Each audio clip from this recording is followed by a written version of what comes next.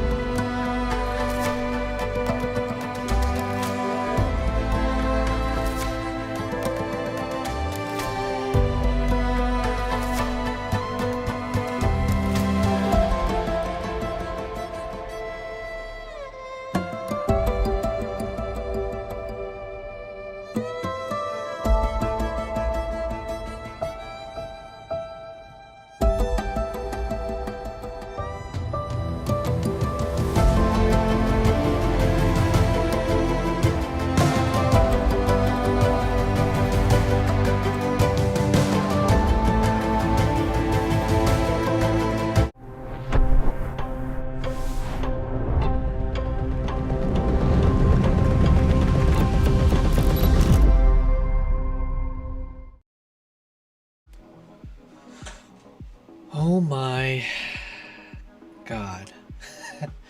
Okay, after about 2 hours of tech support, restarting everything, plugging things in, plugging it out, soul searching, and everything else in between, I think I've now fixed my connection issue. But yeah, that was not fun.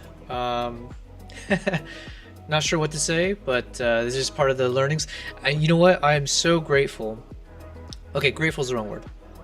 It was kind of funny where I started the stream today, before I got disconnected and all this. I was saying like, hey, there's a strategy. I decided I wasn't going to be promoting these live streams to my existing Instagram audience. And part of the reason was like I just want to grow this from scratch and also test out all the issues, the glitches, see if I'm into live streaming or not. And funny enough, I'm glad I went with that approach because we just dealt with 2 hours of me not knowing what was causing the internet issue. Fast forward, after I spoke with an agent at Restream, very, very helpful.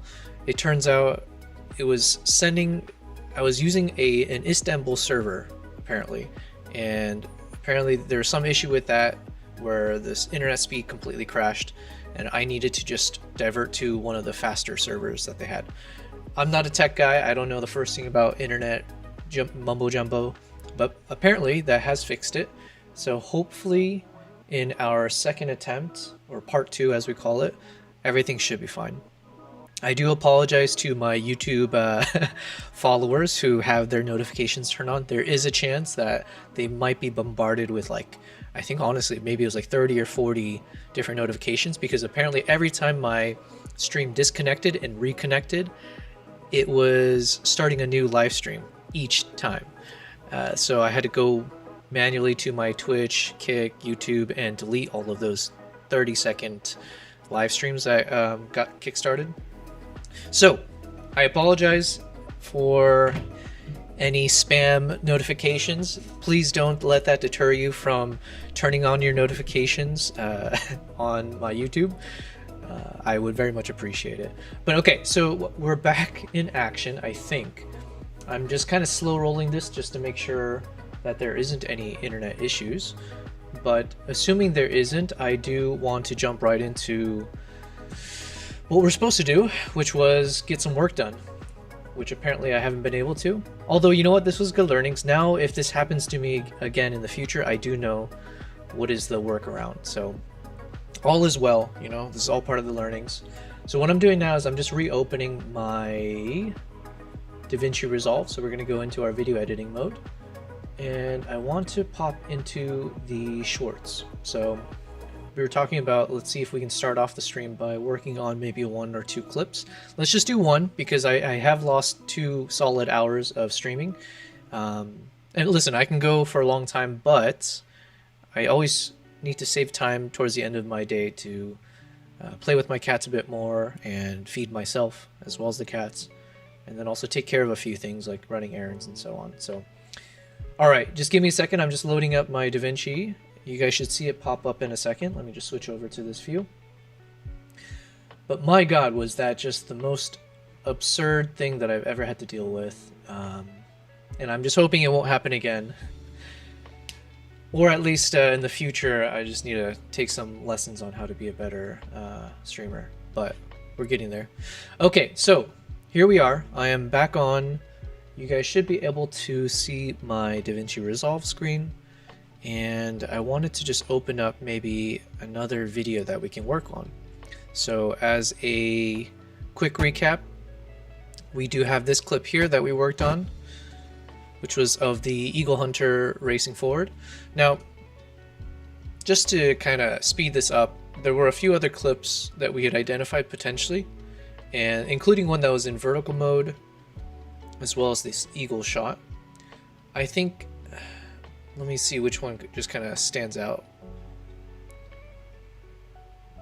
Part of me is thinking let's just go in order. So for instance, we did have the eagle racing, but in vertical mode. But then the other part of me wants to just kind of change it up slightly. So if I'm posting this as a YouTube short tonight, possibly I want to have a completely different view, even if it's still in Mongolia. So the theme is still around these eagle hunters. There's a world where I think I might want to just use a different clip. So with that said, let me just see if any of these clips could actually work. And again, for people tuning back in, thank you guys for tuning in. Today was a little bit more hectic than expected. I spent roughly 2 hours trying to troubleshoot my internet issue, but we are back in action. If you are new to this channel, which I'm assuming many of you are because I am a very young channel, this is my 5th day streaming in a row, and my goal is to show you guys the behind the scenes of what it's like to be what I do, which is a professional photographer, videographer. I travel most often, but I've decided to take the rest of this year off so that I can catch up on a lot of my trips and create this content. So you guys get to see the behind the scenes of what it looks like as I'm making my videos.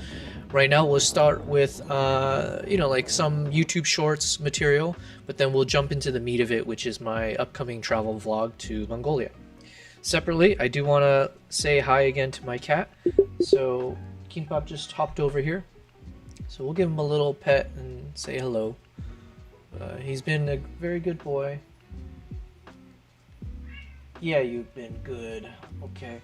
We still haven't been able to say hi to Nala yet, so whenever she pops her head in, I'll make sure to dedicate some time so you guys can see her. Okay, we're back. We are back. So as I'm looking through these, I'm just trying to see if I can pinpoint one in particular we can work with.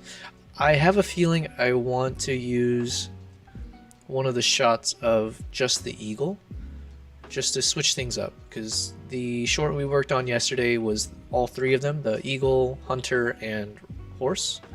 So maybe if we can do a quick YouTube short from one of these close-ups, like this for instance.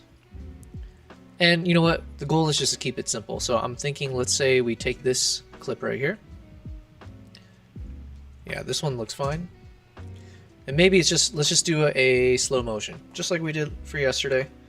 Let's see if we can find, and I liked the strategy we did yesterday, which is we kind of start off in normal speed at first, and then depending on the music, we find a moment where we can switch it over to this nice, smooth, slow motion shot.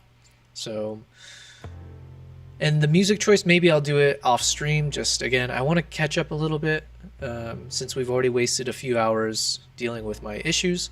Let's, I just want to jump into the Mongolia vlogging as well. But I just want to double check this clip and see if it's usable. And honestly, it's pretty straightforward. Nothing really that I need to change besides adjusting the speed to map to the music. And then all of this part here, well, maybe I was going to say I can cut it out because it's blurry.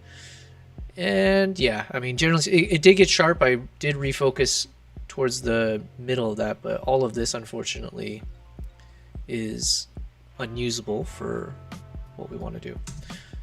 Okay, so either I'm just going to post a YouTube short with just this section here, and it's a nice clean slow motion cinematic mode. Alternatively, I might combine a few clips together. So let's just see what that could potentially look like.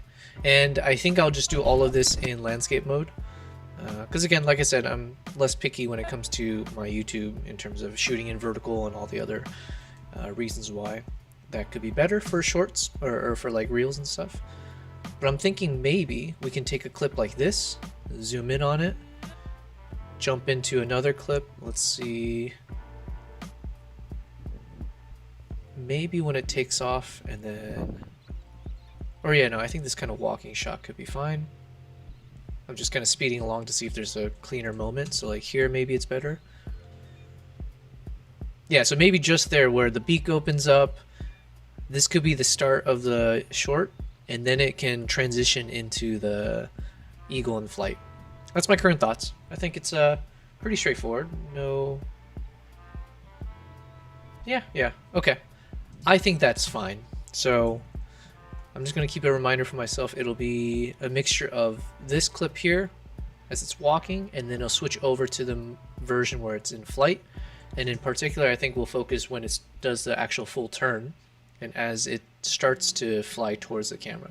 So essentially this section right here, this should be, yeah, right there. So I'll definitely focus in when you saw that head cock essentially, or when it just kind of like did a quick little, where was it? Right here, I think. I just heard the notification sound. Bear with me here. Carrie Martin, thank you very much for following me on Kick. Ooh, that's great. Well, all three are great, Kick, Twitch, and YouTube. But I do appreciate you following me there. Kick and Twitch are my new journeys. I started it up, what is it now, 5 days ago? And so I believe I need to have a certain number of followers and some other qualifications in order to become like an affiliate or to monetize the channel. So thank you very much, Carrie Martin. I appreciate that. And yeah, YouTube, just as a quick context, YouTube is a journey I started about a year ago. Prior to that, I've been a photographer. My kind of content creation journey started from Instagram. So that's been my main bread and butter for a number of years. And then I switched over to videography a few years back. I am a traveler at heart. That's my main area of influence, a main area of passion, and it's traveling and storytelling. So thank you, Carrie Martin. I'm doing well. I wasn't doing so well, for the past couple hours because I had some internet connection issues, and it took a lot of talking to ChatGPT and then eventually an agent over at, where was it? At Restream. But now everything's fine, everything's good, so yeah, all is well. You're sending some message about ways to grow my channel. I appreciate that. happy to talk offline if you've got strategies about how to grow my channel. Generally speaking, I'm not too concerned about like rushing the growth of my channel. The biggest issue for me right now is I just want to see if I can do this lifestyle. Do I find live streaming enjoyable?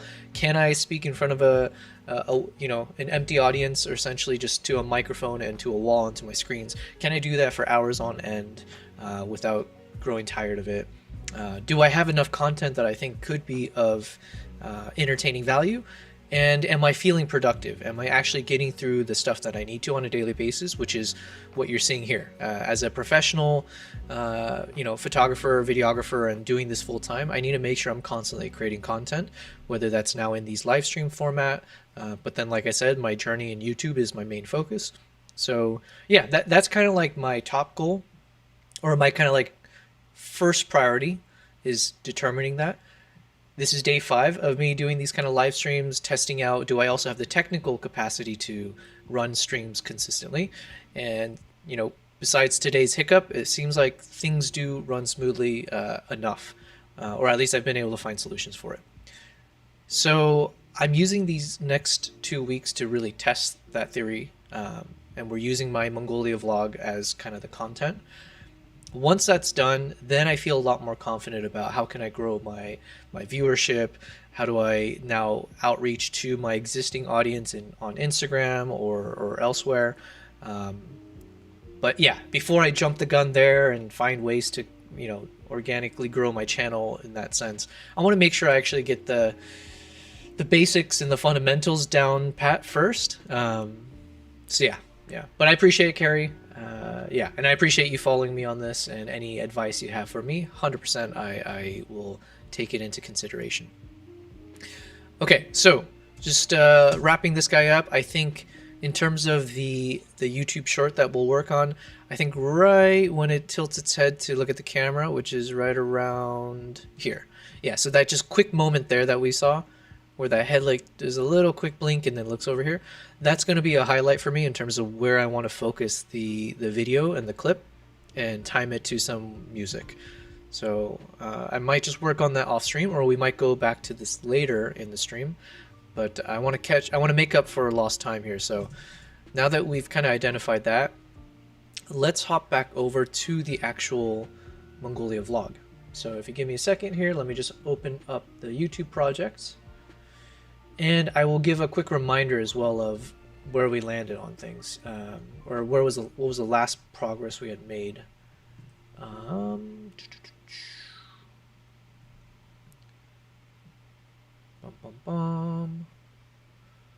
right. Cool. So, where did we leave things yesterday?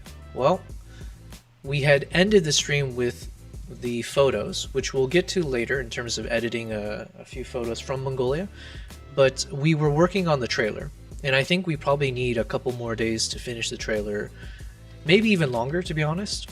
I think trailer is probably one of the most important aspects of my videos, because this is going to be the hook. This is what's going to convince someone to actually watch the rest of my video or not, So I think it's okay to spend more time than less on getting the trailer properly created.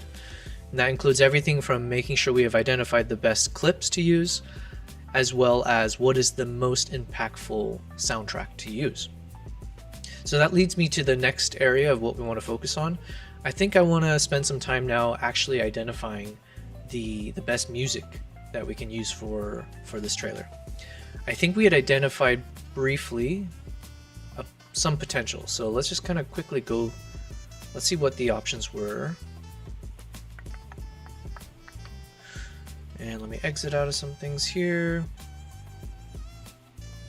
All right, I'm gonna minimize this a little bit just because I want to double check what I have in front of me. And let's bump all of these slightly over here just so we have some space. I want to start testing out the soundtracks. So I will pause the casual music we got going, and we are now going to listen to some of the actual potential soundtracks.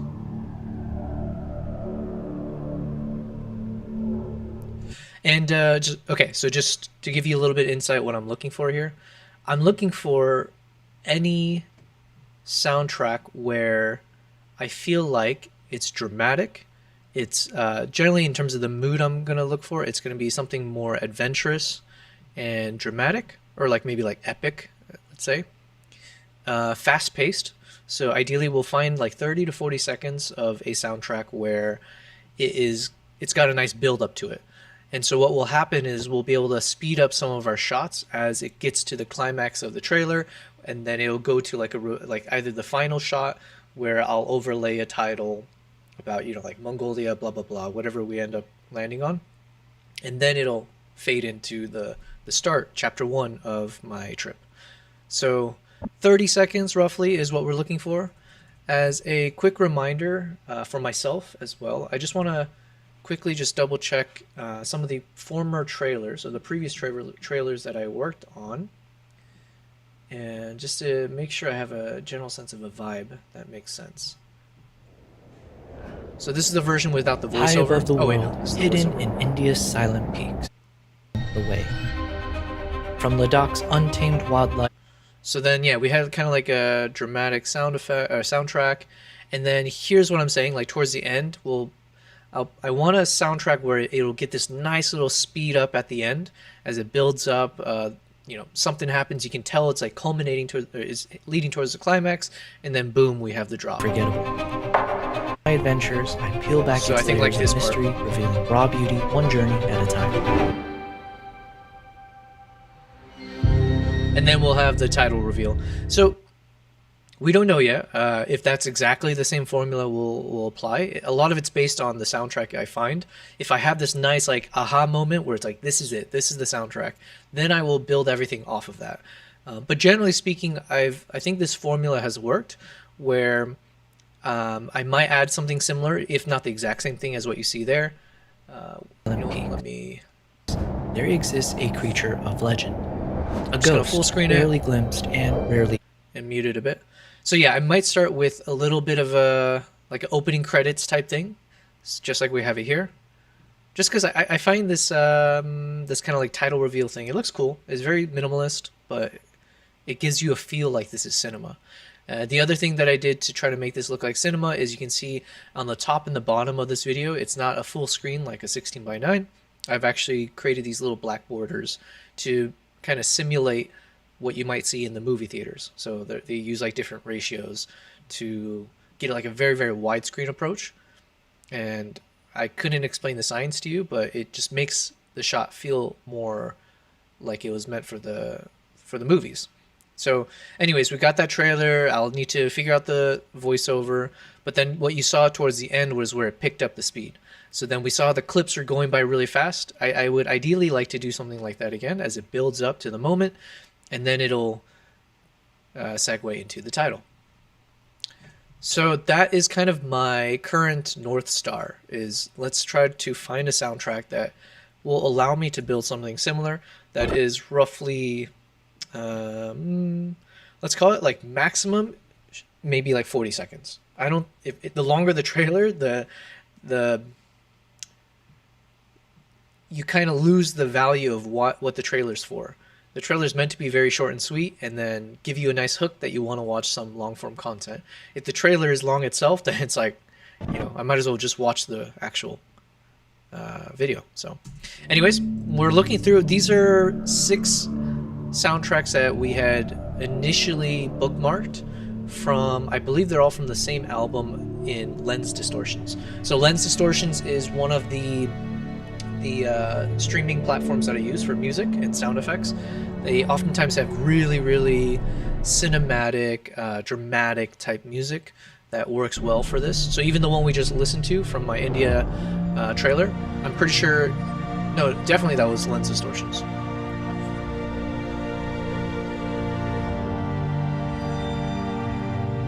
So this part here could work, but it's very, very slow and somber. So if it picks up, then it has a chance. So like here, we can hear this little heartbeat that's picking up. This could be nice where it's a little drop.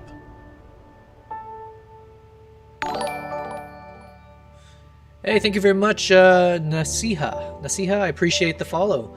Thank you, and hopefully you're finding this interesting. We're taking a break from editing videos to just kind of focus on music, specifically soundtracks that I can use for my upcoming Mongolia vlog video that I will be posting in 2 weeks' time. If you are new to my channel and if you're curious about what exactly do I do, go ahead and check out my Instagram and my YouTube, where you can see a lot of my content that I've created, so you'll have a good taste of, you know, who am I as a content creator.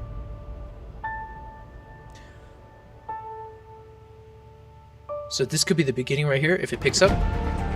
Okay, so let's just start over from right around here. So there's a world where we can use this soundtrack. It'll start off slow, so maybe I'll need to figure out what slow video footages to apply. But then I'll have some voiceover where it's like, hey, blah, blah, blah, something, something, something. And then it starts slow, switch clips with the beat, and then boom, here.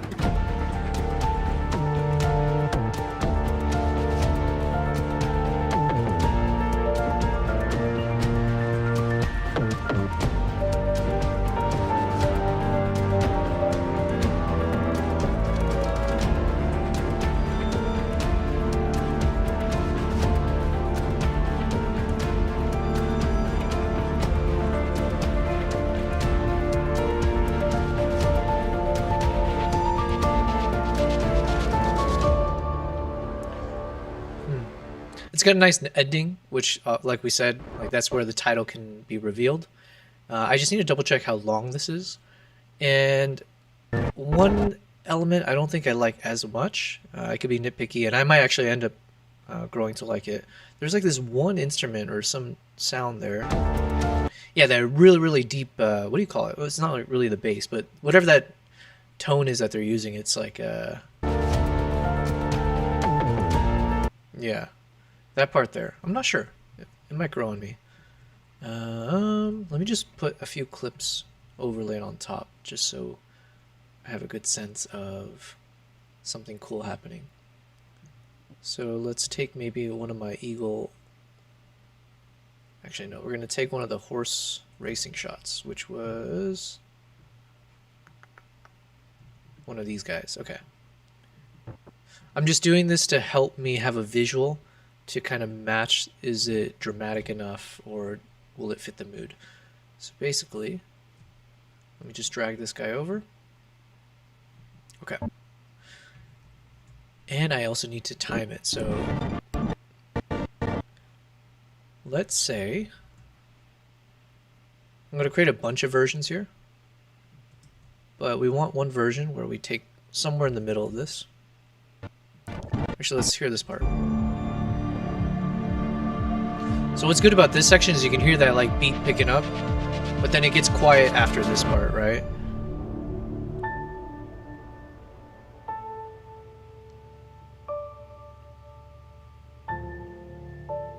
And the problem is then it stays slow for a little too long. Because I think I need to, I don't want to put people to sleep in the first 30 seconds of my video. So in terms of what's best, the music has to be like, it has to be hype, you know, it's got to be something that wakes you up and makes you go like, oh shit, like this is some cool adventures this guy's on. So I think it's probably more towards this portion of the soundtrack that could be usable.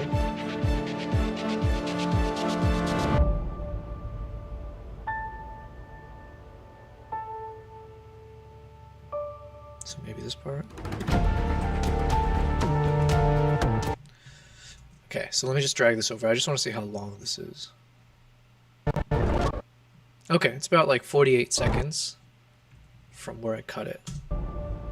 Mongolia, blah blah blah. Join me on this adventure as we explore something, something, something. And here, you can pick up.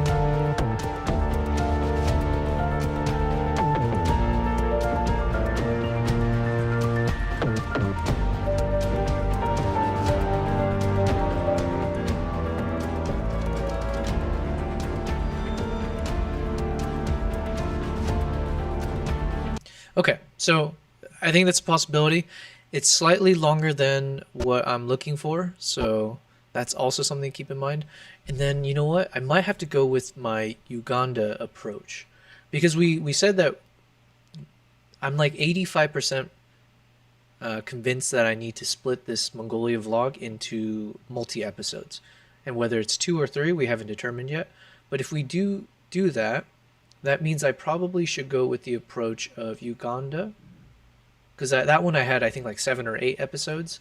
And each episode, let me just bring it over here. Each episode, I just want to double check how long the full start to finish was. Because with this strategy, I actually have like a 5 to 10 second hook, I believe, of like an actual teaser of the episode. And then it hits a trailer and then it goes into the video.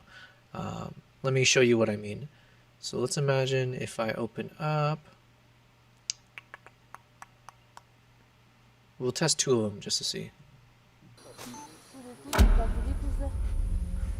In episode 3, we journey into the dense mists of windy, impenetrable forest, coming face to face with Africa's gentle giants, the mountain gorillas. Okay, so that one I spent about 16 seconds as like an intro hook, which then leads into the trailer.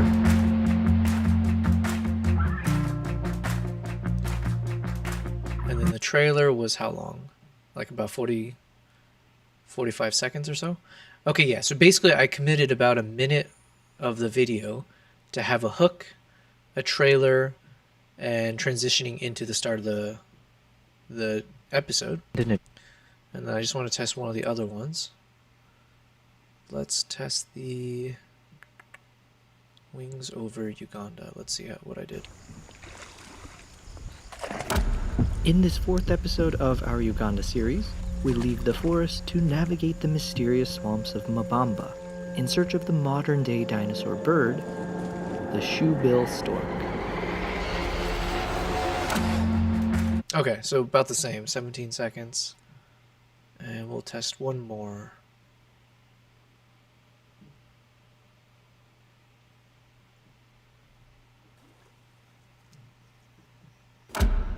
In episode 5 of our Uganda series, join me on a scenic drive to Queen Elizabeth National Park to capture more of Uganda's iconic wildlife, including the king of the jungle, the African lions. Okay, yeah, so each one was like 15 to 20 seconds that I committed to show a hook, and then going into a trailer, then going into the video.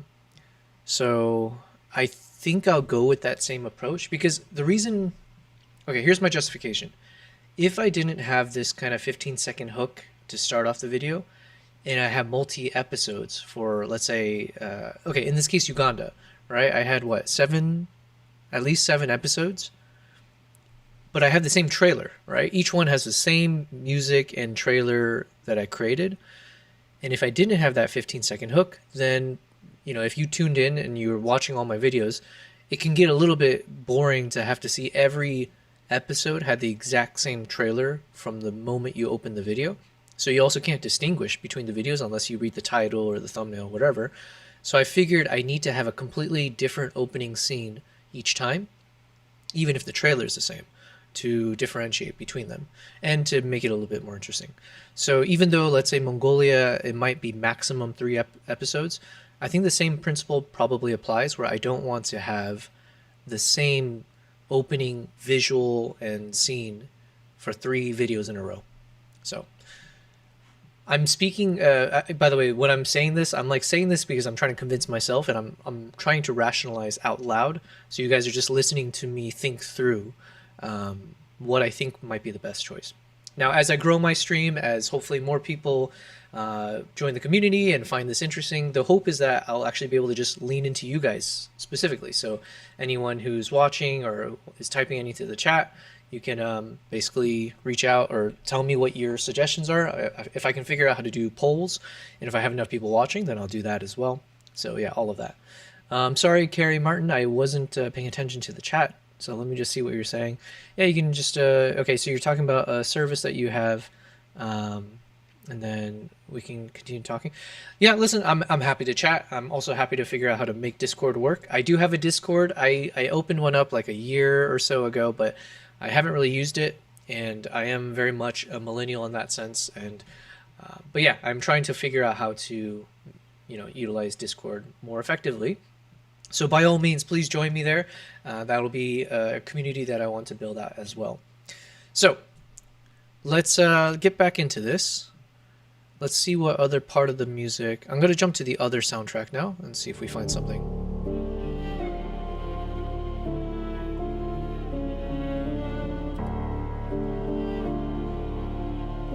Now this one's a lot more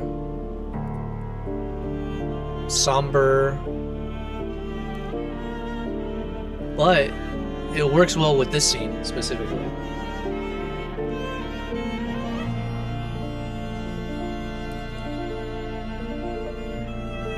Like I said, this trailer has to be much shorter, so all of this section here I can't use just because it's way too slow for way too long. Let's see if it picks up though. And by the way, this video I'm playing, it's not necessarily where it's going to be in terms of the music. I just have it so it's not a black screen as we're watching, so it's a little less boring. But it also helps me imagine as we're listening if it works with some of the clips that I have.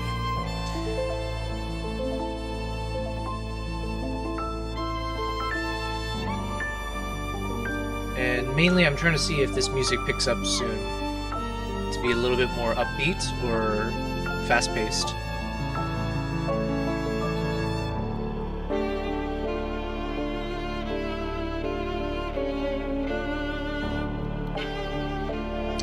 Oh yeah, this is the soundtrack that I mentioned yesterday. It kind of reminds me of the Westworld soundtrack.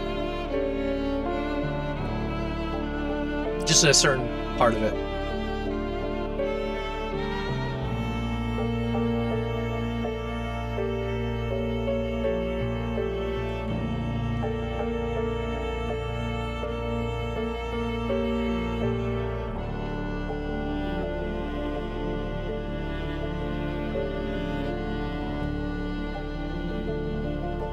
Okay, don't tell me that's the end of the song.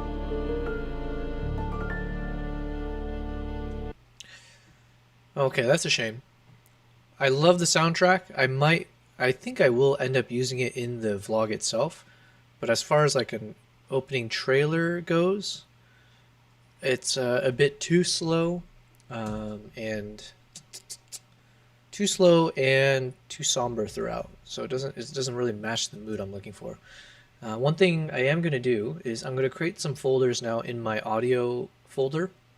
So in the subfolder of mood or moods, as we listen to different soundtracks, I want to start dragging, different soundtracks into the different moods. And this will help me. I did this for a few of my last YouTube videos.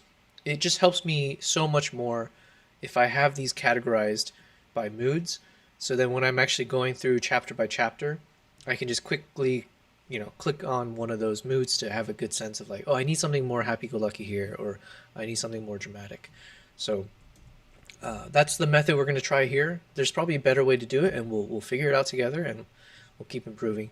But let's say in this case, we just mentioned this is a little bit more, I'm going to call it melancholic, or just melancholy.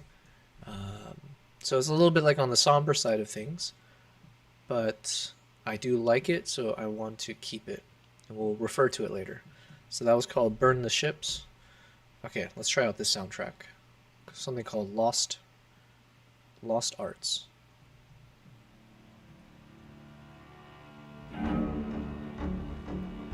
Okay, starts off upbeat, has better chance to be used.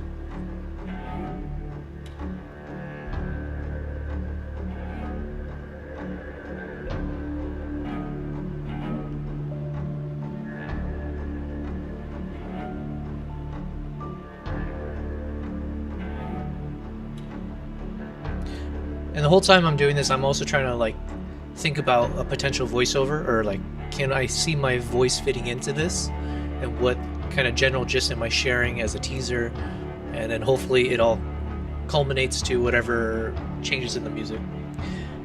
Hello, the Mom to Go Live. Is that your name?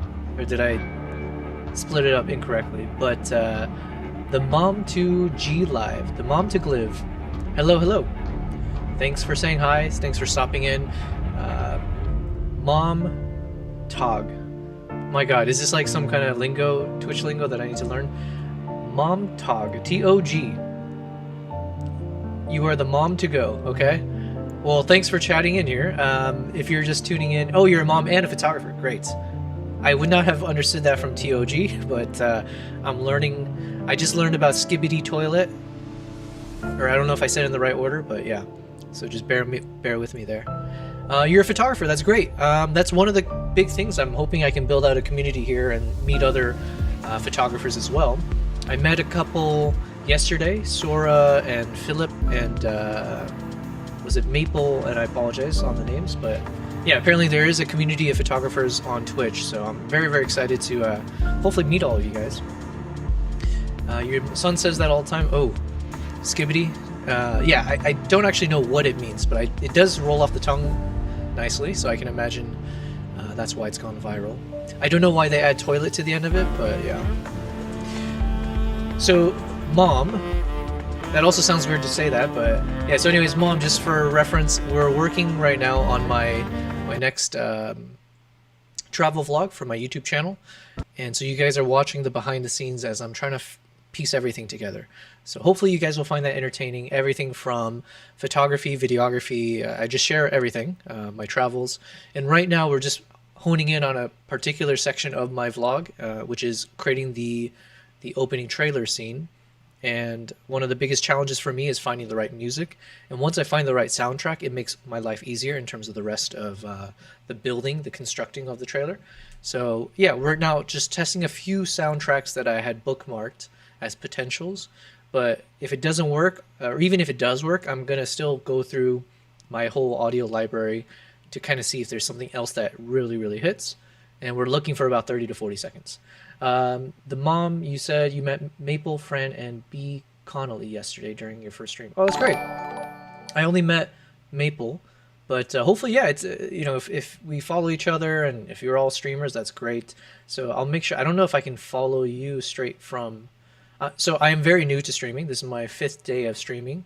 I need to figure out how I can subscribe to people straight from this chat. But I'll keep a note of it. If you are a streamer, I will definitely make sure to give you a follow as well. Is my YouTube the same handle? Yes, everything is Yobel Prize. So, you know what? I think I've gone 5 days without actually introducing myself in terms of my name.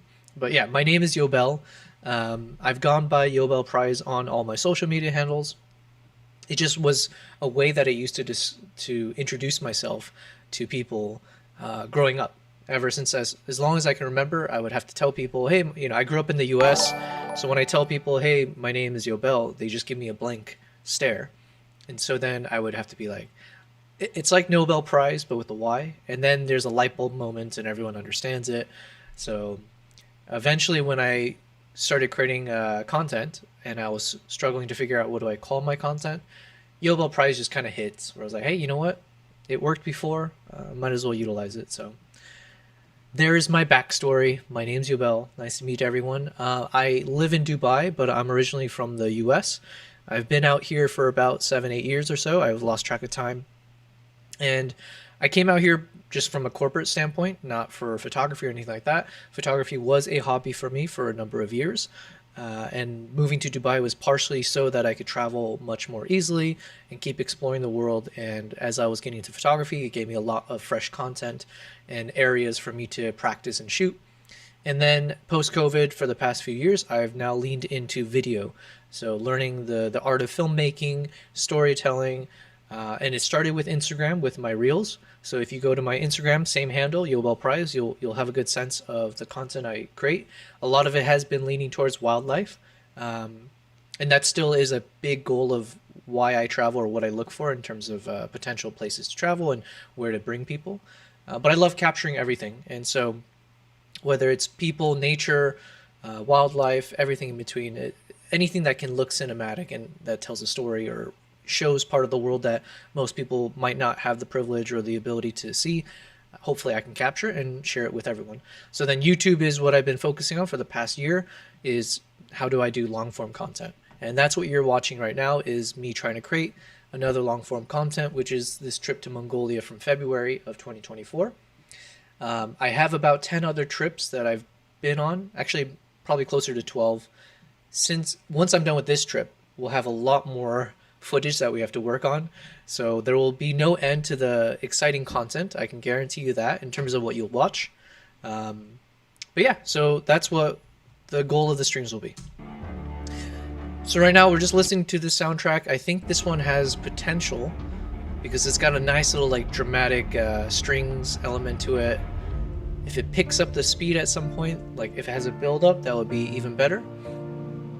This part probably not so good. Let's see if it picks up somewhere.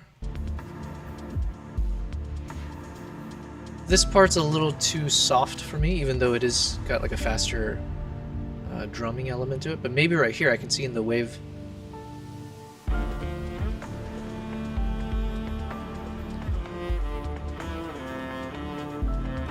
So this part might work. It's a little bit softer than what I might be looking for potentially. And it's a little too long, I think. So it's not hitting as hard as the first soundtrack we listened to, so we might have to deprioritize that for now. Let's keep listening though. We still got a little bit more.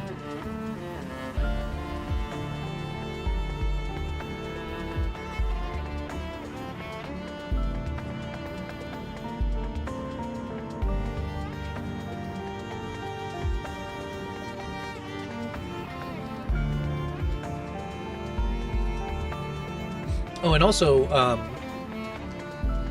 the mom, if you're still here, definitely let me know what kind of camera gear you use. I'm curious. You mentioned you're a photographer, and also what kind of photos you take. I would love to know, and feel free to share your handle. It'd be great to follow you. As for this, I think it's a little too soft, so we'll put this at the back end, and then let's check out some of these other soundtracks. Also, if the audio level is too loud, please do let me know. I can't hear myself, unfortunately. So if it's like way too loud, or if you can't hear me, or if you only hear one thing, just I'll try to make adjustments each time.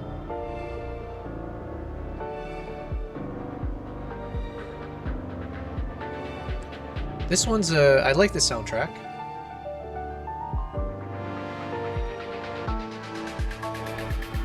It's got that nice little build-up that I'm looking for. And then it drops off. So here I can either put some slow motion shots or I end it there.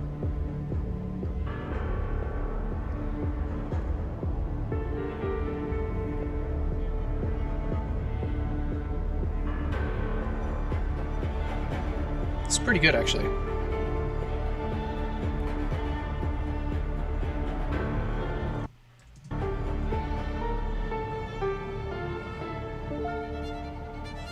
Oh yeah, this is the part I think I like the most.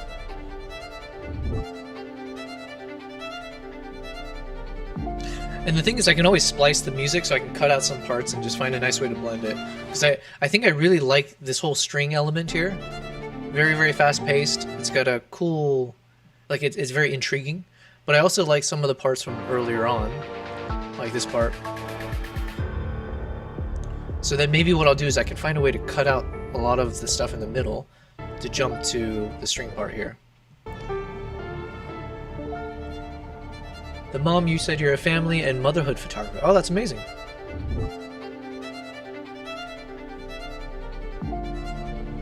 Alright, let me follow you on Instagram, the mom.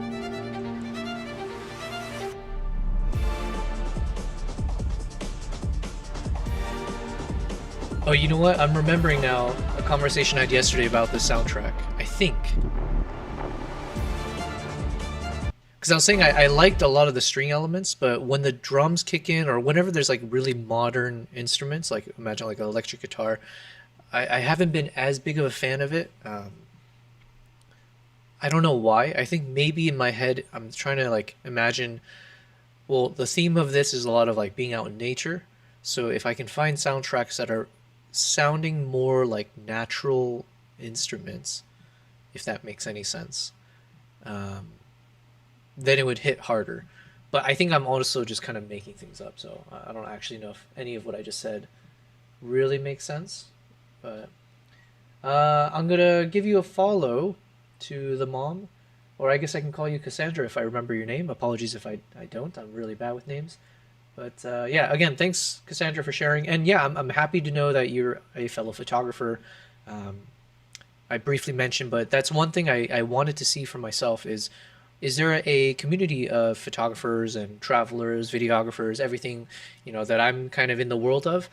Do they exist on Twitch and Kick and, like YouTube live streams? And if so, I would love to meet more people in that world. And if there's a community, I would love to join it. If there isn't, I would love to create my own community and just kind of foster a lot of this type of content creation and collaborating as well. So yeah, good to know. I haven't met many family and motherhood photographers. I think I might have met someone who was like doing like baby portraits, and I know those can be really cool. I personally have considered, I was like, hey, you know what? If I ever need to pick up a corporate job again, or before I have to make that decision, if I need to make some money, I was like, I can either do like weddings, but that's like very, very stressful, but that also pays the biggest bucks. Or maybe I'll do like pet photography, because I have two of my own cats over here, and I love animals. That's where I focus, is a lot of like animal photography and videography. So yeah, maybe I'll do that. But for now, we're doing travel.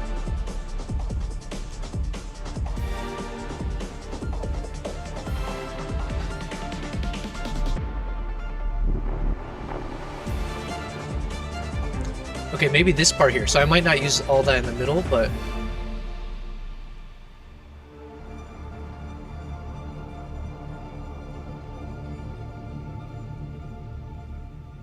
yeah, I really like this soundtrack. If I can be clever in a way of cutting out parts of it, if I can find a way to blend some of the aspects, I think this one has a lot of the elements that I'm looking for. So some like kind of softer dramatic moment, or softer moments, and then jumping to like crescendoing into some kind of drop, gets quiet again, picks up speed, has some kind of like a fast-paced element to it, and then ends again with a nice drop off, so like a finale. So I kind of want to prioritize this one above the first one that we looked at. So let me just kind of reorder these, and then we'll do a bit more fine-tuning. And obviously I don't want to jump the gun. There's so many other soundtracks, anything can work, and I don't want to end up being like, wow, there's a better one that if I just listened a little bit longer. Cassandra, you said the sounds very fitting for what I've seen so far. Perfect. Okay, so I'm happy you gave your feedback, and I hope you will continue giving feedback whenever you're on these streams. That's exactly what I'm looking for. So, not to say that I will always accept your feedback, or that I will, but I will consider them always. Obviously, I am just one voice, and I have my personal biases. So the more I can see what other people think are good or what's bad, that can only help me in terms of making better decisions. So yes, I'm glad that at least this one seems to hit. Let's listen to the next one. So this one is called Stories of Old, and I will, while we're playing this, let me just show you guys. Again, I'm not sponsored by them. I would love to be, but they don't even have like an affiliate program. Or at least I'm not big enough to be tied up with them. Someday. This is Lens Distortions. This is one of the 3 sound platforms that I use for music and sound effects. All the music you're listening to is from this new album that they had released called For All Time. So for instance, Magnum Opus is the one we just listened to. And what is this one called? This one is called Stories of Old.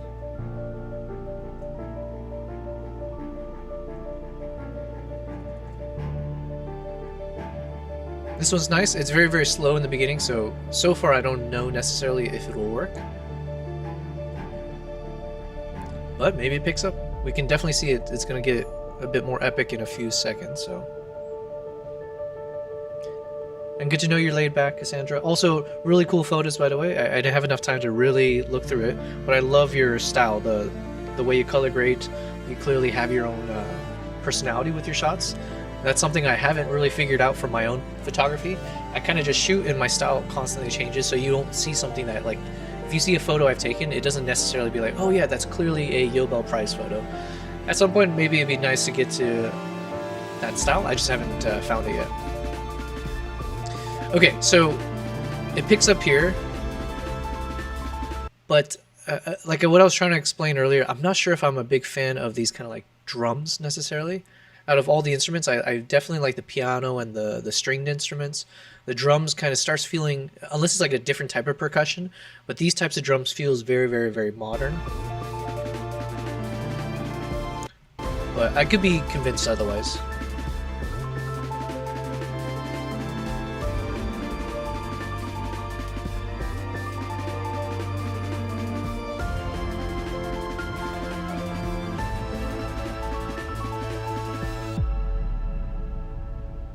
The ending's nice, but I think...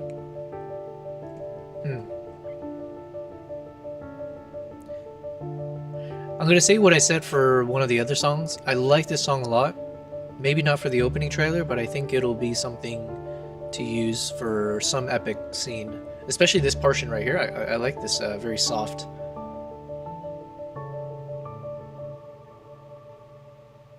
So then I'm gonna put this song into the melancholy. Actually, no, we'll keep it. Yeah, we'll put it into the melancholy mood. And let me just get rid of this for now. And let's check out this Virtuoso song.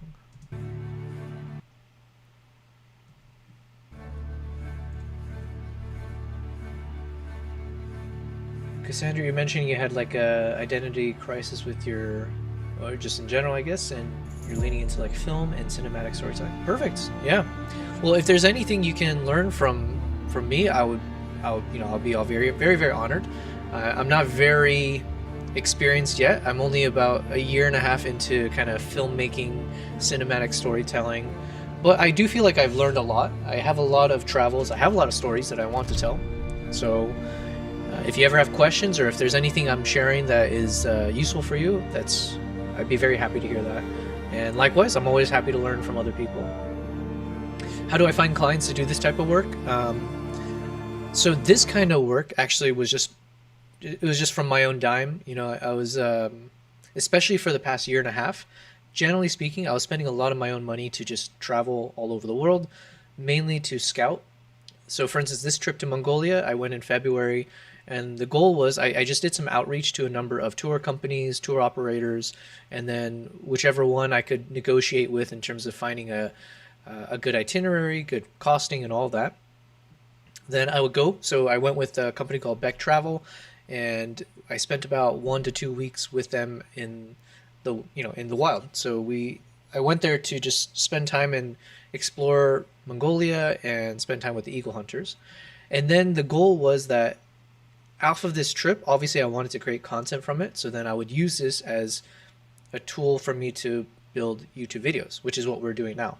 But in the interim, it was also, if the trip goes well, I want to tweak it to maybe do a tour in the future. So a big thing that I've been starting to do is offer my services in terms of I will create an itinerary, I will negotiate with the tour operators, the logistics elements, and then I will advertise, organize group tours. And then hopefully people will join, and then so then they pay me, but then they're paying me to take care of all the logistics, and then we go travel together. So I've done a number of those trips. So if you go to my YouTube, you'll see the first travel vlog series I did, which was on. Let me just go to full screen while I'm talking here. But the first one I did, which was on Uganda, that was actually a trip. My second time in Uganda, where I took one client with me. So she was the guinea pig, and so I'm very grateful to her for trusting me enough to join me. And so we did like a gorilla trek. We spent about, I think, like 4 to 5 days, where I basically got to show her some of the wildlife elements. And then I also spent a few more days myself to continue exploring Uganda. So that was a client that I knew in Dubai. And when I did some personal outreach, she was interested in joining. Then I've just refreshed my website, so I'll try to advertise on my website, my Instagram, just all my social medias, and then hopefully people will reach back out to me and join. Now, one of the issues I've run into is that to do these type of wildlife trips, especially, they're not cheap. So you're talking about thousands and thousands of dollars that people have to spend to join you on these trips. Anywhere from like, let's say, $3,000 upwards to like $8,000 to $10,000. So there's a certain clientele you have to reach out to, and also there's a certain level of service you have to provide to make this work. And so I'm definitely that's why YouTube is so important for me. Everything I do, like making sure it looks cinematic and polished, is very, very important because I am now promoting myself and advertising myself to these like affluent people, the ones who money is not an issue for them, but they need to trust you and they have to feel the wow factor and feel that, you know, why go to you instead of like a trusted, trip advisor type, like, whatever entity. So, but generally speaking, it's been a lot of word of mouth. I did like a honeymoon trip from someone that I'm friends with, but then he trusted me to organize a honeymoon tour for 2.5 weeks across 2 different countries. I've gotten people through my partnership with Nikon. So I'm a Nikon photographer. I have a relationship with Nikon out here in the Middle East African region. And so I've actually done a number of international tours where I've organized the itinerary and then they do outreach to Nikon photographers in their community. And then thankfully we had enough people join where we can spend a few days photo shooting. So that was another way to find clients. I don't have like the best answer yet because I'm so new at this, but the pieces are all coming together. My website was a big portion of that, and now I'm in the middle of negotiating like the prices, costing, logistics, the itinerary with a number of tour operators for a few countries. And so I'm trying to put together a calendar for 2026. So starting next year, you would be able to hopefully join me on any number of these tours that you see on my website.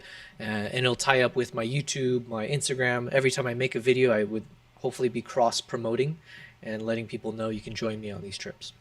So that is the strategy. I'm several steps behind in terms of getting to that point. But yeah, even doing these live streams is all, in pursuit of that goal. So it's not like the easiest. I gave a very long-winded answer to your question because I don't actually know myself what is the way that I get clients, because I haven't done enough of these necessarily to really say I'm very, very polished with it. But I have done a group tour. So I've done 3 tours to Uganda with clients, 1 tour to Zimbabwe with clients, 1 to Sri Lanka, 1 group tour to Vietnam, and 1 group tour to Hokkaido, Japan. So I might be missing 1 maybe, but yeah, we've got about 7 under my belt in the past year and a half. So that's good progress. But now the goal is, can I actually like instead of just promoting 1 trip at a time, I want to be able to promote a bunch of trips across my calendar, and people can sign up to them and do it consistently. It is very exciting though, but it's a lot of work. It's a lot of work. Okay, so let's see.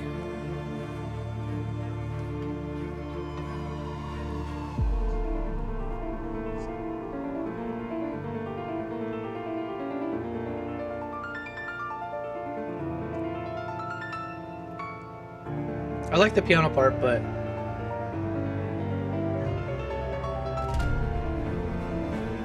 this part's not bad. It's picking up, so there's the build-up.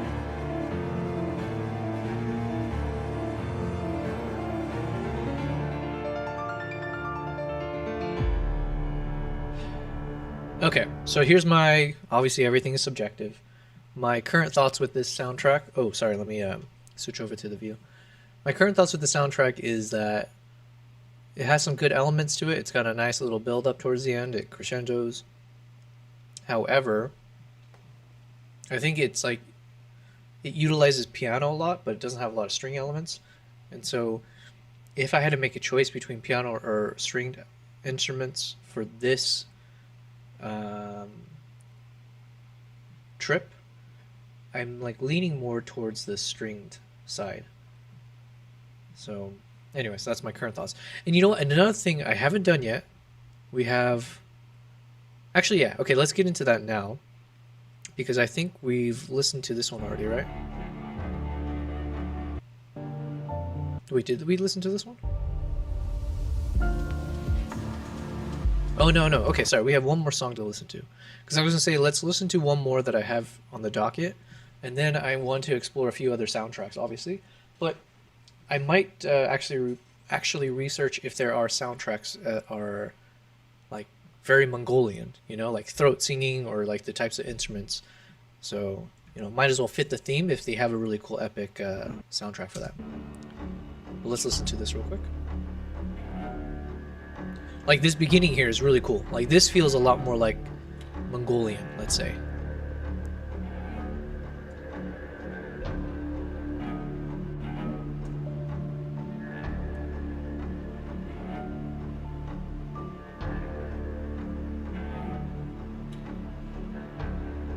So the question is, as we listen to the song, does it have the other elements we're looking for, where it like starts picking up and all that? But so far the beginning is cool. Like this is kind of the vibes I'm looking for. Like very, very deep cello, a little bit of like this kind of like heartbeat style that keeps going. And the reason I'm using this horse video right here, because this is probably one of the best shots I took from the entire trip, or it's definitely one of the most memorable ones. It's very, very epic and dramatic. So it's going to play a key role in the trailer, whether it's at the very end, or it's in an extended portion of it, or at the very beginning. And so when you think of like this is like a charge. You've got these eagle hunters in their traditional garb.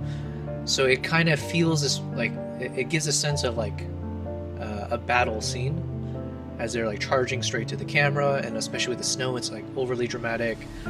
So I think something that sounds like a march, or like that kind of consistent beating sound with a deep bass cello style, it just kind of fits the mood specifically for this shot. But the only issue right now is that the entirety of the soundtrack so far is too soft. Like I was hoping it would pick up and get very, very dramatic, but like all of this is very, very somber, but doesn't really keep the energy going. Even that hit, it's like always very whispery. So and the problem here is, you know, using like I'm assuming that's like a saxophone or something. I'm not sure if the saxophone really fits with what I'm looking for. Or is this a saxophone? Okay, I could be completely wrong. Maybe this is a... My bad. I think this is just a cello. But it sounded like a...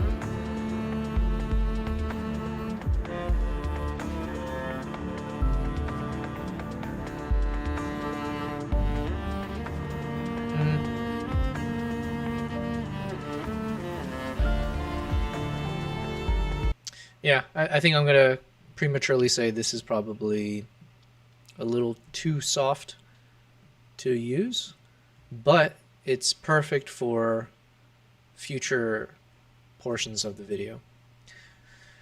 So we've kind of tied it down, at least from what we've got here. This magnum opus might actually be the best bet, but I do want to listen to some potentially like straight up Mongolian soundtracks. So we'll look at that next, but let me just listen to this again.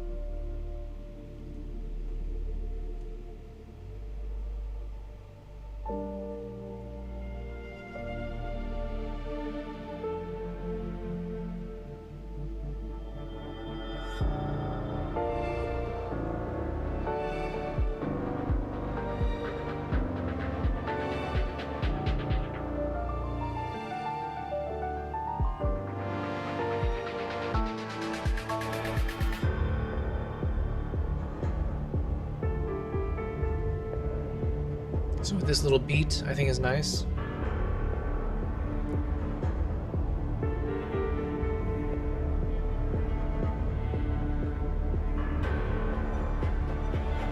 This part for sure.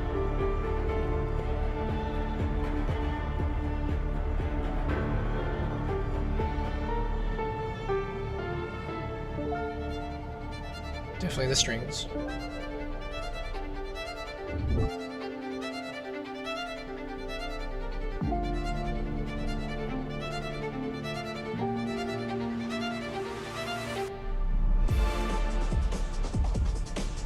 This part I'm not as sold on.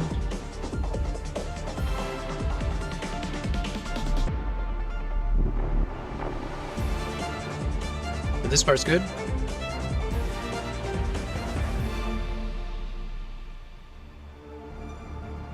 And it's got a nice like slow ending, draws it out. So then even like a scene like this could be the final, yeah, so like when it kind of pauses, We can either revert back to this scene or a different scene and end with the Eagle Hunters riding, potentially. And then it fades to black or white and we start the... Okay, so I honestly feel like this soundtrack probably will be the one we end up using. Or at least it has really, really good potential. But I do want to also share with you guys how I do this, like how do I research sounds and everything like that. So I think what I also want to show you guys is my other sound libraries that I use, which is artlist.io and Epidemic Sound. So maybe we'll start with Epidemic Sound just because I have it here. And we're just going to look up Mongolia. Let's see if there's anything that pops up.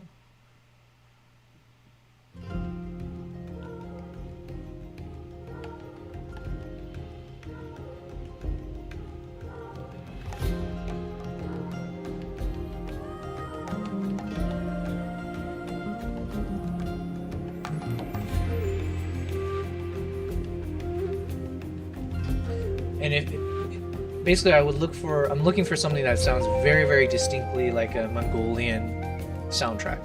And what that means is like probably has something like the throat singing element to it, because that is very culturally relevant.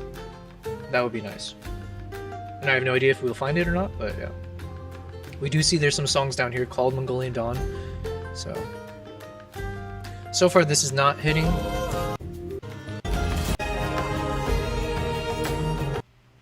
So let's keep looking.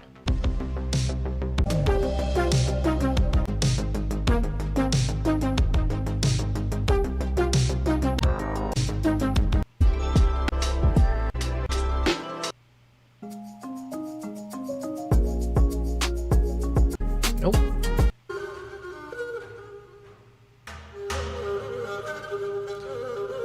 This sounds a little more like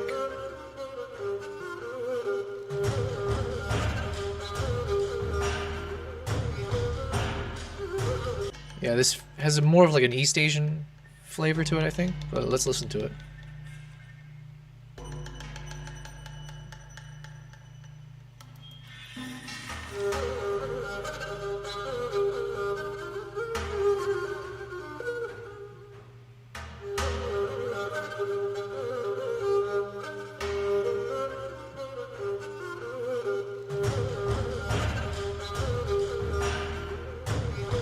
I kind of want to use this for something though.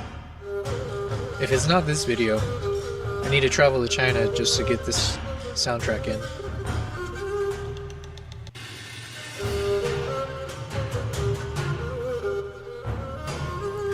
Okay, I do like it. I'm just gonna add it to a playlist just so I don't forget it. Let's just call it like East Asian Vibes.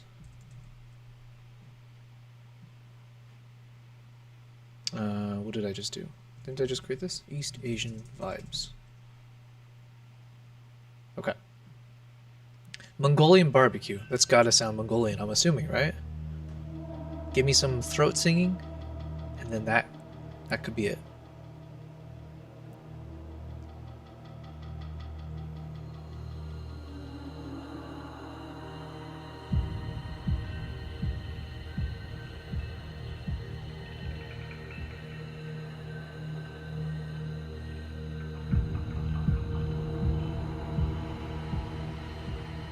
It's definitely got the nice like somber tone to it, or like some kind of like, it feels a little epic, which is good. It's got some of the beats I was talking about, so this could be like the sound of like the hooves of the horse when it's charging. I actually don't mind that there's not much melody to this, because it works as a nice like background sound effect soundtrack style.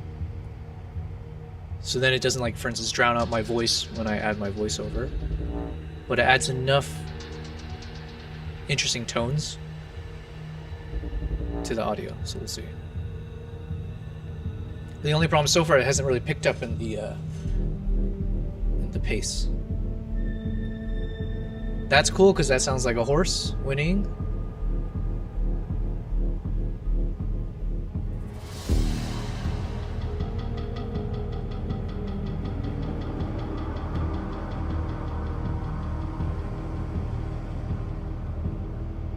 I think I'm going to add this to use for the video anyways. If not for the trailer, I think it kind of fits the vibe. So just throw this into the Mongolia one.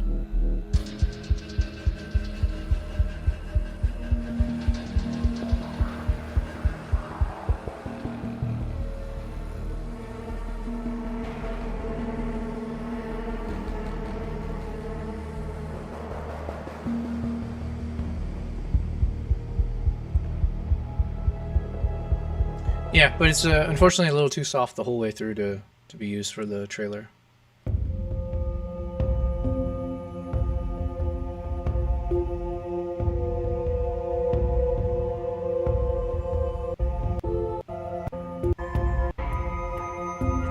Nope.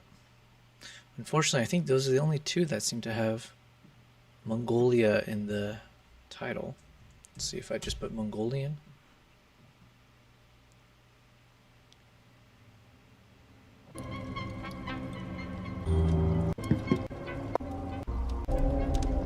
Because, like, specifically, if we're going for something that's very Mongolian, I'm looking for, like, throat singing.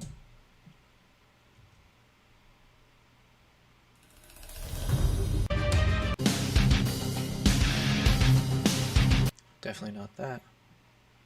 Alright, let's try with art list. So, Mongolia.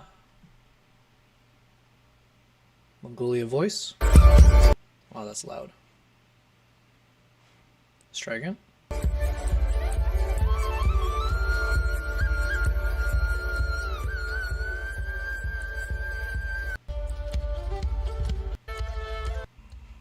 Oh, okay. The beginning's good. Definitely much more upbeat than all the other ones we've listened to.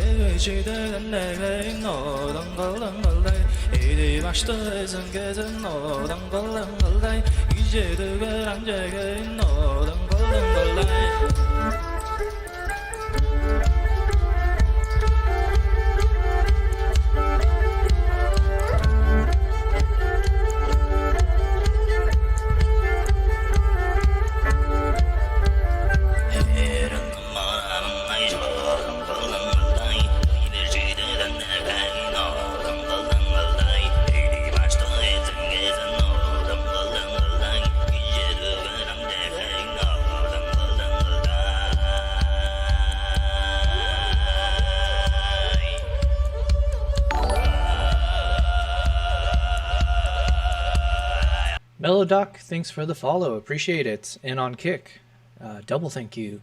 I'm new to Twitch and Kick and YouTube live streaming, so I very much appreciate all the follows. It's a new journey for me. We're on day 5. Hopefully the soundtracks I'm playing aren't too annoying for you guys. I'm just basically reviewing potential soundtracks that we can use for the video that I'm creating right now, which is my travel vlog to Mongolia back in 2024. And so we've already identified a potential song, but I'm looking at my sound platforms that I use, Epidemic Sounds and Artlist.io, and trying to see if there's specifically like a very, very obviously Mongolian vibe soundtrack that could be better just because it culturally fits. Stuff like this, what we're listening to, it kind of works because it's upbeat, fast-paced, it's got throat singing, so that's definitely right into the alley of like, okay, clearly this is like a Mongolian voice, as it's called. So then the question becomes, is the sound so grating for the average person, like grating to the ears, or just such an unfamiliar sound that as much as it works as a cultural fit, could it be too much to put into the first, like, you know, whatever, 30 seconds to 40 seconds? So that's basically what I'm just trying to weigh right now.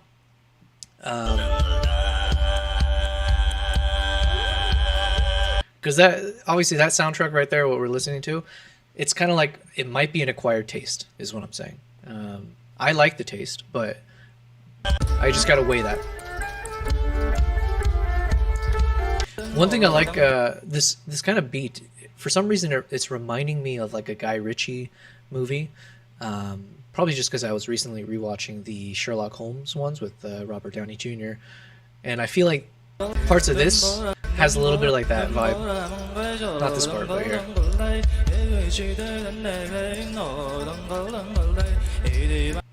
This part right here.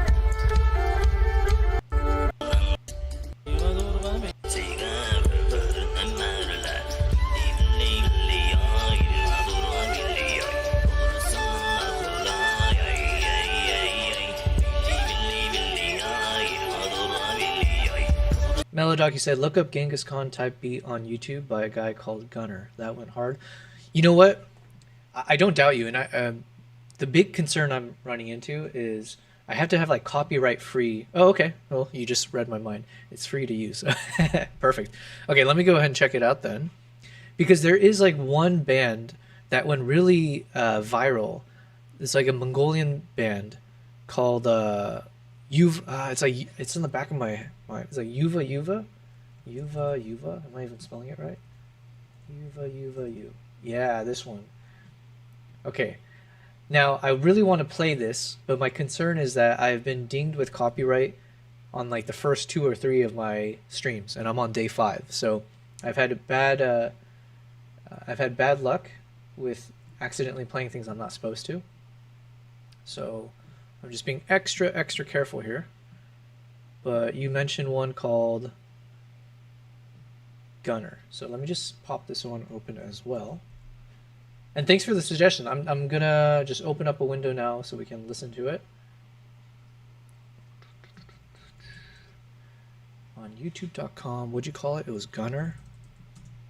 Genghis Khan.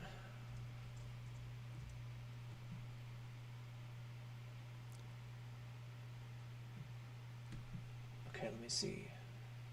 Look up Genghis Khan type beat on YouTube by a guy called Gunner. Did I spell Gunner? No, okay, so it's like Gunner. Okay. Oh, okay, sorry. You told me exactly what it is, and I was like ignoring it. So let me just quickly... My work is easy because And I'm not on my YouTube, so we're going to have some ads and stuff. Let me just read this real quick. Since people are always asking if they can use this, the answer is yes, but I would appreciate if you credited me. Okay. Interesting. Ooh, okay. Now I'm really hopeful. I read the description. He says free. Yep. I understand it's the first one. Yeah. It was the first one. It was the second and the third. I even used YouTube's audio library that they promise everything there is like copyright free and stuff. And then I still got dinged with this thing where it's like, hey, yeah, they're claiming blah, blah, blah. So I am now just trying to stick to the sound platforms that I know I have subscribed and I've already, whitelisted my channel. This is another ad. My God. So obviously I have my own YouTube channel. It's YouTube Premium and all that, but I'm trying my best not to show things that I'm not supposed to, because, yeah, I just got to get into that habit of separating out whatever I show on screen versus what's more personal. So bear with me as I figure this part out. And I don't have like an ad block or anything like that. So, okay. And funny thing is I could have just skipped the ad, but I didn't. So now the funny thing is, this is doing the exact opposite of everything I was saying before, where I was like, I'm looking for less modern, more like traditional instruments and sound. With that said, this one has, like, it's called Genghis Khan type beat. So it's clearly got the cultural element infused in it. So you got the throat singing style. So that comes across already. And then infusing it with modern elements kind of goes well. So even though I just said I don't want something modern, I do think this could work. And then the question becomes, can I actually imagine fitting all the right clips into this? And does it have, I probably, it's like 1.5 minutes long, or it's 2 minutes long. So I need to find like 40 seconds.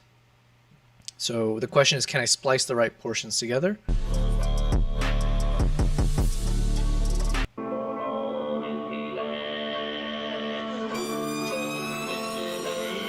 But this part here is nice because, like, here as it's picking up, that's when I, based on whatever I say in the voiceover, and then when that first beat drops, obviously my video will transition to whatever cool clips. And then the question is, yeah, can I quickly show clips in the right?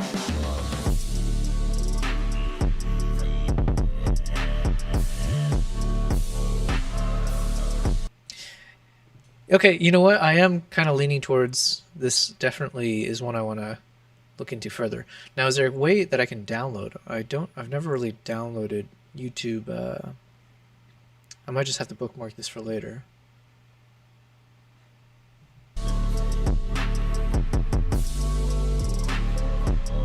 Now, I really want to play this other soundtrack. Cassandra, thanks for being here. I appreciate it. And yeah, if you are a streamer as well, I'll see if there are ways that I can tune in if I'm not streaming. And I appreciate it. Hopefully I'll see you more often. And yeah, other photographers as well.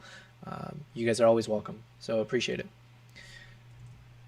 This one is called Yuva Yuva Yu. Not that I know much about Mongolian stuff, but this was like the first one I think I listened to. And I was like, wow, this.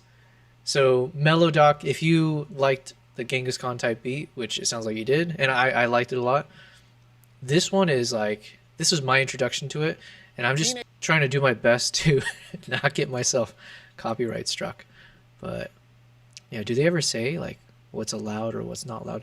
Check it out for yourself. Just go, oh, you know the song. Perfect. Yeah, so like without having listened to it anytime recently, it's like if I could use this soundtrack as my trailer, I 100% would, because it was just such an epic soundtrack. But I'm assuming you'd have to get permissions or buy this or something. Actually, let's look at my YouTube. Okay, stick with me, guys. I'm going to open up my actual YouTube, because I know they have like a sound library, and they do have some functionality where you're supposed to be allowed to buy tracks, so that way it's like you're getting your licensing done. So I'm just opening up on off camera here. We have something called Creative Music. You can browse and download tracks, but you must be in the US. Unfortunately, even if it's on here, I don't think I can. Let's see, Yuva Yuva Yu. How unfortunate. It is here, but I don't know, because I'm not currently based in the US. It seems like I might not be able to actually get the license for it,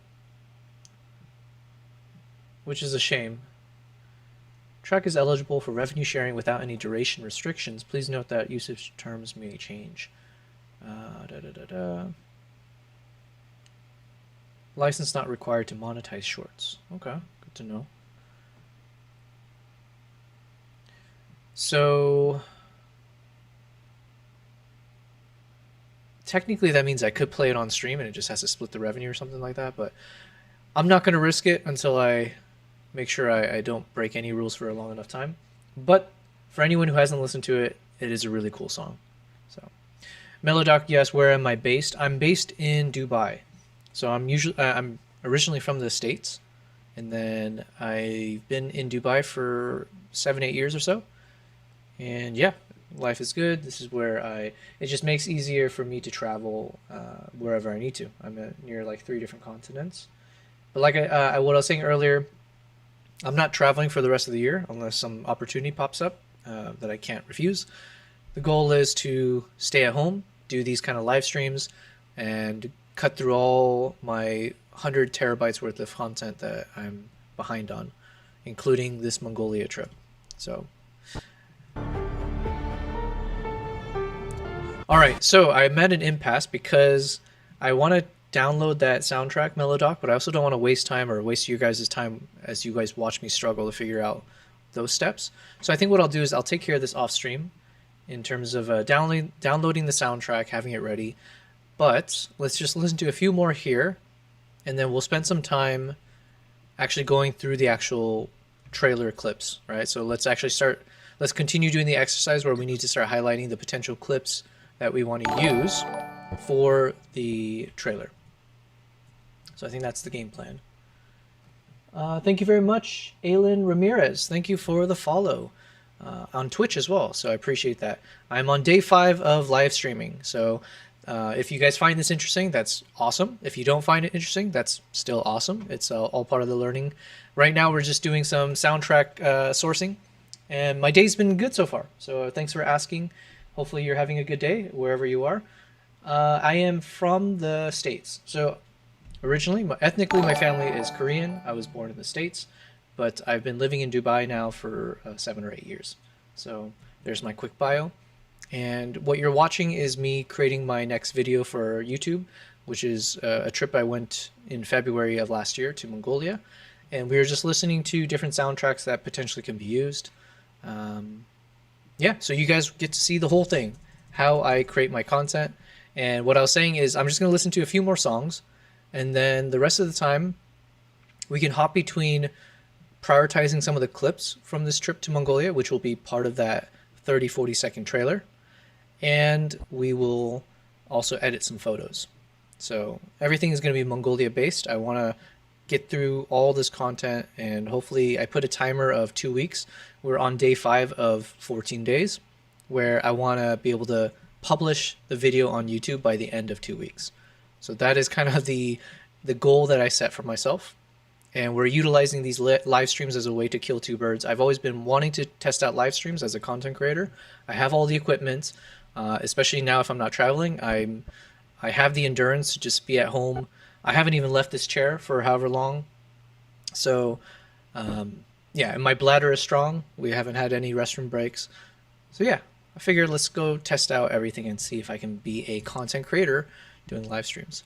So let's listen to a few more of these soundtracks. And again, thank you so much to Melodoc for that Genghis Khan type beat. I'm definitely, that's in the running. This one also, the Mongolian voice. Let's listen to this one. Starts nice. It's an interesting upbeat style. Okay, not bad so far.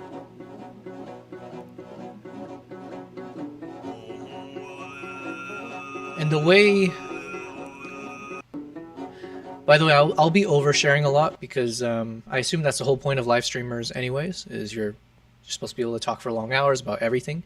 So apologies if any of this is too boring, but in terms of what I'm thinking about when I hear that, the stringed instruments there, the way that they were playing it kind of reminds me of like a horse galloping.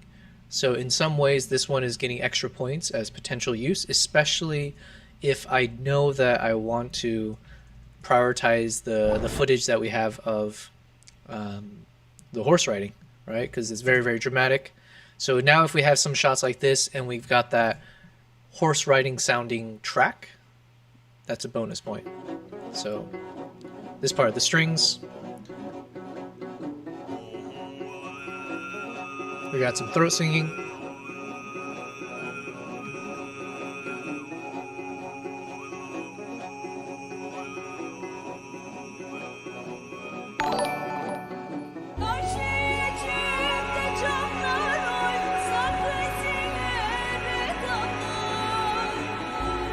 Thank you, Melodoc, for the follow. Appreciate it. On Twitch, appreciate that very much. I'll take that moment to also remind people to definitely follow me on all 3 platforms that I'm using, which is YouTube, Twitch, and Kick. So I've made my life difficult because I don't know any of the tech stuff, I don't know any of the lingo, but I decided let me try multi-streaming to all 3 platforms and see if there's any issues. So far it's been good. I did have a technical glitch today where I lost about 2 hours of my time trying to troubleshoot as my internet connection cut off for the restream.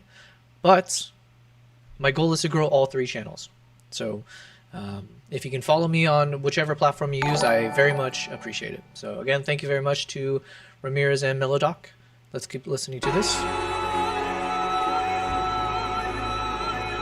Man, it's very loud.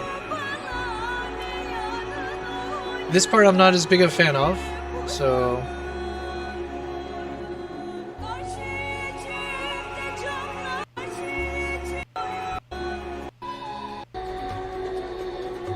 This part I like.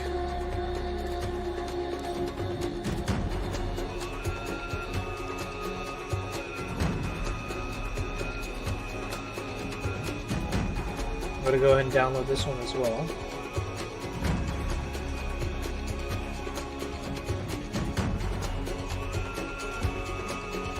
So basically, I'm just listening to see if it starts picking up in terms of like crescendo and adding other elements.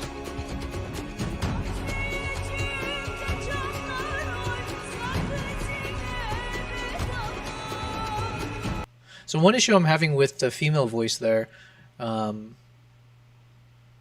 not like opposed to it, but the issue I'm thinking potentially is that I'm going to be talking throughout this trailer, right? I'll most likely be inserting my voiceover at different points. And if I have parts where you've got the throat singing, you've got my voice, and you've got another like vocal element, it could be a little bit too much in terms of like competing for audio space. So yeah. Maple Glades, am I going crazy and think you have 2 mic sources right now? There's a little phase in the mic. Oh, that could be true. You know what? Since you're much more experienced than me, I definitely would appreciate any troubleshooting. I think when I was listening back to even the first stream, it felt like my mic was very tinny, and I don't know how to fix it.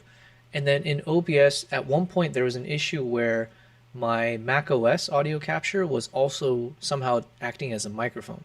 I don't think it's doing that now, but there was a point where you could hear double, like you would hear an echo of myself. So if that happens, please let me know immediately. And if you have any suggestions of how I'm supposed to remove that kind of like that little tinniness to my voice, that would also be awesome. I'm using Beacon mic here, USB mic, hooked up through, what am I using? OBS, and I've created a audio profile on Beacon mic itself. And the weird thing is, like, when I listen to it, it sounds fine. But however I'm broadcasting it through OBS and Restream or something in the middle of all this, it ends up causing the issues.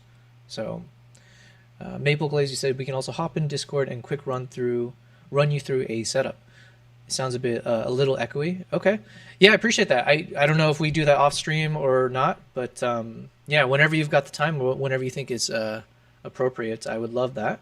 Also, that helps me get more used to Discord, because I've done a video call once on Discord before, but that was like months and months ago, and I do need to get more familiar with Discord. So yeah, I 100% appreciate that. Maple, you mentioned because OBS automatically puts a microphone in your scene, and if you add one, you will double your mic. That part I do know, or I think I know, because I see that, but I just always have it automatically muted, because I didn't know how to delete the default one, the one that says mic/aux. It is muted. So on my audio mixer in OBS, it shows muted. So as of now, the only thing I have unmuted is my Beacon mic, which I manually added in, as well as the Mac OS audio capture, which I also added in. There is the mic aux, and it shows that it's picking up my audio, but it's grayed out because of the muting. So yeah, so far what you're saying, I think I am doing it, or yeah, I should be doing it correctly. But let me know, and yeah, if it makes more sense to do this on Discord, also let me know. And if I should do it on stream or off stream, all of that. You can disable the global device in the OBS settings in the audio. Okay, we'll do it later. Okay, perfect. Yeah, that'll be my goal for by tomorrow's stream. I want to get rid of that tinniness, as we say. But thanks for tuning in, by the way. I appreciate it. You missed earlier. I lost like 2 hours. I'm using a Restream, and as I started the stream, like 15 to 20 minutes in, I just completely lost connection, and it was really frustrating because I didn't have any internet issues. Like the speed was fine, the upload speed, everything is good. And then I went through so many numbers of tests, and it turns out I think the server that it was using, that Restream was using, it was going through Istanbul, and it completely just wasn't passing the data through. And yeah, so I wish you were on earlier, because maybe this is something you've dealt with or you knew the answer for. But now I do know. I have a bit more experience now on that front. So let's go ahead and continue listening to this. So I was saying I don't think I can use this part.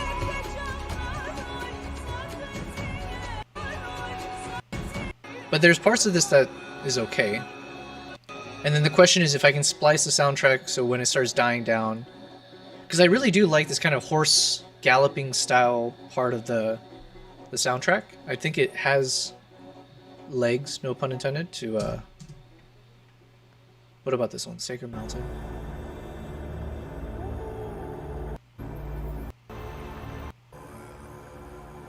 Too soft. Oh, this soundtrack I have used this soundtrack, and I actually used it for one of my Instagram posts, which is also on YouTube. But yeah, so I have used this for like for an Instagram reel I created. So the question is, do I use this for the trailer? I definitely am going to use it for the video. But since I have it in front of me, let's go ahead and check it out.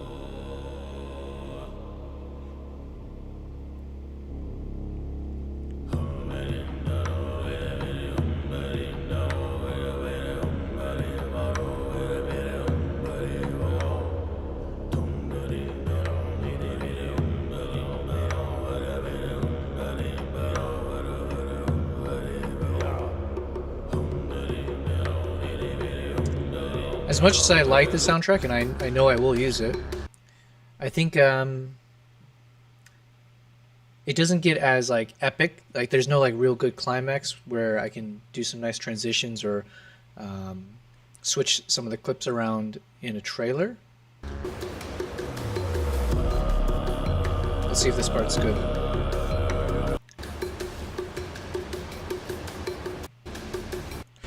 Okay, so one thing I'm testing is like, what if I started from roughly around here? Imagine my voiceover, some kind of clip, and then the mic drop moment. So let's see.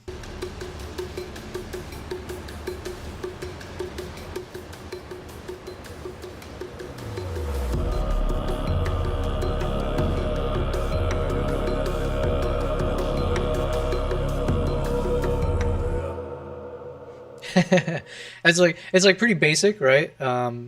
But it's basic, it's a bit short, but it technically could work for a trailer, right? Because then imagine in those few seconds, I'm just machine gunning clips in a clean way, and then it drops off. And it's clearly throat singing. So technically, I think this could work as well. It would mean I'm going with a different approach where the trailer is going to be much shorter. So it might end up being like 15 seconds versus like 40 seconds. But I already have this song downloaded, so we'll look at it in a bit. Maple, you asked me, have you messed with the AI extend and shorten music feature in DaVinci? I have not, but we will test it out then, because I need to extend or possibly shorten the soundtracks. So I didn't even know that was an option, so this is news to me. I'm assuming maybe I have to go into the sound section here, but you know what? Before I jump too far ahead, we're not even at that point yet to feel prepared for that. I'm still just trying to collect some of the soundtracks, including the one we just listened to, which is called Leaving Home. Let me just find this real quick. Oren Leufer. There it is. Show in enclosing folder. For Mongolia. Okay, let me just drag this guy in for the opening trailer potentially. All right, there it is. So yeah, funny enough, I actually used this exact same soundtrack for this exact same video clip right here. Let's see what that looks like.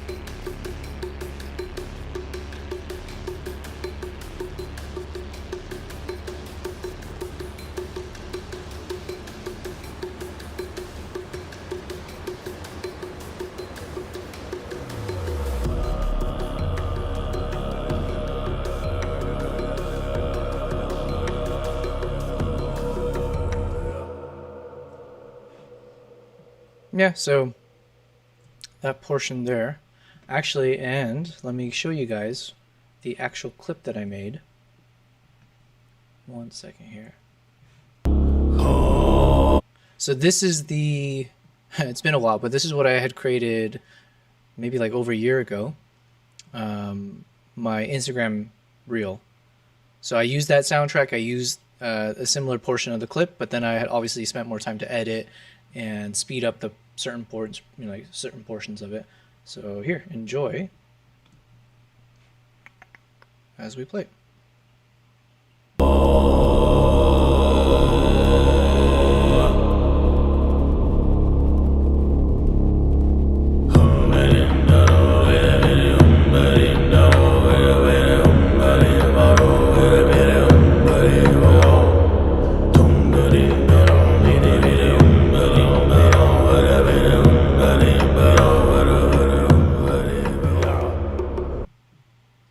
So yeah, it was just taking the clip, and then I spent some time to kind of speed it up at certain points, because obviously the clip in its entirety is way too long. But I wanted to kind of slow motion on key points. So obviously I wanted to show them riding in the snow. I like starting it off with them in normal speed, so it makes the transition going into slow motion that much more epic. And then hopefully highlighting especially how the horse looks, because the horse is very intense in the shots as it races towards you, and then also being able to see how the horse is kicking up a lot of dirt, like, so you see all those like mounds of dirt that gets picked up from the galloping, and in slow motion it just looks that much cooler. So I'll play one more time. It's fun.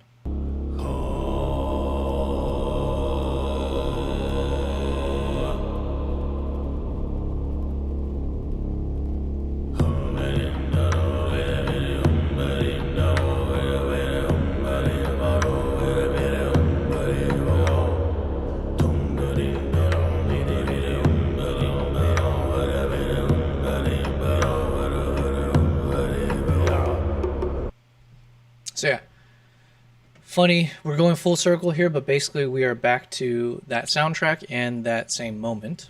So a year later, here we are. So I think this soundtrack could potentially work, but I was planning to use it anyways somewhere in the video. So it's just a question of, is it better used here versus elsewhere? If not, this magnum opus and the one that was shared earlier by Mellow Doc. Yeah, I think those are potentials for sure. So yeah, I think what we'll do is I want to get through one more big chunk of clips. So these were some of the clips we had highlighted to use for the trailer potentially. So let's just kind of go through this. We'll do a similar exercise as what we did yesterday. And then I want to do some photo editing.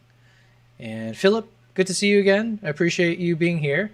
Looks like, yeah, of course, you guys know each other, you and Maple. I think I met, who did I meet earlier today? Who was on stream? It was Cassandra, I think. She goes by Mom, what was her name? The Mom 2G Live. The Mom Tog Live. So she had joined earlier, and I believe she's also a photographer. So she says she's like a family portrait photographer, I believe. So yeah, I'm always amazed whenever other photographers are here and I get to learn more about what they do, what they focus on, and hopefully, yeah, as a community we can grow there as well. So good to see you again, Philip, and yeah, again, thanks, Maple, and I appreciate your help figuring out my audio issues. And then what we're doing now is I just wanted to double check some of the footages. So these are all the tan clips where we had identified could be potentially used for our trailer. And these are all the clips that I assumed were more like eagle focused. So I just wanted to double check, see how they look. Let me go ahead and increase the screen size a bit.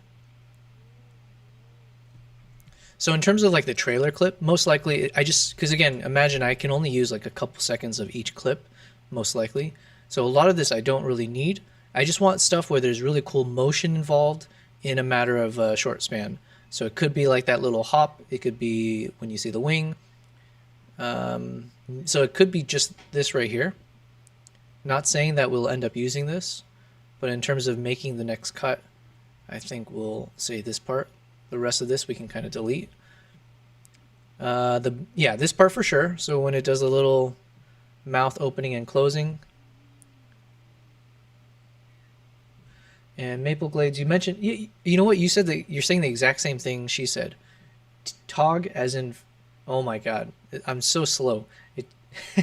Tog as in photographer. I see now. Okay. I never made that connection. I didn't know that was a thing. Tog for photographer. Okay. I learned something new today. Yobel Tog. Okay, so anyways, jumping back to this. Is there a moment here? This is okay, but I didn't really frame it properly. And yeah, so I think I'm okay just deleting the rest of that. This one probably takes precedent because we see the full body. Nice detail. So let me just quickly look through if there's a nice little moment, especially now the background looks a bit better here because you get the snowy mountains. You got nice little rule of thirds kind of popping in here. So you've got the lower third here of the foreground. The middle third is this middle layer. And then the last third is the farthest layer of the mountains. So as a frame, that's really nice. And then in terms of what clip I might use, it could just be the head turning until it's looking sideways, or it could be when it's on the move. So we don't have to decide now. So I think what I'll do is I'm just going to clip all of this. I'll cut out some of this part. But the rest of this will make the next cut for us to keep reviewing. Flying shots obviously are always good. Philip, oh yeah, so you're saying, Maple mentioned it's a weird one, I never really got it, I got it, but I get it, I see. I've seen it before, I just never understood why people say it. You know what, Philip, it's new to me. It might stick now that it's like in my head. It's like with a lot of things, right? You don't know why something is the way it is, but then it becomes a thing, so. Yeah, exactly. You know, I was just thinking the same thing. Stop trying to make fetch happen. Exactly, yeah. So, oh, you know what? Maple, were you telling me about there is a way to create emotes? I definitely want to get into that. It's not a top priority, obviously, but at some point I do want to learn how to make the emotes. And apparently if I can use my own photos that I've taken, that's really cool. So I'm excited to figure that part out at some point. Okay, in terms of the clip, I mean, yes, of course, anytime I have some action shots, it's good for trailers, especially if it's of wildlife or fast-moving subjects that I have in slow motion. So any part of this I think will be good. And I think we had mentioned earlier there is a point where you can see the eagle look at the camera. So let me just cut it from here. Some part of that I think will make the cut. Actually, it could be this part too, so give me a second. Let's slow down the footage. I shot this at 120 frames per second. Oh, and you know what? Let me go ahead and put some background music now that we're taking a pause from the actual music sourcing. So essentially, Maple, you should be able to hear the soundtrack because, yeah, in terms of my audio mixer, I've got this as part of the macOS audio capture, and then I have my Beacon mic. So hopefully both audio is coming out okay. I know you mentioned the tinniness, and yeah, that'll be something to figure out. The emotes are very small, so don't expect much details. Fair enough, yeah. But that's why I figure it'll be fun to spend time to go through all my photos to see which ones actually can be useful for emotes. So yeah, it'll be fun exercise. Barty, thank you so much for subscribing on YouTube. I appreciate that. If you guys can follow me, I'm multi-streaming. This is day 5 of me on my live stream journey. I am multi-streaming to YouTube, Twitch, and Kick. So whichever platform you use, I appreciate it. Especially if you are on Twitch and Kick, I doubly appreciate it because I believe I need to hit a certain follower count and have some other qualifications to be able to utilize some of the features of those platforms. So double thank you for that. Maple Glades, you mentioned you're going to end up ditching Beacon. I have no idea what that is. Oh, Beacon mic. Yes. Maybe, I think what you're saying holds water, especially if I want to keep making sure my audio quality is good for my YouTube videos. But also, it's like I'm trying to be mindful where I'm spending my money. I've spent a lot of money on all sorts of my gear. It's like I need to be better about not spending so much, or at least being able to justify it. So that's my only caveat. Okay, so anyways, I was saying I shot this at 120 frames per second. So what that means is I'm going to slow this down to 20% of its original speed, which is what allows us to have the very, very cinematic feel. And I just wanted to double check this shot to see what portion of this, again, I just need a couple seconds or less, what portion makes the most sense to put into a trailer. So yeah. And Maple Glades, you mentioned the software. Okay, yeah, I might have to change that. So I think for priority, always as a wildlife photographer and now filmmaker, videographer, you're always looking for moments 9 out of 10 times when the animal is moving towards you or is looking at you or looking towards you. So all of that flying before is not as prioritized as this part where it's looking, but it just depends if I had it in focus, if there's a cool moment. That's a cool moment right there. And I think for a trailer, it's kind of cool because you have a little bit, obviously, of the eagle hunter in the background and the horse. And thankfully, I do have the eagle focused at this point of the video. So even just this little part right here, I think will be a cool clip. So what I'll do is I'll go ahead and just manually cut this part for now, just as a good reminder. And then here I can't use because obviously it got blurry, but this could be part of the transition. I can use it for the transition. So I will still keep all this because, like, you know, this shot is still nice, especially because of the wings. So with the wings spread, even if it's not looking to us, and the fast motion and the nice separation from the background, and the background not looking like a boring sky, but having texture to it, it's quite good. So I still may end up using this in the trailer, just not as a top priority. Maple, you said you don't just change the speed by changing the clip attribute from 119 to 23. You know what? That sounds like a good idea. Let me go ahead and try that now, because I remember I had some issues in the past when I tried to do other ways to make this happen. So what you're saying is if I go to change clip speed, adjusting one of these other figures. Let me see if I'm following you. Right click in the media pool. Oh, okay, I see. So let me go find this. Find in the media pool. So, okay, you're saying if I find it in the original section in the clip attributes. Tell me if I'm following you. Are you talking about in this inspector on the right, or do I have to right click on the actual clip? How do I get to clip attributes from here?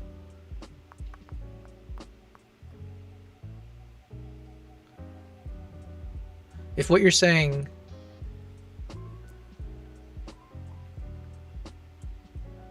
you can probably also change it in the speed, but I would change the frame rate, not using the speed percentage.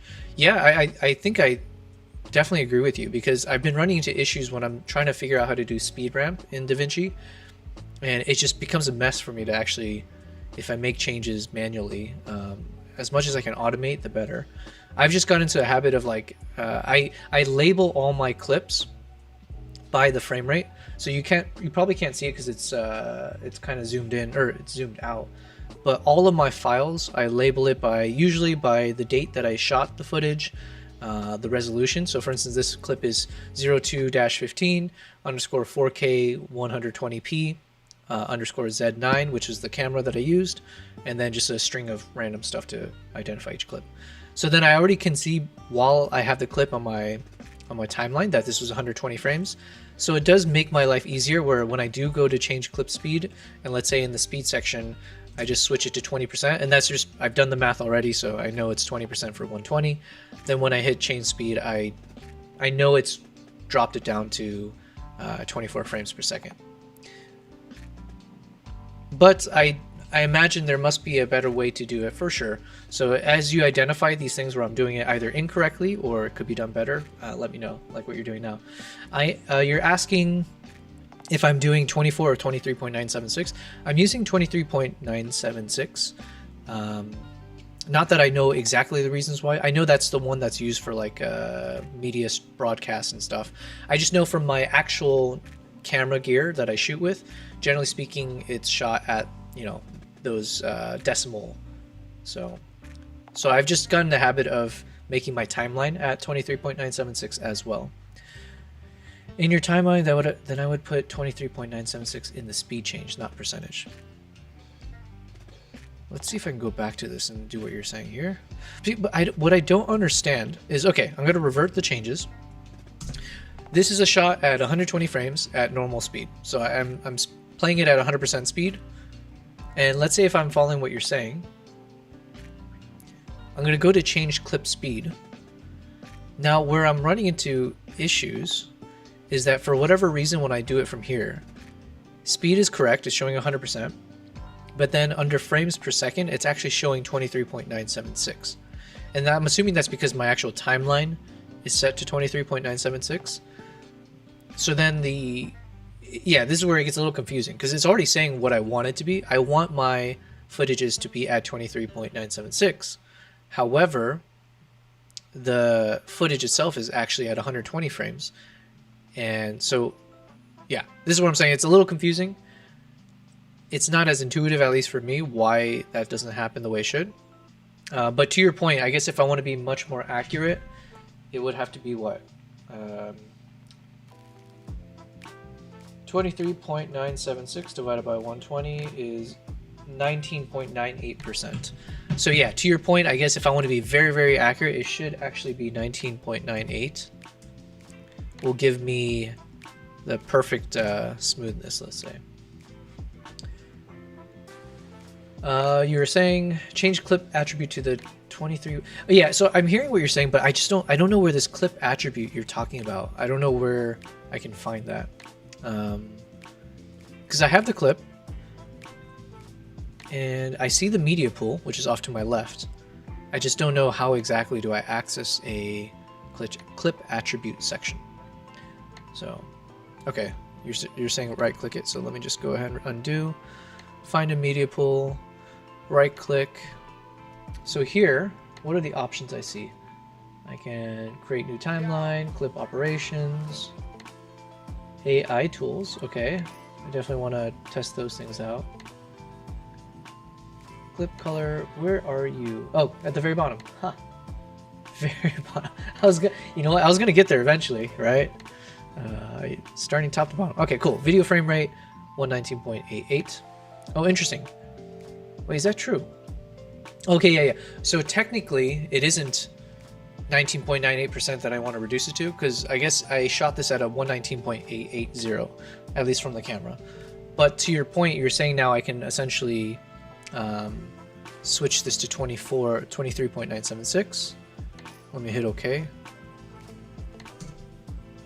Ah, okay.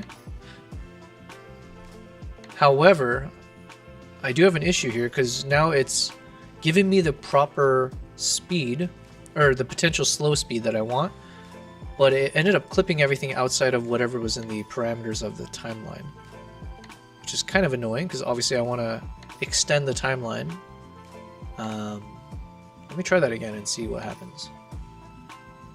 Yes, you have to recut it because the clip is longer now. Yeah, but what I'm saying is it didn't show up. So for instance, let's say if I choose 23.976. See, it kept it in the same section here. So I actually end up oh, I see what you're saying. Oh, psh. By the way, I'm gonna have a lot of these kind of derp moments where like the answer seems so obvious. I just had to extend the clip. Haha. Okay. Thank you so much, Maple. I appreciate it. Thanks for everyone else who's watching me stumble through all this. But hey, if anything, as you see me struggle through some really basic stuff, that should give you encouragement, because I do feel proud of the final products that I create on my YouTube channel. I'm going to go full screen for this, but the things that I create, I'm very proud of it. And sometimes we as creators get the, what is that one thing where people don't feel like you're adequate enough? And anyways, you feel like the things you create aren't actually good enough or professional enough or whatever it might be. You compare yourself to other. Imposter syndrome. Thank you very much, Maple. Yeah, we'll get this imposter syndrome. I've been doing a better job at just like refusing to go down that route and just embracing that the things that I work on, the things I spend a lot of time on, are good. And I do stand by a lot of the things you'll see on my YouTube channel, on my Instagram. So if you are one of those that ends up saying, yeah, you know what, I do like your content, as you watch me struggle here on stuff like this, it should let you know that anyone can do this. It doesn't require someone who is an expert, who knows everything. I barely know a lot of the technical stuff. I've only been doing videography for 2 to 3 years. Photography was a hobby, so was video. YouTube has been a year for me in terms of the journey. And all of this was just learning from fellow creators, from YouTube, Google, ChatGPT has helped a lot, and also from just doing. So by practicing and practicing, even doing this live stream, right? Like, this is my 5th day. I didn't know anything about it on day 1, and we're learning from practice and mistakes. So I'm giving my bullshit answer to turn me struggling into, like, actually, you're welcome. So yes. With that, let's get back into it. So thank you again, Maple, for teaching me a bit more of what I can do with DaVinci. I did not know I could do that. I'll try it out even more as we go. So I'm just stretching this across. And so as a reminder what we're doing here, I just wanted to look through some of the clips that we've got, that we've identified that could be part of the trailer. And I want to start cutting out pieces that we don't need, or at least highlighting the pieces we do want. So we have identified this portion for sure. Can work for a trailer up until that part where it gets blurry. We can probably clip all this out, and then this might be usable. Let's see.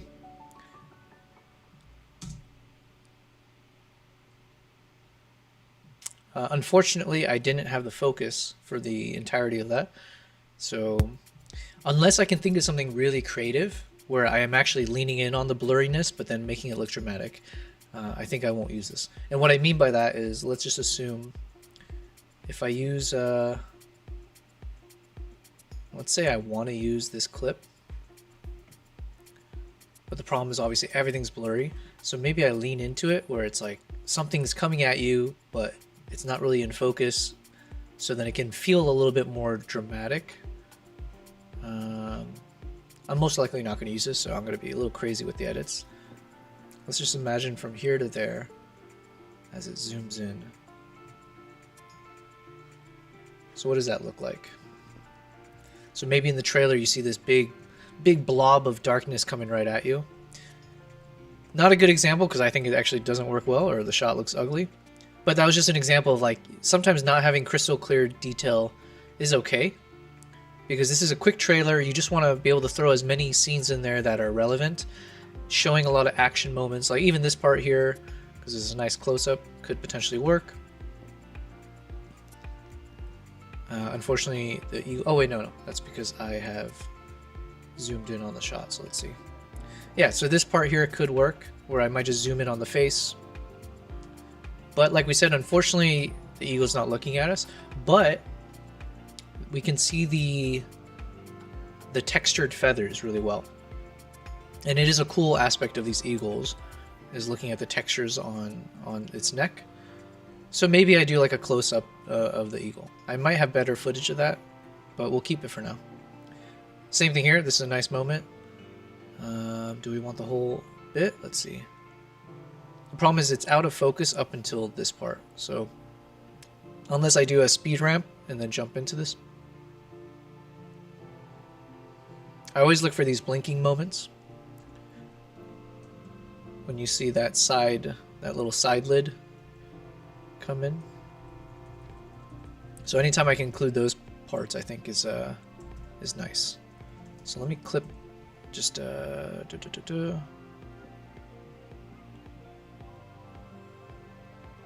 me just take a few of these clip moments, cut out the rest. I just want that blinking part right there. And then clip that. Oh, there's another one. And this might be better because she's like turning her head a little bit more. So there's a little bit more action even in that split second. So we'll keep that. And most likely for these very, very short clips, I like just adding a little bit of zoom, like artificial, like a digital zoom on the shot. So yeah, we'll probably do that. Another blink. Ooh, this one might be even better because it does a full head turn to the side. And the cool thing is, I can reverse the clip obviously, so I can actually make it happen the other way so that the clip ends with the eagle looking at the camera. So the way I normally do that is I just go here, I go to change clip speed, and then I'll just click on the button that says reverse speed. Brilliant. And I'm going to test Maple's method here. So let me just go to find in media pool. And I guess in the future that means I can just select all of this and essentially make sure all of them are at the same frame rate. But for now, let's just work on this one. No, that should be right. Oh, maybe I'm on the wrong one. Let's see. Find in media pool. Yep, this one. Oh, maybe I mislabeled this. Oh no, I already slowed it down. That's why. Cool. Anyways. So now I've just reversed the clip. So instead of it going, the original was like this, going to that. Now I'm trying to see if I can go from, it's got its head sideways and then it looks at the camera. Yeah, so I think that just makes for a cooler trailer clip.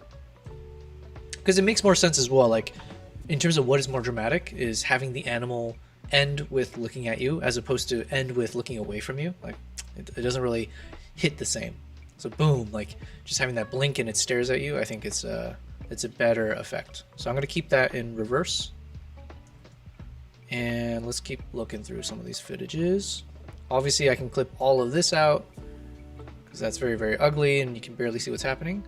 But then once it's in flight, let's see what portion we can use. I probably won't use any of this because it blends a little bit too well with the background, and the background has so much texture that it feels very sharp. So it's a bit distracting and it's hard to focus on the eagle. We want it more like this, but it's a little boring as well with the sky being pure white. So generally speaking, I'm not fond of these shots because I want every shot to feel cinematic. And even if the eagle is sharp here, to have all this pure white surrounding it, I don't know. I would prefer a shot where you can see a little bit of texture of the clouds and whatever else. But as we like to say, beggars can't be choosers. Let's see what we got. Maybe this part right here could work. So just where it takes up a lot more of the screen and the landing. Boom. So I'm going to clip this part because it might be more useful. This part also can still be used. You know, it's like a bonding moment. So I'm just going to look for maybe where he's not looking at the camera. Like this part here, roughly speaking. And the eagle's eating. And coming closer to the camera. Let's see how the rest of the clip looks.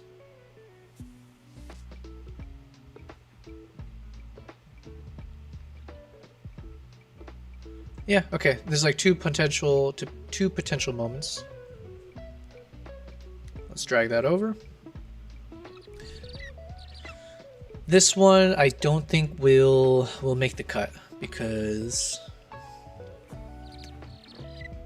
it's a little too much going on around here. I wish in hindsight, okay, this might make it just because it's a little bit like I've shifted my body a little bit lower, so the camera's lower to the ground, which is what allows us to have a bit more of the sky and a bit more of the horizon essentially and the mountains behind it, and less of the ground. Like the fact that this ugly ground takes up 2/3 of the visual is not as appealing.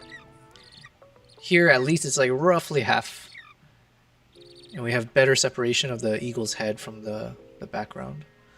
So I'm going to delete that clip and we may use this one. Unless we have even better ones. Let's see.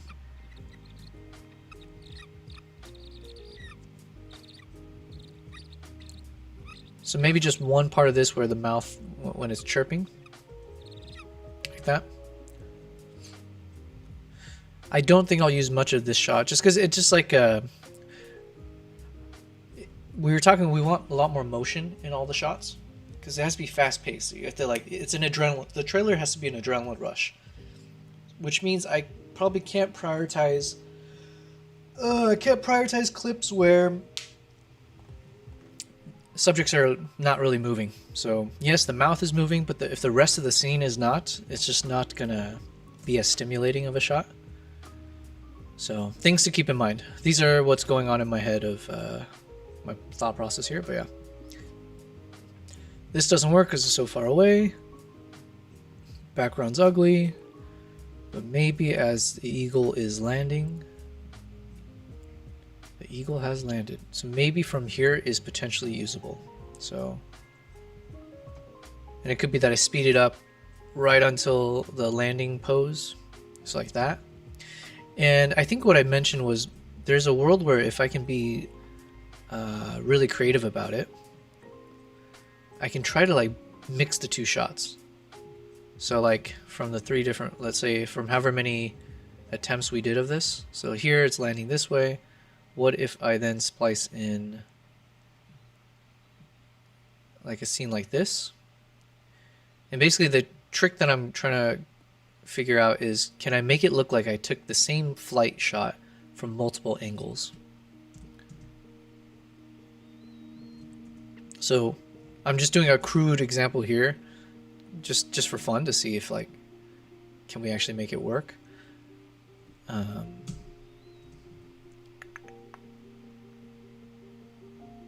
So I think I need to drag this back a bit. So imagine right to here.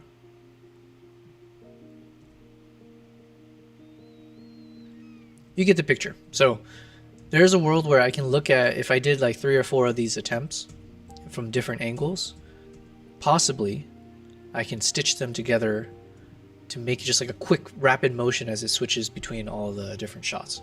It's a little trick because obviously these were 3 separate shots, but yeah. Ayamer, Ayamer, thanks so much for joining the chat. You're asking what is the name of the software that you're using to edit. This is called DaVinci Resolve. So, and thanks for the follow. Appreciate it on Kick. Thank you very much. This is my 5th day of streaming. I appreciate anyone who's tuned in so far. We are live editing my next video that I'll be posting onto onto YouTube, which is my Mongolia vlog. And I've given myself 2 weeks to finish it. We're on day 5. So you're watching me start to build the potential trailer that's going to be at the start of my first episode on Mongolia. You're asking, so this is DaVinci Resolve. I've been using it now for about 1.5 years or so. I'm fairly new to the video editing world. I say fairly new, it's relative, but I started out as a photographer. I've been doing video editing and videography for the better part of 2 to 2.5 years maybe. And I mostly spend my time traveling. I won't be for the rest of the year, but generally speaking, I'll be traveling once a month, oftentimes just looking for really good adventures, or I'm running tours where I bring people with me on my travels. But I do a lot more focus on wildlife and like cultural kind of experiences. So DaVinci is one of 3 programs that I think a lot of people use, like professionals. You've got Adobe Premiere Pro, which is I think the most widely used, and is probably the most robust, generally speaking, in terms of like people who want to have like all those creative visual effects and things like that. You'll use Adobe Premiere Pro in tandem with Adobe After Effects. Years back, so technically this is before I started getting into video editing, so this is when I knew exactly 0 or -0 or negative whatever. I just found a Premiere Pro to be not intuitive for me. I found it in the same vein as Photoshop, where just the UI, the interface and the way it functions, I just couldn't wrap my head around making this tool work for me. Whereas something like for photos, Lightroom has been very, very intuitive. Like I think when I first picked up Adobe Lightroom, I didn't even know, I'm pretty sure I didn't even look at any tutorials. It was just very, very straightforward for me to figure out, oh, okay, if I want to edit a photo, I got all these little toggles on the left and sliders, and I can just manually slide them and undo it to get different effects. Very, very straightforward. And from there, I just got more into it. Premiere Pro was like Photoshop, where I just couldn't make sense of anything.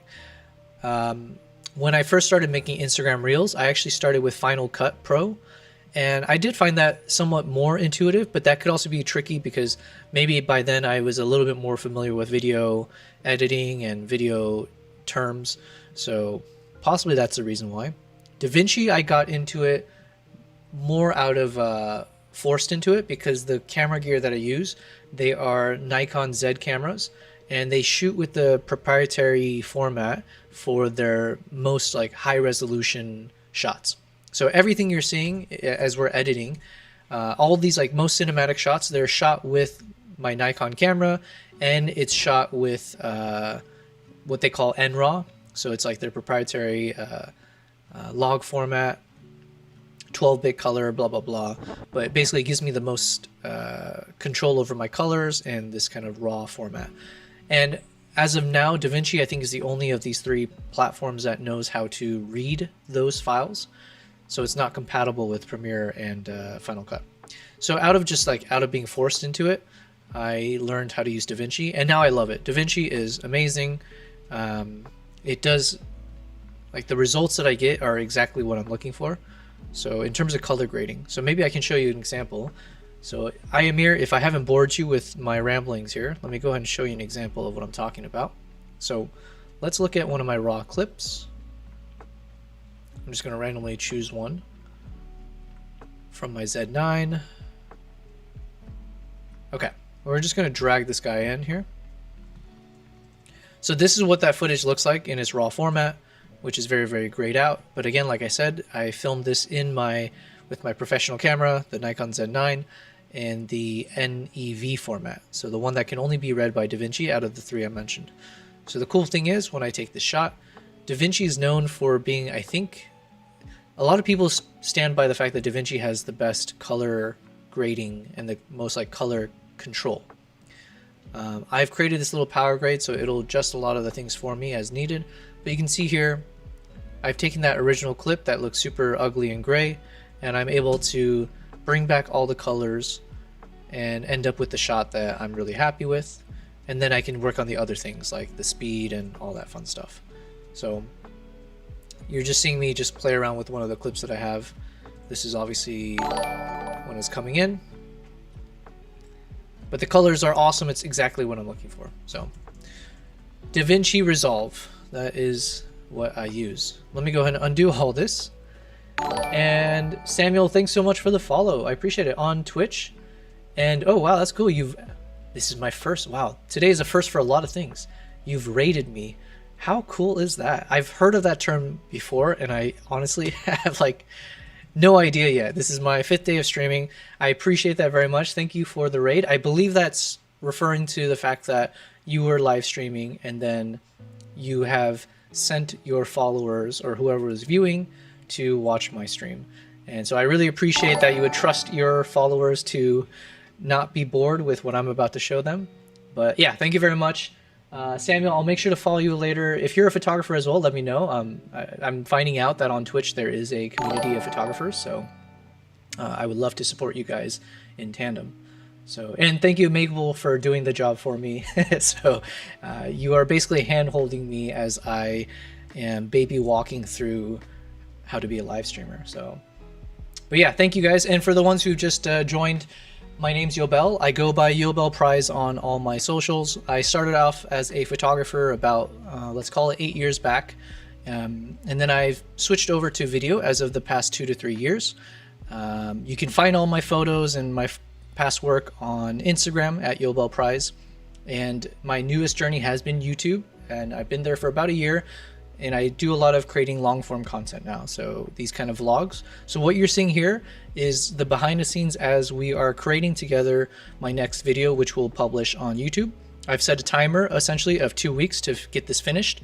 And so we've got about 9 hours worth of footage from my trip. This is from February of 2024. And you're actually watching me go through this, try to organize it. You're gonna be a part of the whole process if you tune into my streams. I'll be on every day. And the goal is that we're going to make some sense out of this this nonsense, right? So with all these clips, I need to find a way to tell a story and do it in a compelling way and trim down these 9 hours into most likely a few different episodes of maybe 15 minutes or less. So that is what you guys are tuning into. Now on my stream, I am trying to do other things as well. So you'll watch me as I edit photos. So it is both a photo and video editing stream. So, but I'm trying to keep it thematic. So the theme right now is obviously I want to get this Mongolia travel vlog finished. So as we take breaks or as I get bored of one task, I'll jump to the other. So we'll jump into photo editing mode. So you're seeing some of the photos we edited from the past stream. And my goal is to edit at least 3 photos per stream, which I'll then put into my thumbnails for YouTube and wherever else. But yeah, that way we can make progress on the photo front. You will also at times say hi to my 2 cats. Whenever they make some noise, then I'm obligated to show them. One of my cats is hiding, but this one here is Kimbap. He's a little lazy guy, but yeah, occasionally you'll see them pop onto stream as well. So anyways, let me just jump back real quick to what I was talking about. And also, Maple, you're mentioning something. Let me just catch up with what you were saying here. Oh, you're teaching me something. Okay. You can type /shoutout Samuel Pisano in your chat. Can I do that? Okay, what does that look like? Oh my god, this is the first time I'm going to be doing one of these commands, so I'm personally excited for this. So what do? I just go to my chat and then I type in /shoutout Samuel. And can I do this from my restream? Well, we're about to find out. So I just did that. Did it work? From OBS. I have to do it from OBS. Oh, it's a Twitch chat command. Okay. Let me go ahead and try that from Twitch as well and see what happens. /. Wow, I am what we used to talk about boomers. I am like a millennial, and I'm so sad to think that Gen Z are gonna be saying this. Like, instead of saying like, oh, I'm such a boomer, the fact that they'll be saying like, he's such a millennial. Shout out Samuel Pisano. Was it Pisano or Pisano? Pisano, yeah, okay. Yobel Price shouted out. Okay, cool. Thank you very much, Maple, for teaching me that. And again, thank you, Samuel, for giving me the raid. I'm learning as we go. So, and also, Maple, you had mentioned something about you are a musician. Oh no, Samuel's a musician. Oh, that's awesome. You know what? I used to be a quote-unquote musician as well. Nothing fancy, professional, but I grew up with piano as like a typical Asian would, and then I jumped over to guitar. So I do have my guitar back there. It's an Ovation guitar. I haven't touched it in years, unfortunately. But I did pride myself in being fairly good at picking up melody and knowing how to play it by ear, and then doing a lot more like finger picking. So I do. You can also find some of my videos somewhere online. Maybe we'll play it from here. But yeah, I would like to find renditions because I don't count myself as a singer. So what I would do is I would learn songs and try to figure out a way to finger pick the song and also include the melody of the song in the finger picking at the same time as I'm playing the bass or the rest of it. So Maple, you're saying makes beautiful guitars. Is that Samuel that makes guitars? Woodworker and such? That is really cool. So I'm excited to check out your YouTube and your Twitch. So I have a little bit of a to-do list for me after the stream. I do want to support you guys and also see what you guys do as your passions. So Samuel works in the music environment these days. Oh, that's perfect, because we were talking. I've got this issue with my mic where, from my perspective, it sounded a bit tinny, and Maple had also affirmed that. So I do need to keep improving my own audio stuff. So I'm using a Beacon mic right now, and yeah, we're just kind of pushing through all these things as we go. But yeah. I'm still super new, yes. But Maple, the problem is I'm going to be using that excuse for at least 2-3 months, or maybe I'll use it forever. So don't give me such a string for me to hang myself with. I'll just be like, oh yeah, that'll be the excuse all the time.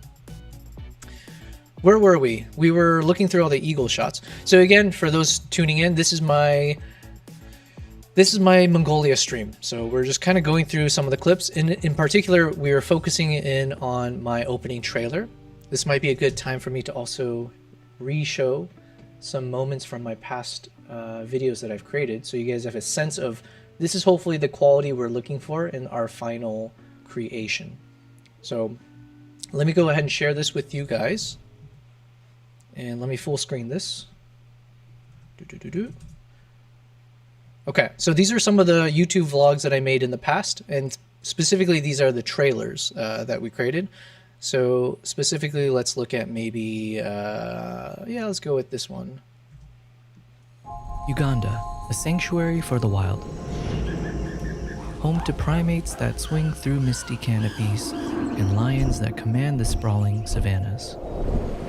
Every corner teems with life. From the elusive shoebill in the swamps to the great apes of the rainforest, this land pulses with the rhythms of nature and the warmth of its people.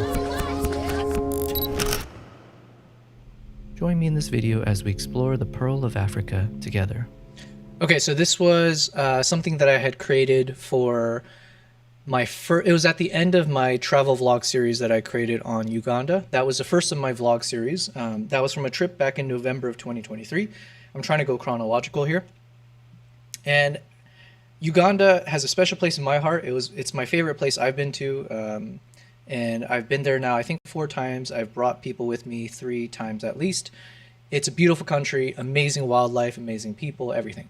And as part of that, as I was trying to figure out how to create episodes on YouTube, it just turned out that I think I spent about 9 days in Uganda on that trip, and it was just so jam-packed. And not every country is like this, not every trip is like this, but on this trip in particular, I just had so much good content that I realized I can spread this out. I didn't want to create one video that covers all of that Uganda trip. So I ended up creating about 7 episodes, and each episode was a bit, it was like episodic, it was thematic in terms of what we cover across the 9-day journey. And at the end of it, I ended up creating a nice little guide. So this was the trailer I created as part of the guide video, where if you watch this video, it's just a comprehensive video where I break down everything about what to do, like what are my highlights in Uganda, how to pack, what are logistical things to keep in mind, what camera gear works well for different environments, yeah, the do's and the don'ts, what's the tipping culture, all of that. So that was really cool. I would love to make more of those types of videos as I feel experienced in different countries and be a bit more informative, I guess. So my YouTube up until now has been more on the entertainment side. I'm just sharing my vlogs. I want to lean more into also doing informational content and educational content. That could be everything from how I travel, how to pack, what are my camera gears, tutorials, everything in between. And then also guides on different countries. The next trip I went to that I posted on my YouTube was a trip to Tajikistan, where unfortunately I got deathly sick to the point where I think I almost, I was the closest I've ever been to dying. I think they took my, what do you call that? I'm spacing on the word, but my heartbeat or whatever was at like 80/60 or 60/, yeah, I think it's like 80/60, something like that. So anyways, this is the trailer I created for that video. You know that super relatable feeling when you're staring up at the ceiling, an IV drip strapped to your arm, keeping you from dying in a remote mountain village in a country you barely knew existed, wondering whether you'll die first from your heart giving out or from the shame of taking a selfie in your final moments of life. In case you haven't, let me share my adventure in Tajikistan. A quick story about plans going spectacularly wrong, facing my fragile mortality out in the wild, and discovering the incredible beauty of Tajikistan and its people along the way. I hope you enjoy.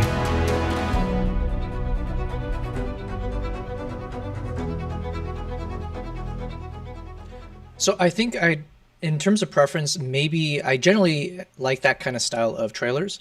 I don't know if it will work for this Mongolia video that we're focusing on. But anyways, that was one of them. And then the last one I'll show you guys, actually second to last, I have one more, which is I think the one we're going to lean into for this video. But this one was for my trip in India. So like I said, I was going chronological. So Uganda trip that I posted was from November of 2023. Tajikistan was this beginning December 2023. And then this India video was end of December, beginning January of 2024, where I went up to a region called Ladakh to look for snow leopards and tigers. So this is that trailer. High above the world, hidden in India's silent peaks, there exists a creature of legend. A ghost, barely glimpsed and rarely captured. I set out on a quest to find the elusive snow leopard. But journeys to these heights aren't just about what you seek, it's what you discover along the way. From Ladakh's untamed wildlife and serene mountain monasteries, to Jim Corbett's misty jungles, home to India's iconic tiger, each moment was unpredictable, each encounter unforgettable. India is vast, impossible to fully grasp in one trip, but through my adventures, I peel back its layers of mystery, revealing raw beauty one journey at a time.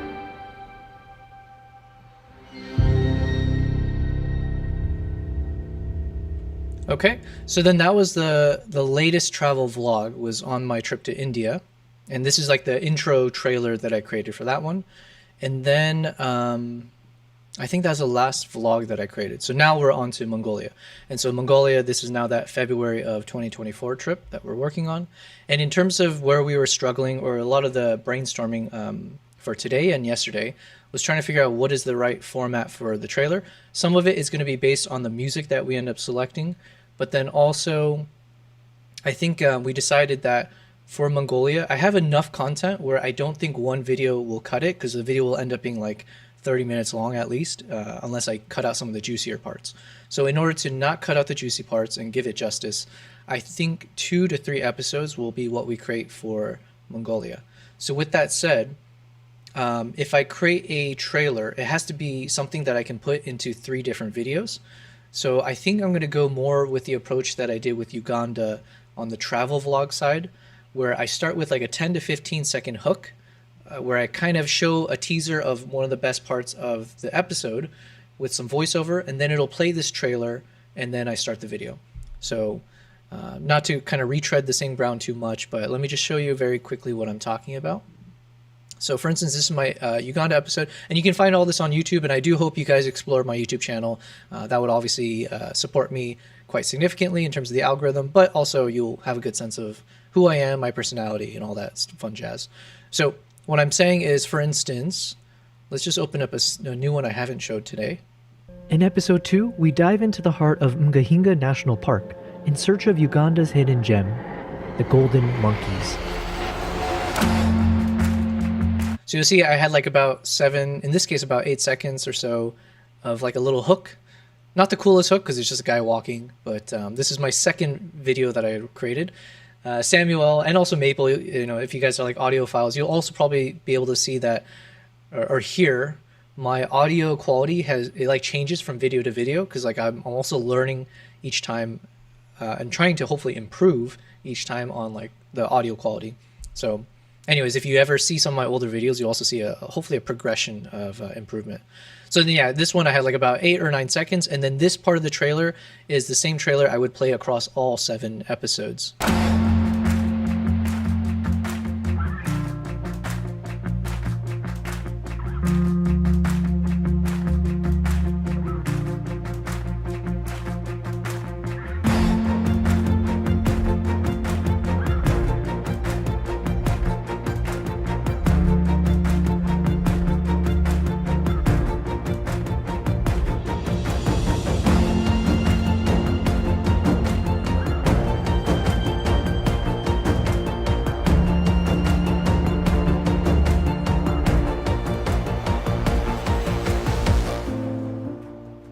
And then ending it off with like a little bit of a title, or in this case, the episode information.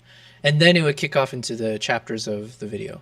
So I think this approach makes more sense for Mongolia, because now we're saying we're doing episodes.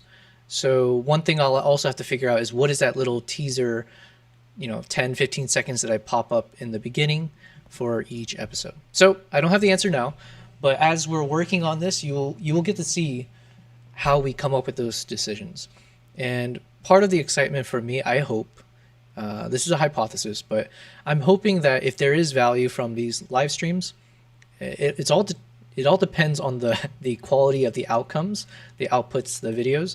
But assuming we end up making some super epic videos on YouTube and my socials and whatever else, the value hopefully that people will find from tuning into the live streams is, one, you get to see the behind the scenes. So you'll actually see how does someone create the things that show up on YouTube. Most people don't end up like ever show how they make it.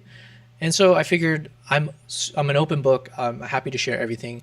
And so there's a feeling of like actually being a part of the process of seeing it be made. And on that last point, it's more specifically having your process, like having your input be a part of that process. So I would love to build a community of viewers who have different opinions on what is cinematic, what is good, what are the best choices, and then we can run polls. I would love to get all your feedback. I've already gotten some already in these 5 days of streaming. But yeah, you guys can be a part of the process of making something. And so it becomes a collective process, and it becomes something where hopefully you'll have a little bit more enjoyment in terms of seeing the final result, because you actually saw some of the challenges, some of the exciting points of when we were struggling to figure out how to make this scene work, or here's the behind the scenes of how we selected this soundtrack versus the other one. Yeah, all of that I would love to include that in these live streams, and hopefully it'll add value for everyone watching. So yes, going back to what we were doing before, and Maple Glades, again, huge thanks to you and everyone else who's been contributing your feedback. The emote you put in there, so at some point, I don't even know how you do that, so yeah, that'll be part of the learning process. I don't need to know now. I got homework essentially, but we'll get there. So what we were talking about is where I'm at right now is I'm on DaVinci Resolve, and I've already kind of pre-selected. We did some exercise a couple days ago where we've copied and pasted a bunch of the best clips of my entire content footage. And we've front loaded it here, and we've color coded it. So you're seeing all these crazy colors up until this part here. The rest of this are the actual footage that I need to work with.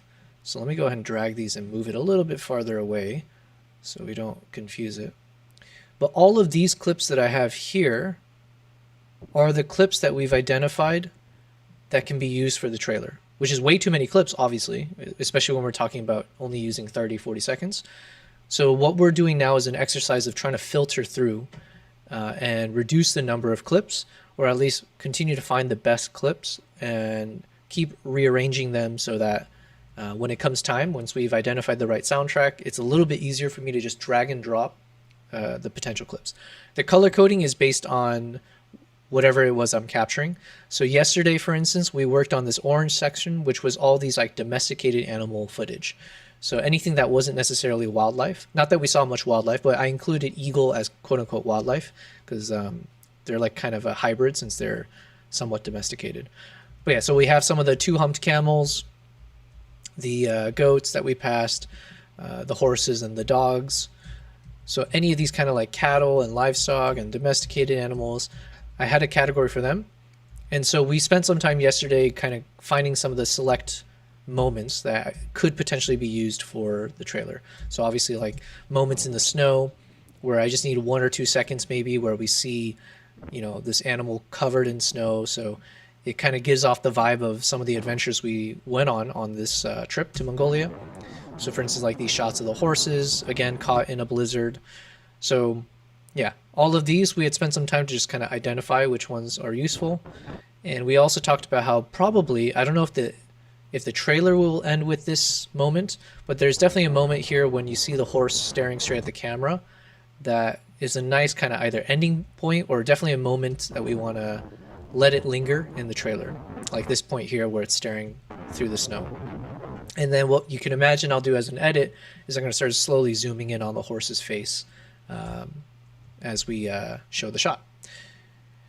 So then today we are working on this tan section, this tan colored section of footage, and this is to do with all the eagle shots.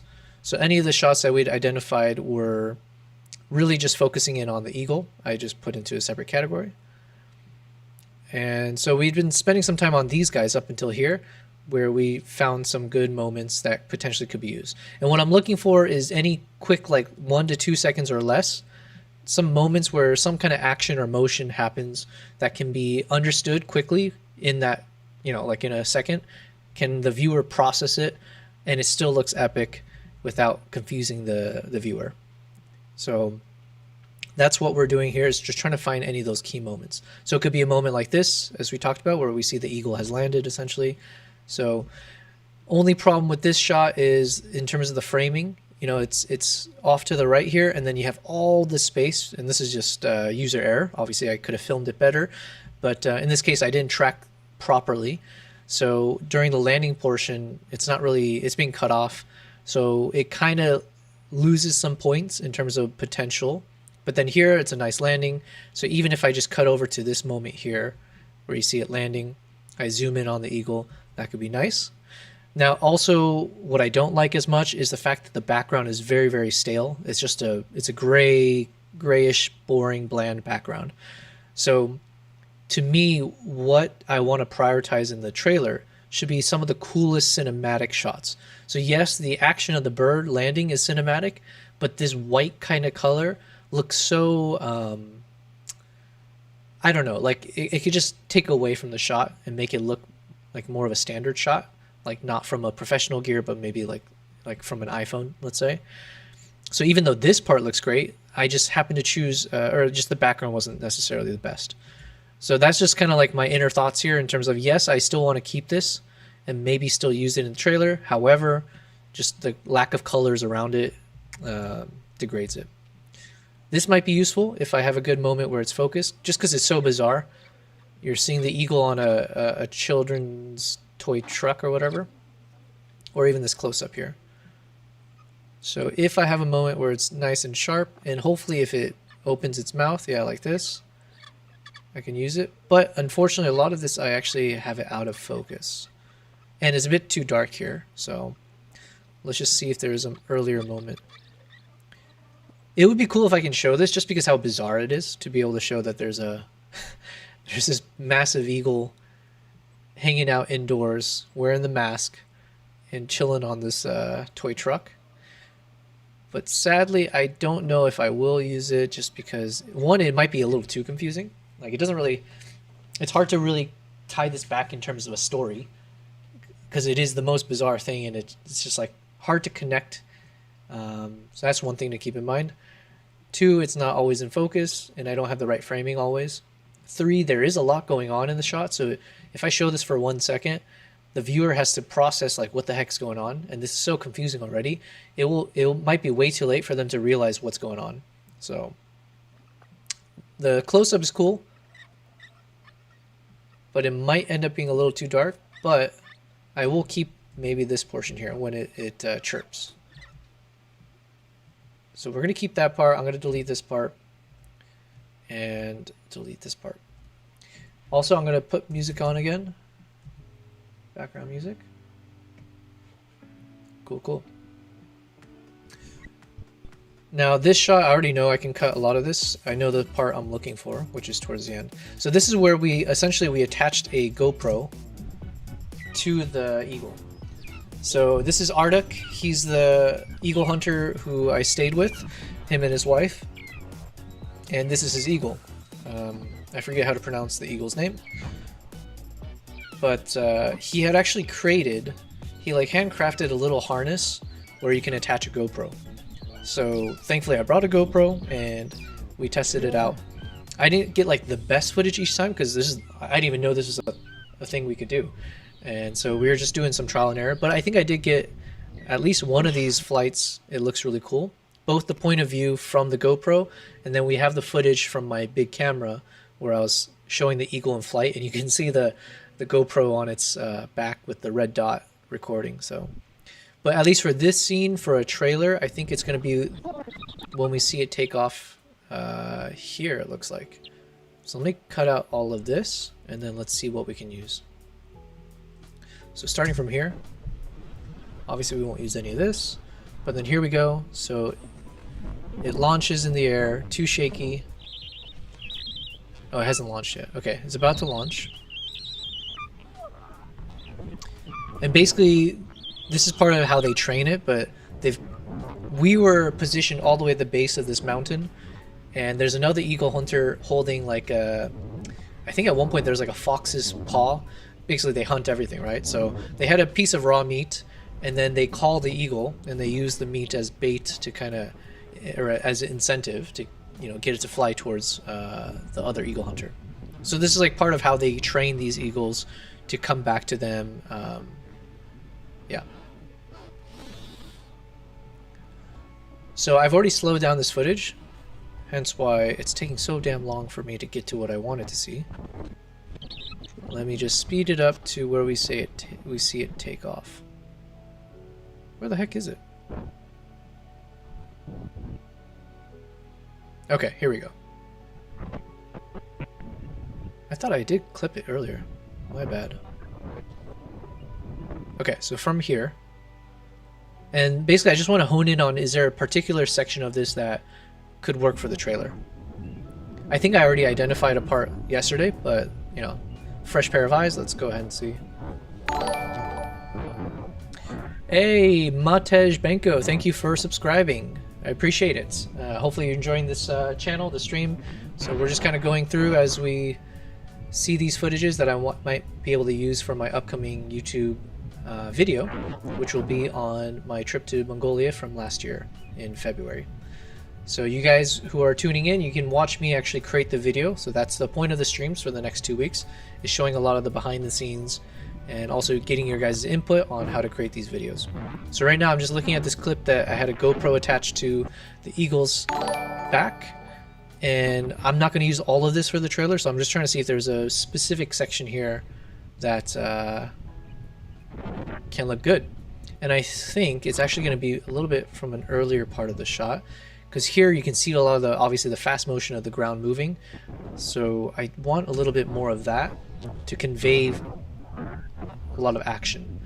Also, this is such a bizarre shot, so I need a moment where you can at least see the eagle's eye, so it's a little bit more obvious that we're looking at this crazy view of from the eagle's perspective. So I think it's probably going to be roughly around here that I want to use. Let's see. I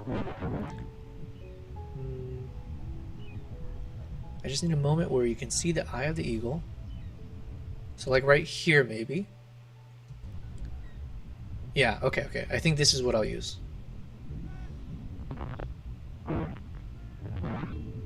Just because it's so bizarre, but there was enough motion here and a little bit separation. So this part, it's a little bit more confusing, but the earlier moments, it's more clear that we're up in the air with the shot because we see the motion of the ground. So I just gotta find, let me just clip a little more than necessary, just in case. So I think from maybe like after the shaking's done, so right around here until the turn to there, yeah. Cool. And then the rest of it, I feel like we can probably get rid of it, so let's quickly see. I think it flies one more time. I don't know if it's in this footage, but the problem was it was a bit darker, and yeah, I think the framing looked better on this one. So okay, cool. What else we got? What else do we got? Huh. This one actually is better than the one we saw earlier. What do I mean by that? This one here. So I think actually, well, or let me just test it. I feel like the quality looks better here, or it's a little bit more obvious maybe, or it's just framed better, I don't know. But the problem is I don't hold the frame there long enough, holding frame. So I think I'm gonna delete this. Okay, let's keep looking. This is the epic GoPro shot, I believe, or one of them. I think I might have 2 or 3. Or this might be the only one with this eagle, because they had other eagles that I recorded, so we'll see. But at least for the eagle shot where you see the GoPro, I know that when it comes closer to the camera, there are some key moments where it's very, very clean. But just in case, I think this moment, let's just clip this part out as well. So this is a potential shot here as it just flies closer. This part, at least, it's more distinguished from the background here versus when it was showing the reddish mountain color. The eagle can start blending in a little bit too well. So I would prioritize a shot like this where it's flying with the more of a contrast in the background. So this is cool. Let's see. Yeah, so any of these parts here is probably better. And here's a little bit more, it's like the details are a little bit more clear. So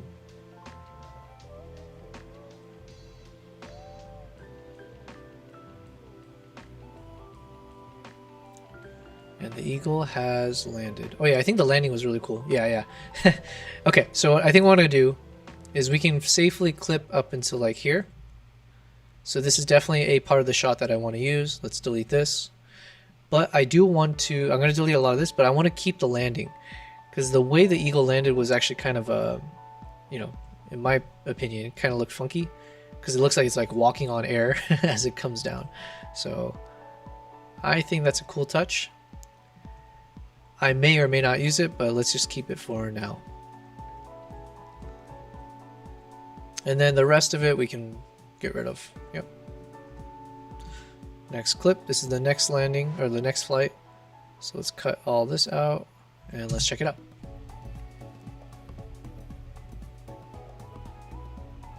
So all of this we don't need to use because the eagle is a little too small on the screen and the background is too camouflaged.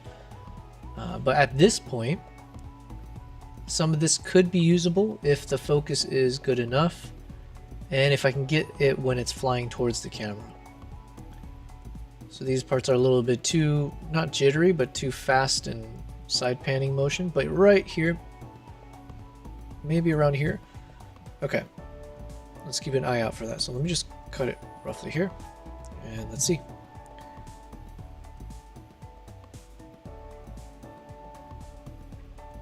Again, a little too much motion in terms of like hard to track. Yeah, and the landing is not so good. Yeah, okay. Alright, I may end up not using any of those clips, so we're going to look at this final clip here. Because I think I do remember, my memory is really bad, but I think this clip does end up having the best shot, or definitely a usable shot. So if my memory serves well, we can delete the ones we just saw and utilize a moment from this one. So anytime, eagle, whenever you're ready. Okay, this is where it notices, I think, the bait takes off. None of this is usable for the trailer, just too messy, too much going on. But then I think there's a moment here where it clears up with like it's flying low and it's in focus. So I think right here looks good, I think, yeah.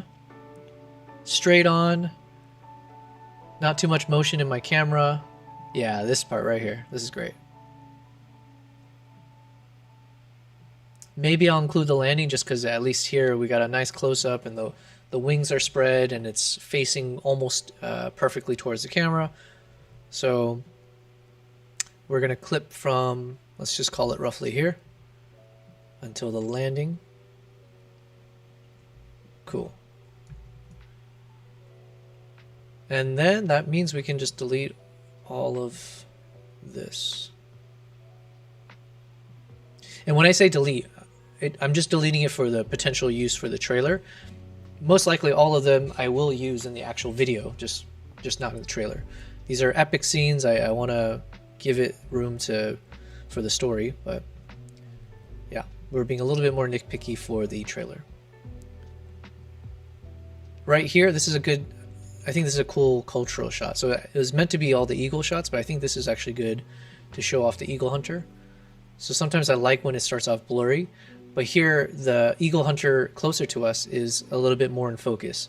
So it still has a good effect where you're seeing the focus, they call it like focus pulling, but you're seeing this focus on one subject and then it seamlessly focuses to something else in a non-jerky way. So instead of just like jumping right to the next focus, you're looking for a very, very slow way to go to the next subject. So I think this shot does that pretty well because we go from here to showing that.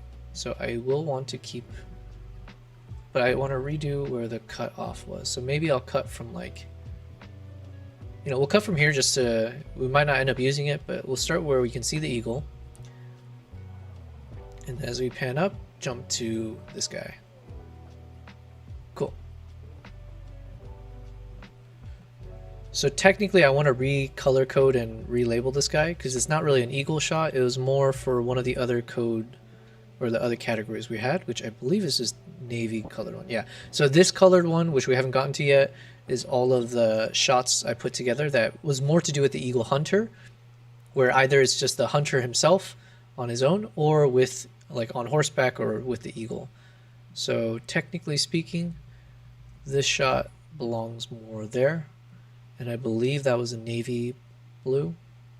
So let me just drag that bad boy over. Let me just do it faster.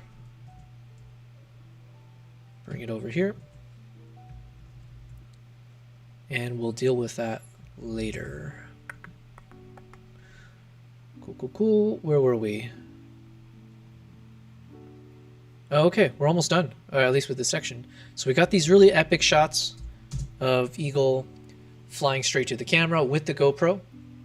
And now what we're going to compare it to, because I also don't want to overemphasize the Eagle too much in the trailer. Like, I want to make sure the trailer ends up with a good blend of different scenes from my trip. So it shouldn't just be heavily focused on the wildlife or the eagles. It should have a good mix of eagle, the hunter, maybe some of the domesticated, like the camel and the horse, but then also showing some of the locals in cultural moments, some of the adventures that I've been on, including that watching that dead horse take down the fence, or the ice fishing, or seeing that van, the Russian van, get stuck in the snow and us digging it out, or the blizzard, right? So having those key moments from my trip should all be infused there. So I want to make sure I don't put too much weight on just eagle shots. So as cool as that shot is, now we have to watch these clips to see if there's even better one. And does it make sense to show both?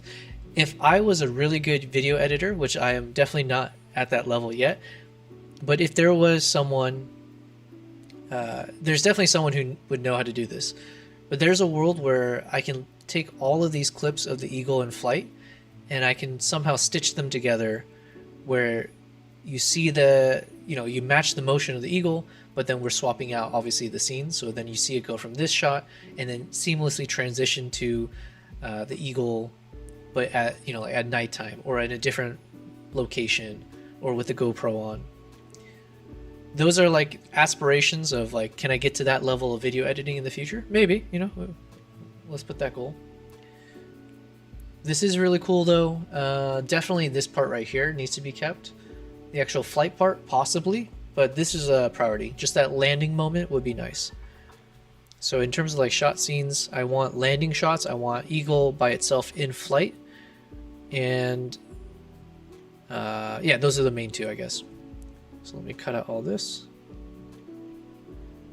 Same thing here. Let's actually cut out a lot of this. So maybe from like right around here, we'll keep. And the rest we can delete.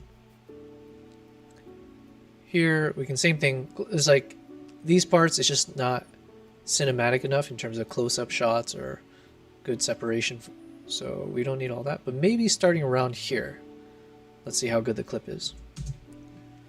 Oh, and then I think I'll prioritize, I mentioned it earlier, but anytime we can see the blinking, so when you can see the eagle's eyes, like the little side, the second eyelid, when we can see it gloss over the eye, that always looks cool. Unfortunately, that entire shot is pretty unusable for a trailer, so what can you do, Last chance. Let's look at our last of these flying shots.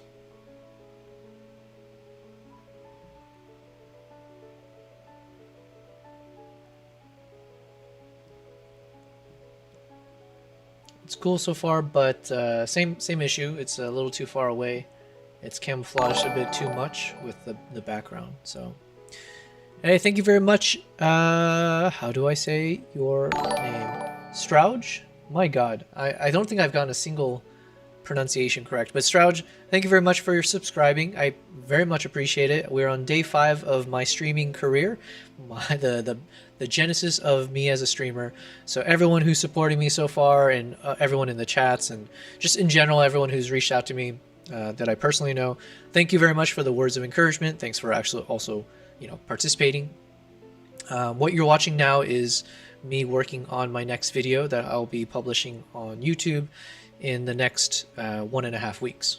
We're barely done with it. We have so much more to do before we can say that the video is ready to be published. We're literally working on the trailer. So a lot of work to be done, but that hopefully is very exciting for anyone watching, because that means you'll get to literally see this go from nothing to something. So, and you guys get to see all the behind the scenes. So none of this necessarily, well, generally speaking, I never have shared this in the past because I haven't streamed this in the past. So oftentimes as I create content for my Instagram or for my YouTube, people are just privy to the final results. And in the past, I did share a little bit of the behind the scenes, but it was like so much effort for me to try to put that all together. Whereas with streaming now, it's much easier because the camera's rolling. You guys can see in real time whatever I'm doing, and then all of it's being recorded as VODs that we can go through later, or I can stitch it up and turn it into more content. So you guys are seeing a first of in terms of my journey of how I create and share content. You guys get to watch me create the content and also engage and participate. So I will absolutely take in all of your guys' feedback. So we've just finished all of these eagle shots that can potentially be used for the trailer. I'm going to shift this over now, and we're going to move on to the next section. But before we do that, I want to take a quick break from this and go into photo mode. So as mentioned, I started off as a photographer about, let's call it 8 years ago. And as of the past few years, I've jumped over to video and video editing.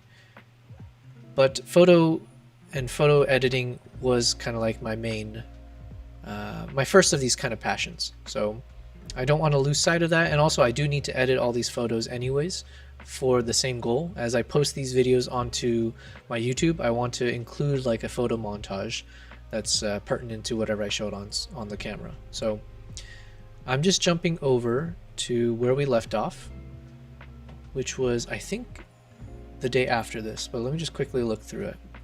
So this was day 3 of my Mongolia trip, it looks like, based on the dates. But this was the first day when I arrived at Ardek's house in this region in Mongolia. So the place is called Olgi. That was the town that we flew into from the capital of Mongolia, which is called Ulaanbaatar. And so it's such a remote place. I call it the Wild Wild East, because it kind of has those vibes. Like, look at this dude, you know, you got like it's almost like an Eastern version of a cowboy, but you still have the same version of this kind of open landscape, just valleys and, you know, grazing land and livestock and not many people. So it was really cool to visit there. And I went back here in November of 2024. So I'm excited to get to that content as well.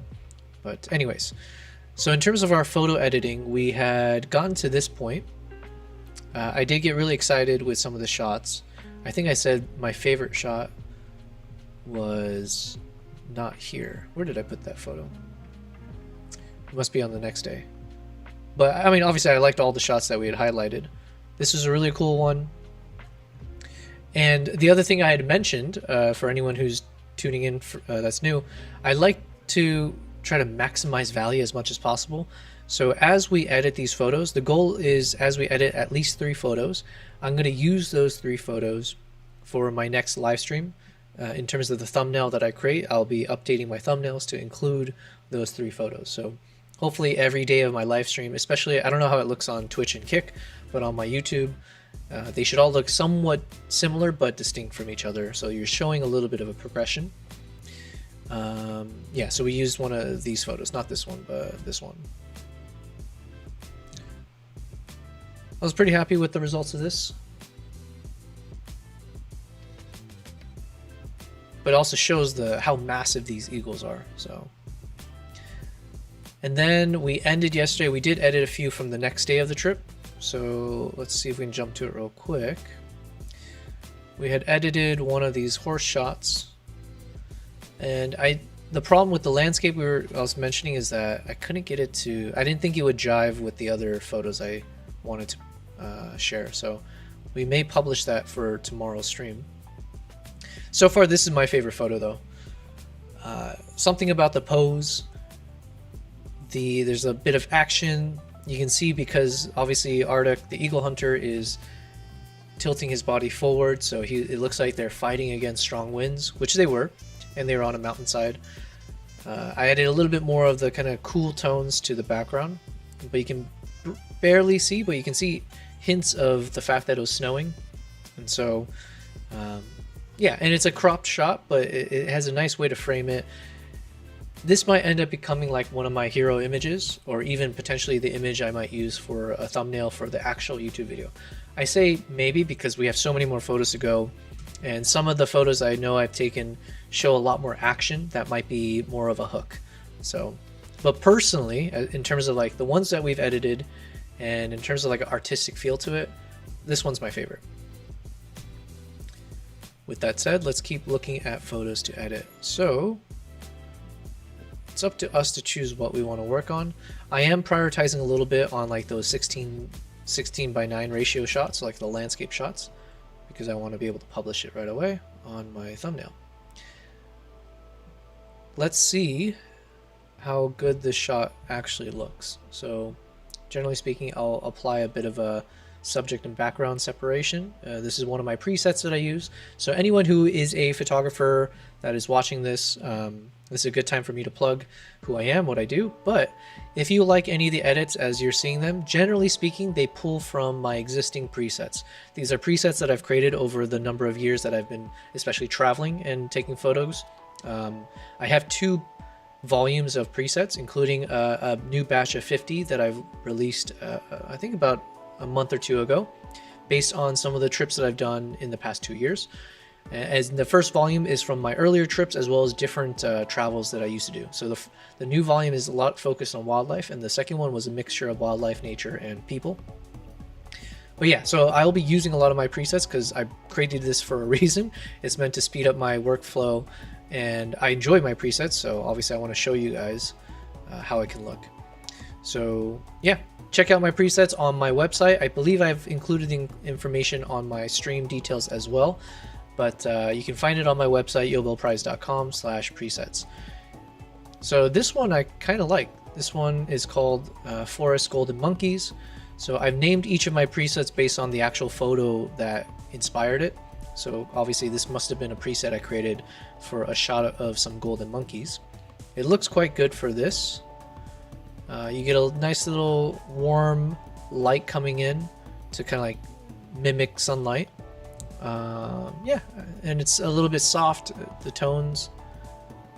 It's not too crazy,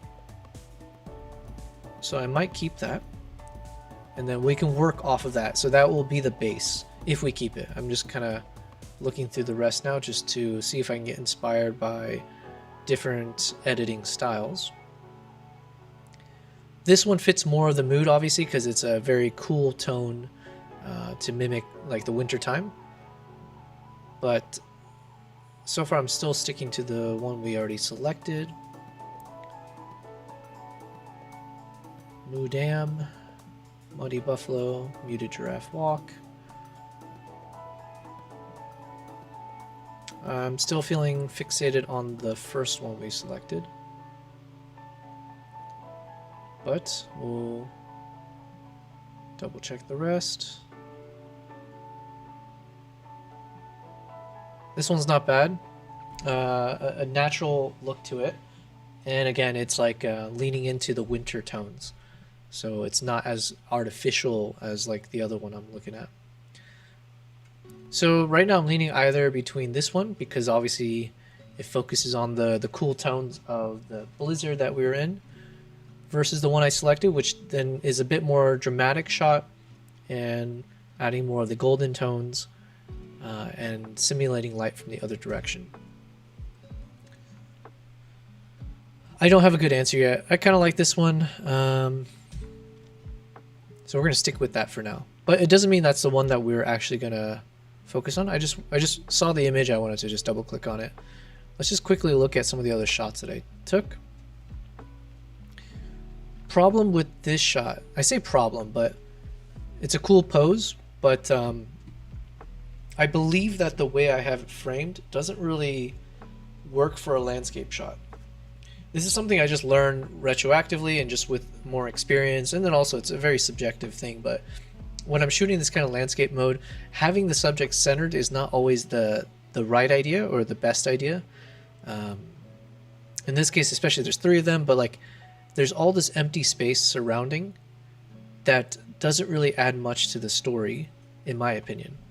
So something I learned just in more recent times, as we do more, as I travel more and stuff, you follow that kind of concept of rule of thirds, even when it comes, yeah, well, not even, but yeah, you follow it for these kind of framing shots. So there's a world where it's actually, you know, if I could have redone the shot, I would have positioned the subjects more off to the right. And why the right instead of the left? I think for two reasons. One, maybe three reasons actually. Reason number one, you can tell by the mane of the horse, and also from the snow coming off the mouth of the horse, that it looks like the wind is pushing from right to left. So in some ways that's kind of the direction that the story is telling, which is motion from top right going to bottom left. So in some ways I want to match the flow of that.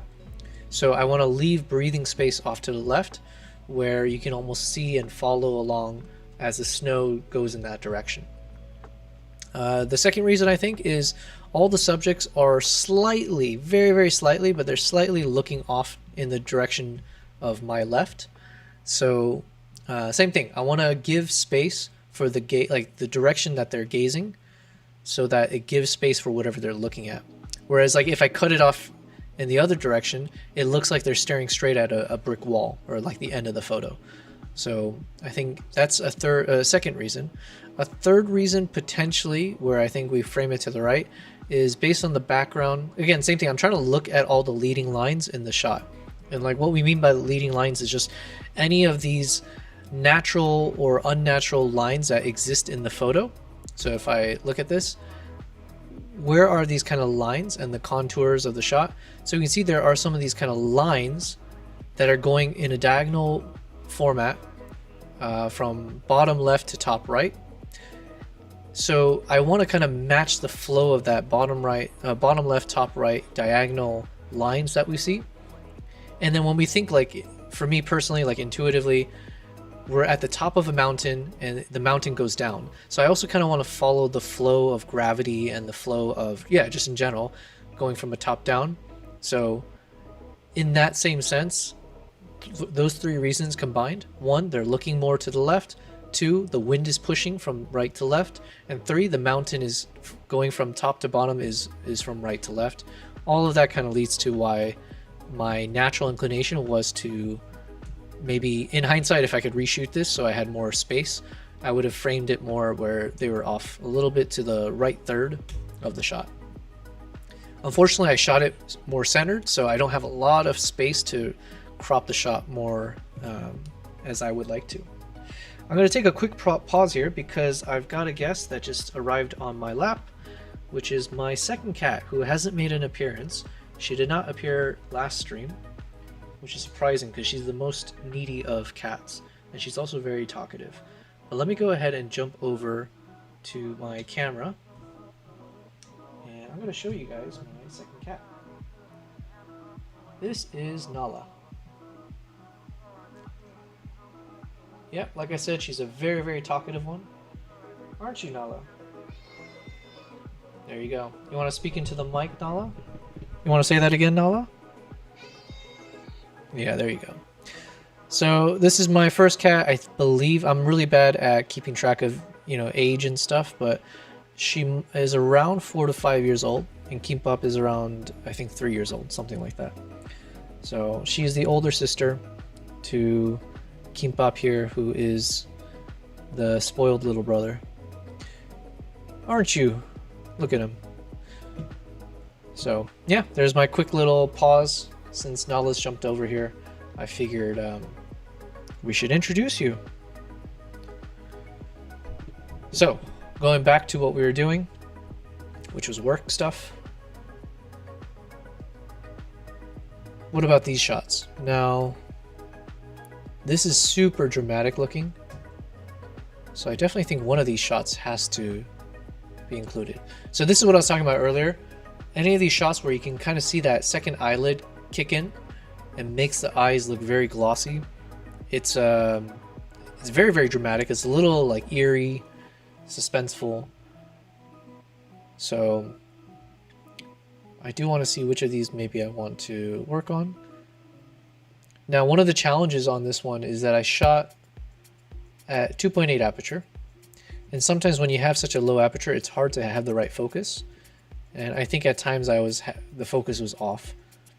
This one's kind of cool because now we've got that nice eyelid. You get the nice beak over there. So that one might make the cut. This one's a cool pose. And this one takes the best of both, because we got the eye and we've got some nice action and it's a landscape shot. So I think my answer has been solved. I think that is the one. This one is also kind of cool though, because you got the super evil gaze. So let's start with this one, because my goal is I need to shoot this in 16:9 so I can add it to the thumbnails. And for those who don't know what I'm referring to, let me just quickly, as a refresher, show you what I'm talking about. It's this thumbnail here. So for instance, this is the thumbnail that I was using for today's stream, and these are the photos that we had edited the day before. So I'm basically looking to replace these 3 photos for tomorrow's stream. Hey, thank you very much, Adil Assad. Thank you for subscribing. I appreciate it very much. Hopefully this is entertaining for all of you guys. I'm now streaming. I'm taking a break from what I was doing, which was editing the video that we're gonna post on YouTube in 2 weeks' time. And I'm just editing some photos from that same Mongolia trip. And so you're watching me kind of select potential shots that I want to work on for today. And once we finish these edits, I will be posting this as part of the thumbnail in tomorrow's stream. I've essentially committed to streaming every day unless I have some technical issues or some random emergencies. So yeah, and the goal was to be, well, this wasn't by design, but every stream I've done, this is day 5, the streams have gotten longer and longer in terms of my how long I've streamed. That was supposed to be the goal for today. However, unfortunately, I lost 2 hours of stream time as I dealt with technical issues, as my internet connection somehow dropped off the edge of the world. So I don't know how long today's stream will be, but the goal is I want to get to like streaming anywhere from 8 to 12 hours, because this is what I'm going to be doing anyways. This is what I would have been doing anyways, which is like working on my videos and photos. And if I can have the endurance to speak into a mic and to myself for hours on end and not have a problem with it, why not? And I've already committed to not really having a life, like a social life, so I can focus on all this stuff. So win-win-win. All right, so I was just multitasking. I was trying to see what's a good framing for this shot. This one makes sense to do as close up as possible, because unfortunately, unless as we edit, let's actually just double check. Okay, there's a little bit of color. This isn't like blown out as a white background, so we can include some of that. Here's a good concept, or here's another example of that concept I was talking about. So as we follow that concept of rule of thirds, I'm looking to try to position the eagle's face somewhere off more to the right side, because the eagle is looking to the left. And so I want to give a little bit of breathing space in the same direction as where it's looking. So it's like a little bit of like gazing space, like breathing space. And the reason for that sometimes is like, let's say if I shot it more like this, not to say it's a bad shot, because it's going to have to be a crop anyways. But the problem potentially with this kind of a framing is that it looks, obviously it's looking this way, but it's so close to the edge here that it looks like it's about to run into a wall, or it's like talking to a wall, right? There's not much for us to imagine. Like our ability to imagine what's happening and what's off to the left is being constrained by the fact that we can't actually see what's off to the left. So, and then the way we look at this, obviously, as we focus on the eyes, we draw attention to like, okay, let's, I forget what the word is, but when we like humanize, or we kind of empathize with the subject, we're imagining we're the eagle looking off to the left. So we're not really paying attention much to everything off to the right, because clearly the eye is drawn to what's sharp, which is over here, and to what's recognizable as a face. So the main highlight, which means all the space on the right kind of just goes wasted, because we're not looking at it, and all of our attention then is being drawn to a little bit of a portion. And what could have been interesting, which is what is it actually looking at, what is it speaking to, it's not really shown. So those are just some of the reasons why, generally speaking, you want to like see if you can frame things in the direction of where it's looking.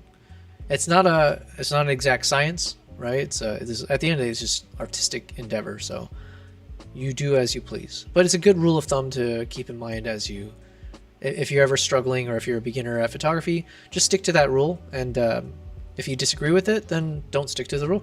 Make it your own way. So I'm just struggling personally to figure out what is the right framing. Do I want as much breathing space or not? Or do I want more of close-up? I'm leaning towards close-up.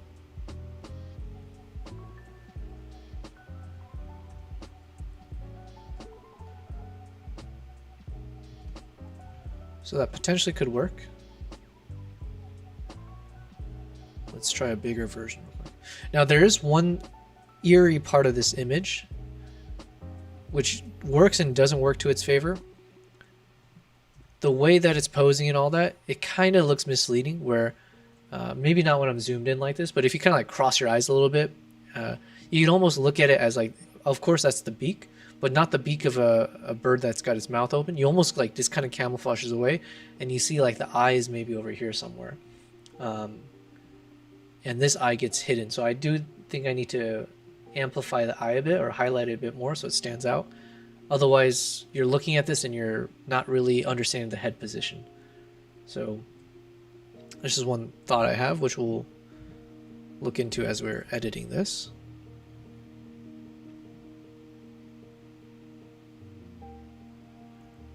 Man, this is a struggle. I'm not getting a good cut. And I think part of it is because that face looks so strange. Like I'm seeing the eye look in a different direction than what it is. But you know what? Let's just stick to this for now. And let's just apply some edits and then see if it inspires us further. I've got the sky dimmer preset that I've created, so it automatically recognizes what's considered the sky, and then it'll reduce the highlights from there a bit. And let's add some color to that as well. So we'll add in a little bit more of a cool tones to it.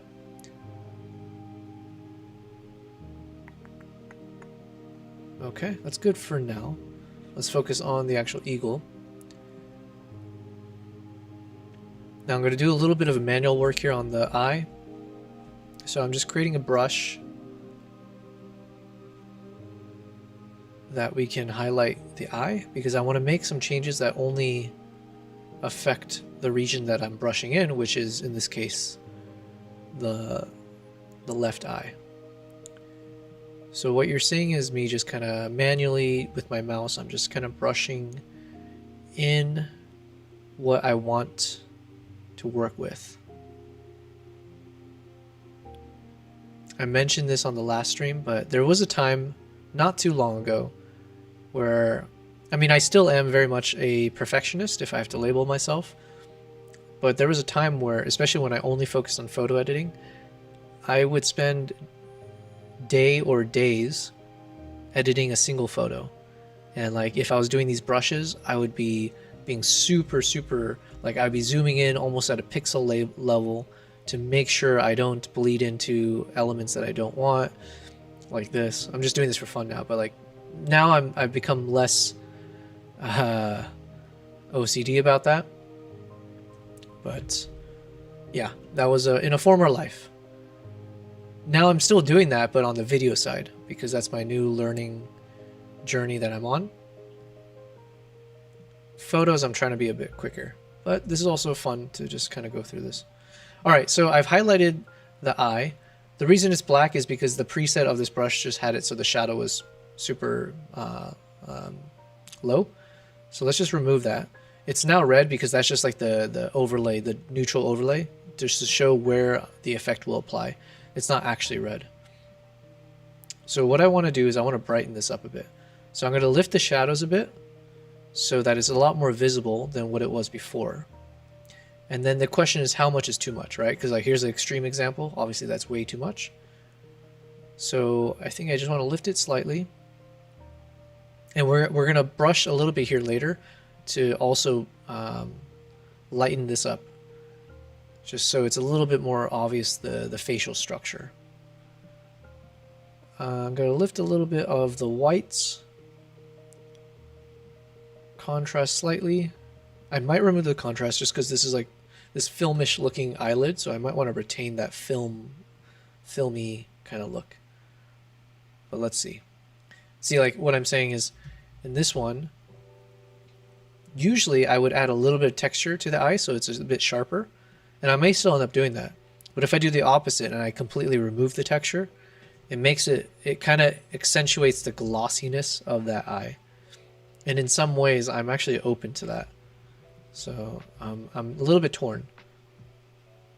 And like I said, this is the goal of growing my stream, is eventually, as I have a lot of photographers or just anyone who has an opinion, you guys would actually give me the advice of, like, you know, maybe 3 out of 4 of you, whatever, prefers this or that.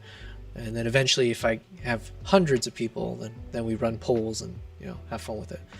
So for now, I don't actually know which direction I want to go. So I'm going to leave it neutral for now.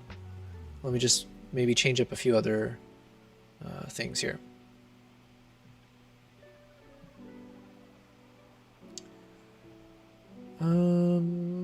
Let's see. Okay, I think that's good for now. It's a lot more visible. Let me now add a brush to just start lightening up a little bit of the face. I'm going to use a very, very low flow brush.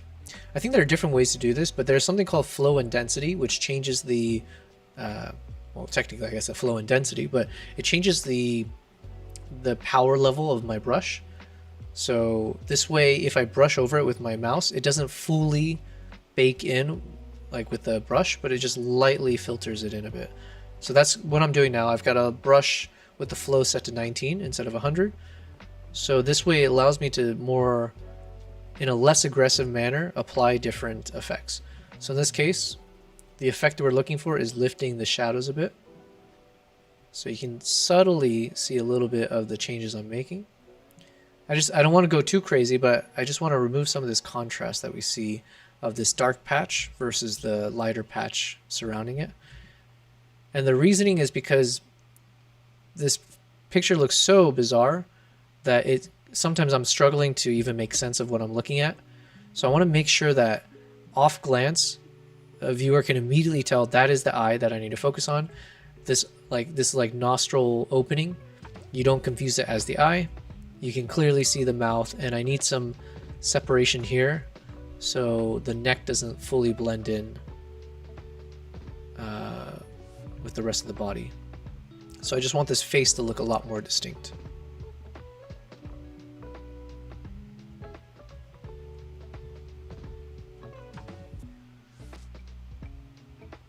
Okay, this might be good enough. Now, I'll show you one thing I used to do all the time. I don't always do it now because it does take up a lot of time. I'll do a little bit here just to show you guys some of the ways that I normally edit. So I'm going to create another brush. We'll keep it at like 19 flow. And I'm going to reduce the shadow all the way to -100. And then I'm going to look for any of these dark patches, and I'm going to start brushing over them. And essentially what I'm doing is I'm just trying to add a little subtle amount of contrast to the portions that are dark already. And then I'm going to do the same exercise, but in reverse. All the lightest parts of the subject, I'm going to use another brush that lightens it up a little bit more. So then basically, if you think in the extremes, there will be a lot more contrast that I add to the subject, because the darkers got more dark and the lighters got more light. But I'm not applying that effect universally, or like, you know, I'm trying to apply it only to some portions. Because if I do it universally, it can be an overkill. It might be areas that I don't necessarily want it to touch. So this gives me a little bit more fine tuning of that. So it might not be visible to you guys, I'm not sure, but because I have the brush at a very, very low setting, so it doesn't go so crazy with like anywhere I click, you know, it just exaggerates too much. But I am just applying a little bit of shadow to some of the darkest areas or some of the kind of like feather lines. So then what's going to happen is those feather lines stick out a little bit more. So then at a distance, because I'm obviously zoomed in, so it's not as obvious, but at a distance, the subject ends up looking much more refined, like a lot more texture to it, a lot more contrast. But like I said, not a universal contrast, but just on the parts that I deemed should have some contrast. And it's funny, when I first started doing this, I learned this from another photographer, but when I was first starting to do this, I was like, is this really worth the effort? Because like when you're so zoomed in like this, you can't really tell if you're making a big difference. But I can promise you, once you do this and then you take a step back, zoom out of the photo and look at like a before and after, it does make a pretty good difference, depending on, like, again, the strength of your brush and where you do apply the contrast essentially. But in a number of my photos, it has made a huge difference of being like a normal shot that I like to being a shot that I love. So yeah, that's what we're gonna do now. Like I said, I won't do this with all photos, but part of the stream is to show you guys, I want to just share as much as possible of like what it's like to be me. And also hopefully these could be teaching moments. Maybe there are moments where you see how I'm doing this and you're like, hey, wait a second, you're doing it so wrong. Like, did you actually know you're making the image worse, or there's a better way to do it? So like earlier, Maple had helped me out because he saw there's a certain way that I was adjusting the speed of a clip in DaVinci for my movie or my video. And so he showed me a completely different way I can do it, where it just makes me not have to put in manual percentages, but I can do this as a batch. So yeah, like that's the point of this, is like I want to learn from you guys, and then hopefully you guys learn a thing or two from me, and then we will inspire each other to continue to create and, you know, make art. So here I'm going to add a little bit on the eye line essentially. Again, I'm still in the shadow mode, so I'm just kind of finding different creases and lines and texture points on the eagle, and I'm applying a little subtle amount of shadow to accentuate any of those dark lines. So any of the lines that we see in the feathers, any of the areas where we see some depth or texture in the feathers, by adding a little bit of darkness to it. And then once we get to the lightness part, it just makes the depth of the subject a little bit deeper, which can have a really cool effect if done correctly. So you guys are just basically, this is like a trust fall moment. You guys are just trusting that what I'm saying will make the image look better. I'm also saying trust me, while I'm a little nervous because there's a chance that it will actually look either not much change or it'll look worse. But I'm like, I mean, this is what I would do normally, so I'm a little bit confident. Like, it hasn't failed me in the past. So that's what we're gonna do now. So again, maybe you can see a little bit, like there's a little bit of shadow. I'm making the image slightly darker wherever you're seeing me brush. So that's just what I'm doing now. And so this also just helps make any distinct lines in the photo much more distinct. So a little bit more visible because it's being separated from the lightness around it. Adds a little bit of texture without going too crazy, right? Without making the image look too dark and black. Yeah, generally speaking.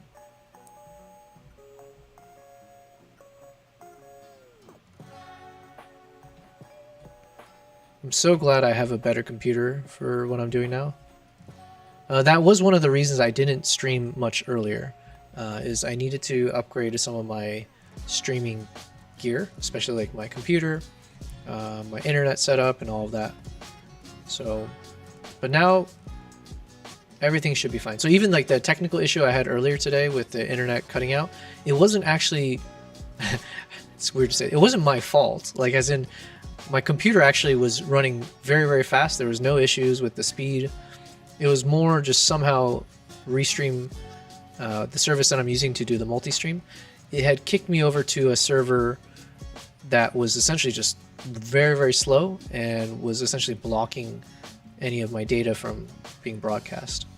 So this gives me confidence, though, the fact that I'm 5 days in, we've only had one real issue with internet connection, and now that I've got the answer to it, and it turns out it's not like some permanent issue that I'm gonna have to deal with, I feel much better about streaming consistently.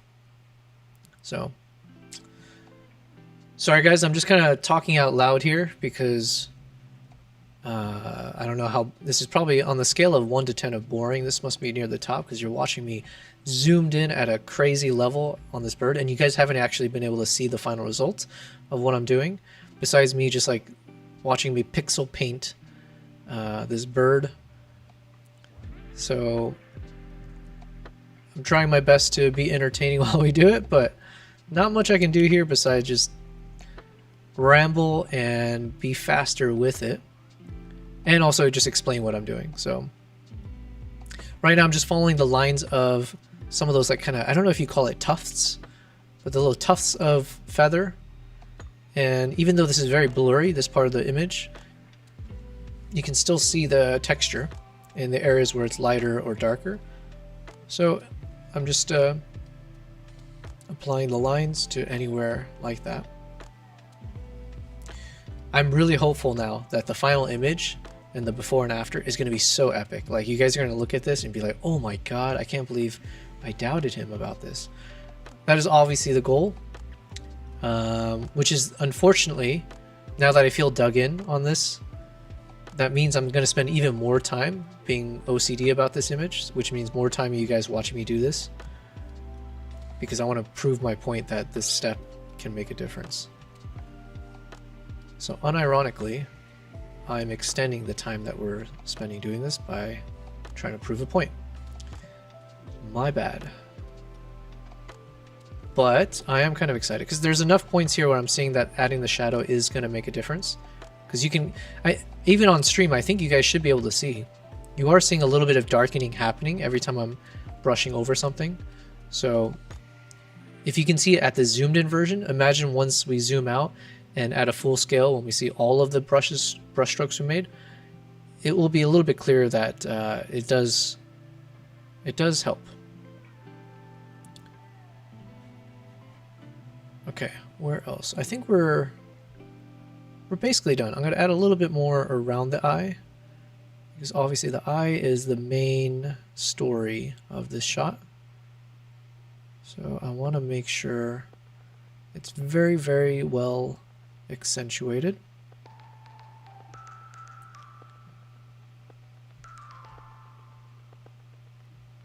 Okay.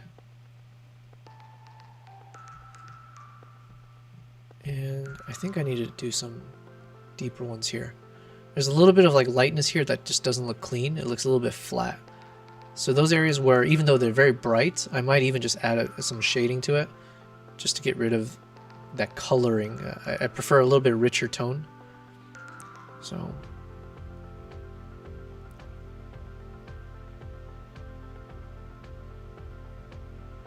all right, we're almost done with this.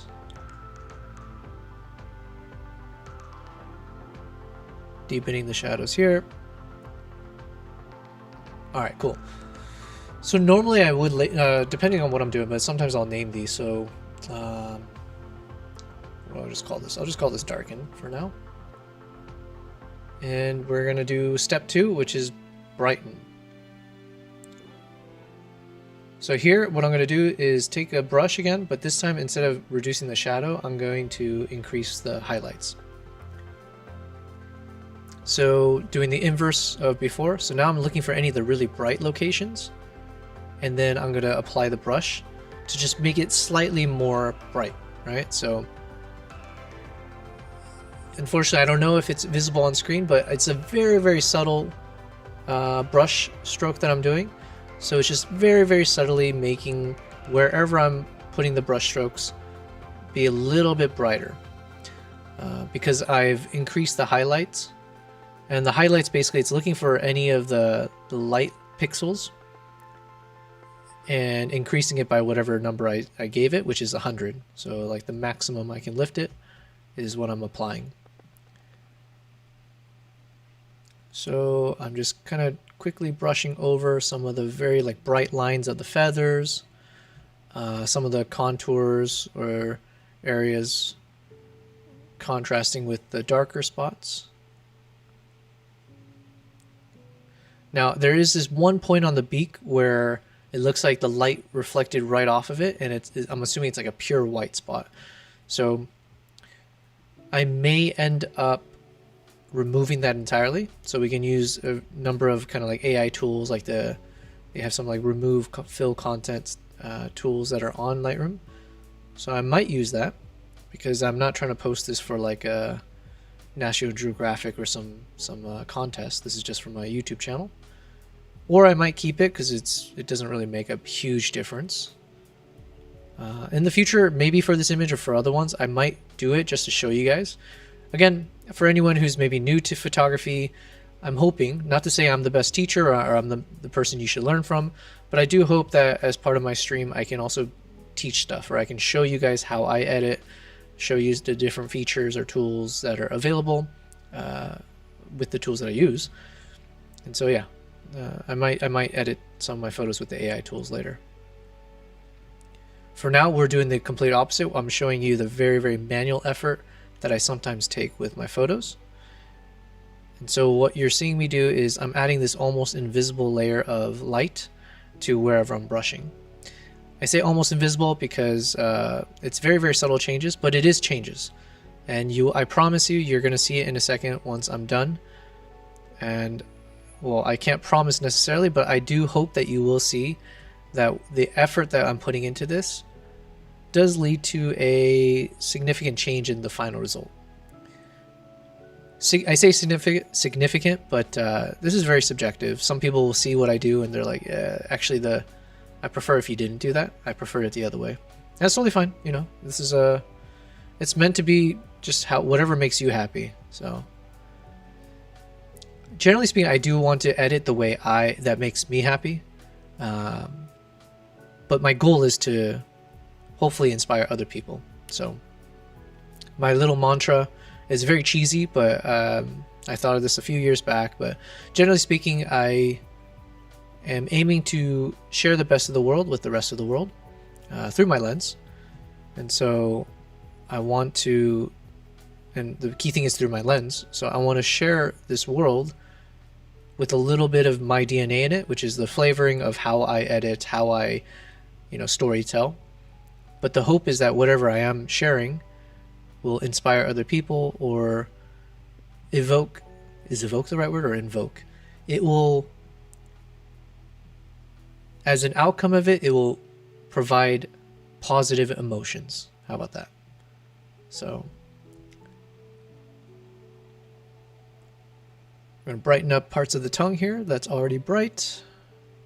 And also, let's say if it's too subtle, like I'm going through this, and imagine like once we look at the before and after, you're like, yeah, I don't really see any change on the lightness. The good thing is I can just change any of my settings. So that's not the worst thing. We can make more changes later. But for now, I prefer starting a little bit more subtle, and then we can change it up from there.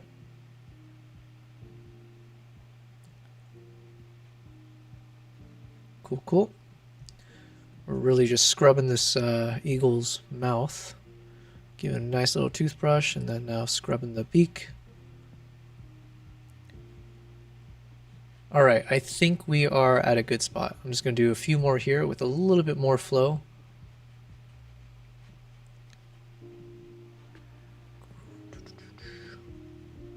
And like I said, if this turns out really bad or not enough, I'll just increase the, what do you call it? The intensity.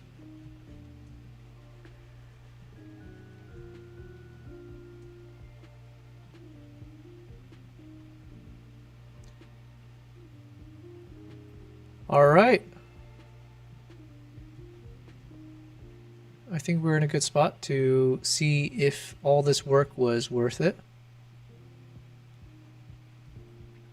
Okay. So this is the before, and then this is the after. So what do? Let me just rename this one Brighton.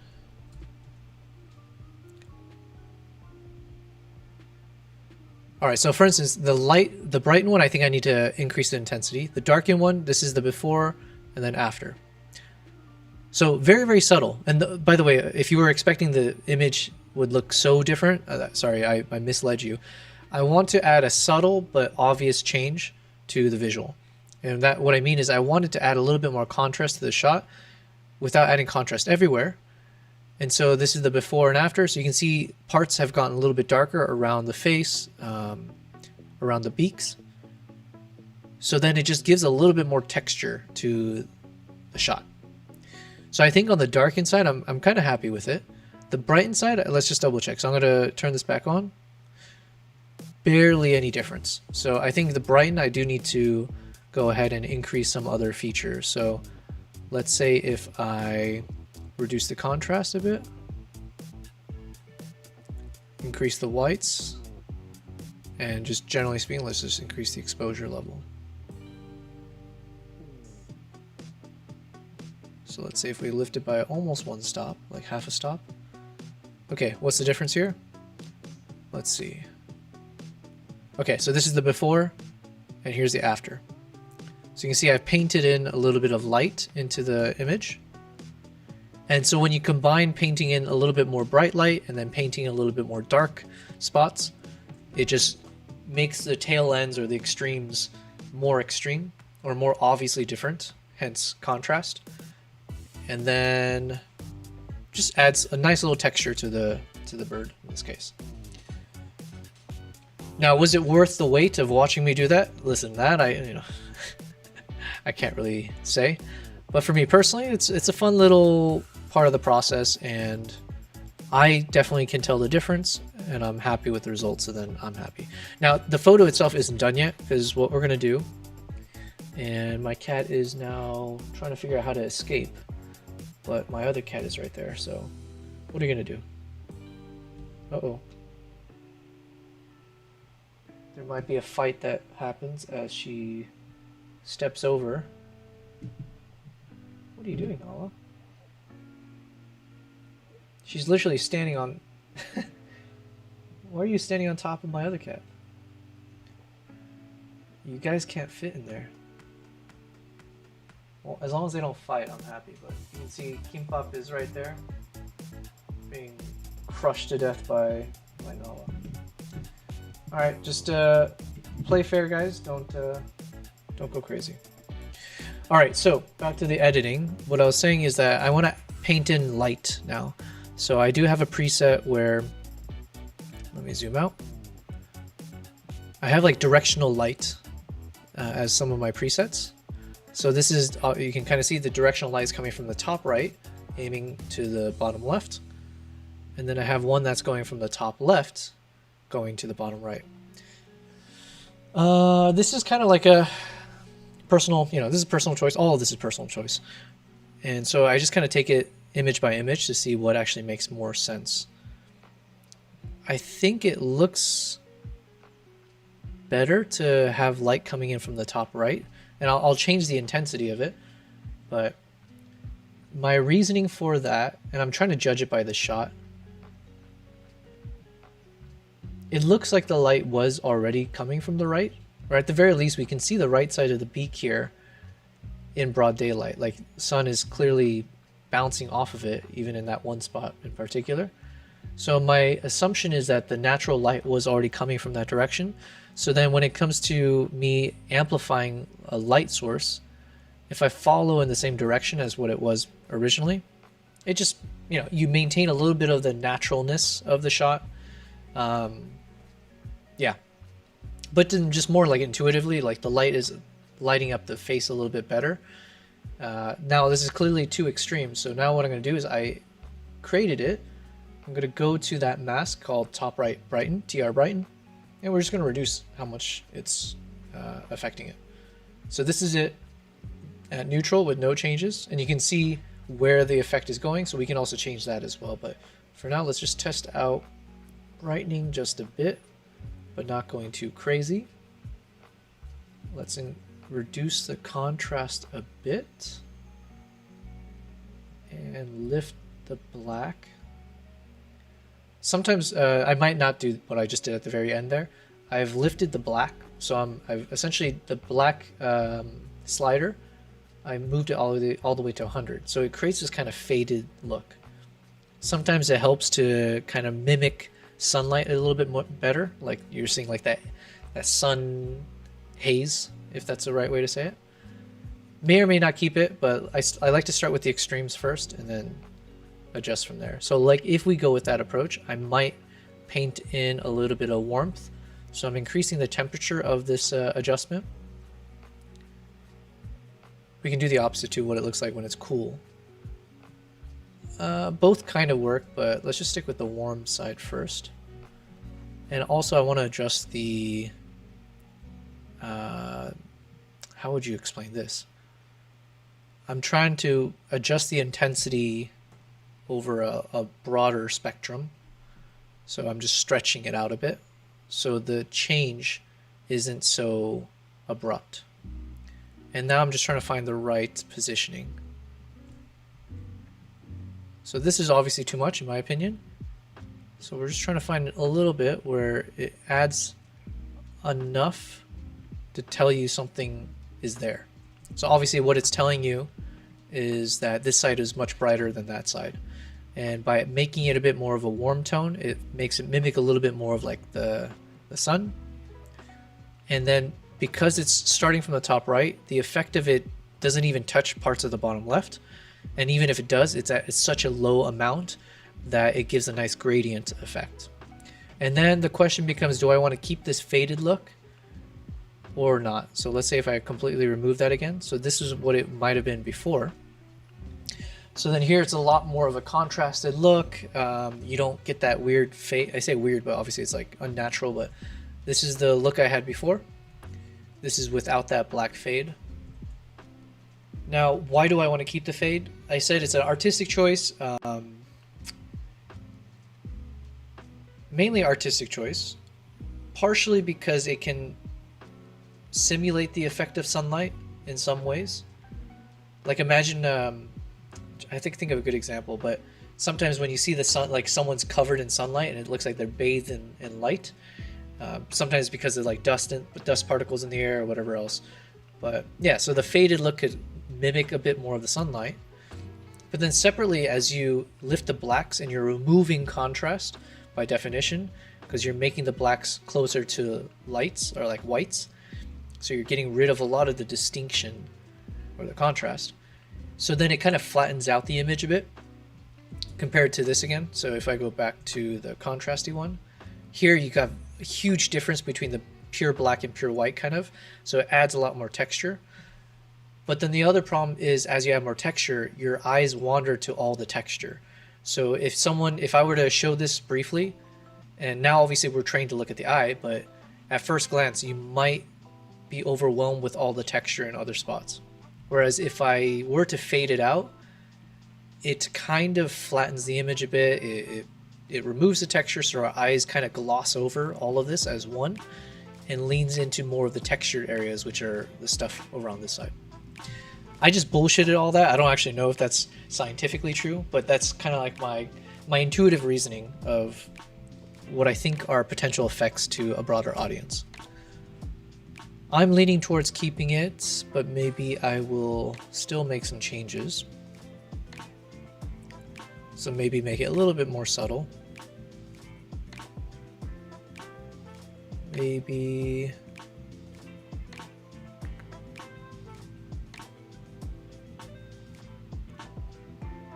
yeah, we'll just keep it like roughly here.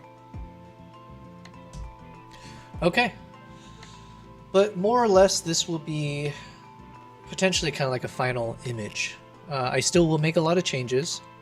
For instance, I'm looking at this now and I want to, so with the red you can see this is where I did all the painting. I want to paint some more, but I want to just do a bit of a broader paint job. So I'm going to make the brush a bit wider. I'm going to be zoomed out a bit more. And I just like, generally speaking, I want to darken this part of the head.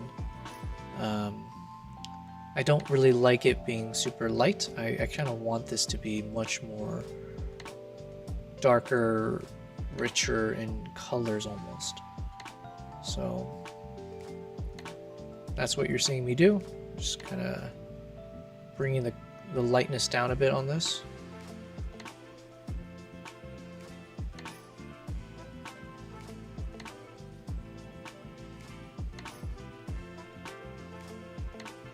Oops.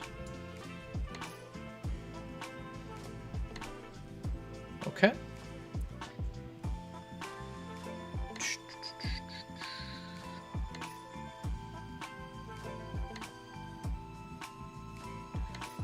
It's looking better and better.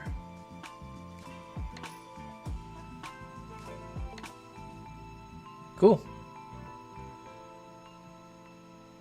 So yeah, this could be a potential final product. Now, having said that, there's a world where instead of having done all this manually, I might have like looked through my presets first.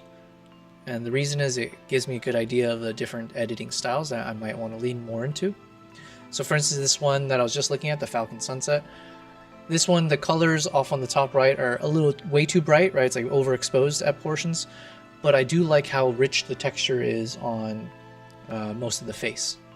So compared to what I have currently, this one has a lot more texture on the face, which, you know what, it's not bad. So I might actually try to simulate that in a bit. But then let's also see what it might look like if it's the opposite or if I have other versions. So this is like a nice dark tone. These are obviously way too brightly lit.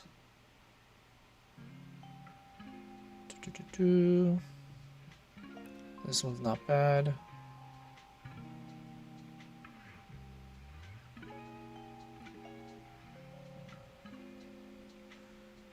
Let's keep looking.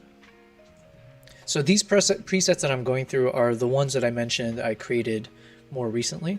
So it's from the past, let's call it 2 years of traveling, which was mostly focused on wildlife travels. So the inspiration will be a lot to do with like wildlife related shots that I've taken. My prior set of 50 presets is the one I mentioned is a mix of wildlife, nature, and some portraiture. I kind of like this one. So this one is labeled Cool Giraffe. It's essentially not too different from the changes I made, but a bit brighter on the edges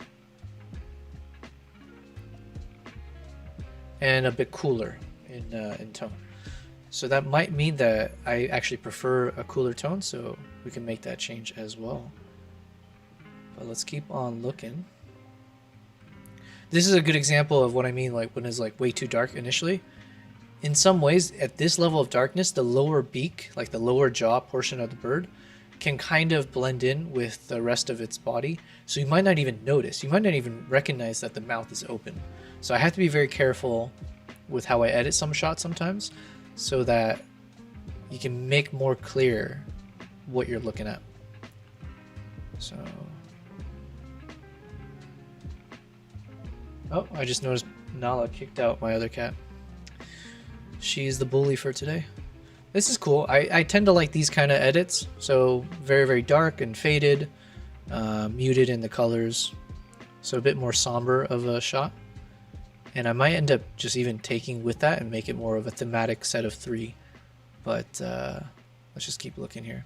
This one's not bad as well. This one's called Simba's Walk. So I must have taken a shot of a lion cub for that one.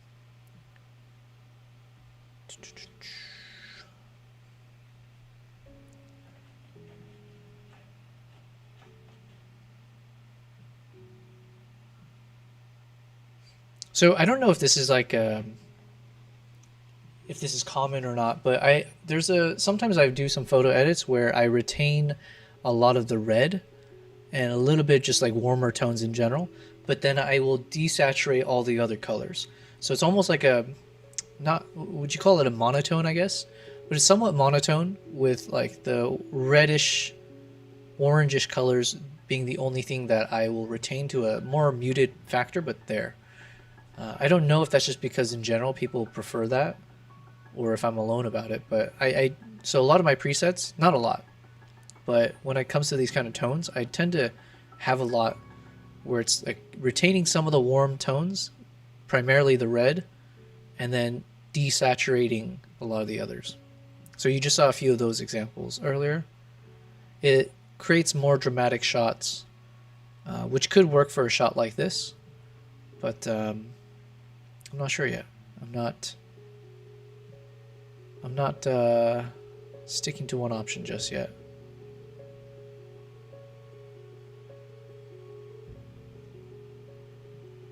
See, this one's another example. So very, very extreme preset in some ways, but it retains a lot of the red and then washes out the other colors. This one's more obvious, obviously, where it's just only retaining the red.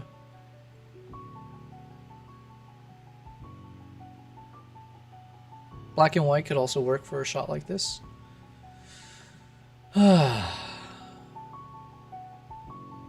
Okay, so now that we've seen some examples, it gives me a little bit of a sense of like, what can I change? What should I change? So I think one of the things I want to change is that sunlight effect. I think I prefer having it a bit cooler. So in general, I think I prefer a cool tone to the image. And I think I want to make it a little bit brighter.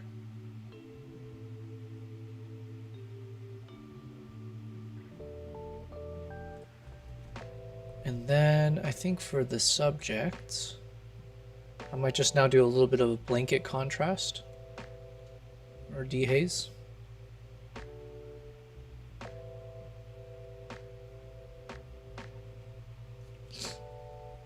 And I may or may not do this, or let's just test it.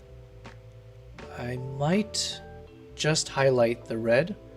So they have this tool in the color mixer for point color. So I can take my little pointer and identify, let's say, this kind of red tone. So then any changes I make should technically only show up on anything that's in this range. So I can visualize, just make sure. So everything that's in color is technically what should be affected by what I'm about to do. And I can change that up a bit, but let's just, let's change up the color a bit. And by change up, I mean let's add some vibrancy and saturation. Whoops. Okay, that's not doing exactly what I was saying. Oh, sorry. I have to play in this area. So we're going to increase the saturation. So you can see it's only affecting whatever's caught in that that range. So I'm okay with it bleeding into this section because I did want some color here anyways. So let's say if I increase the saturation a bit. And this is just to show you extreme examples, but we're just going to keep the hue the same. And maybe I'll reduce the luminance slightly. Okay.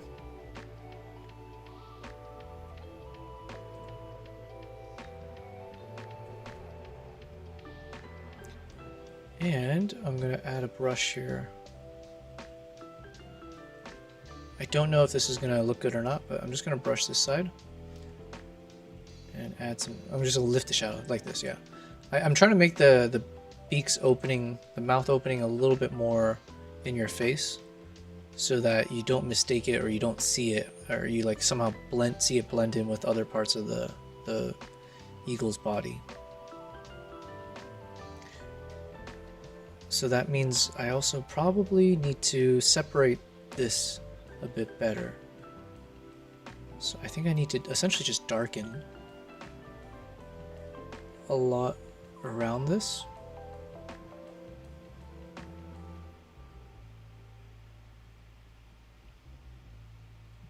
Just so it's a little bit more obvious that the beak stands out from what's behind it. And then let me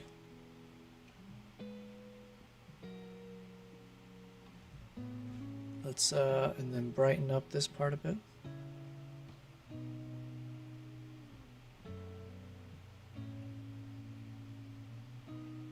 Cool, cool, cool.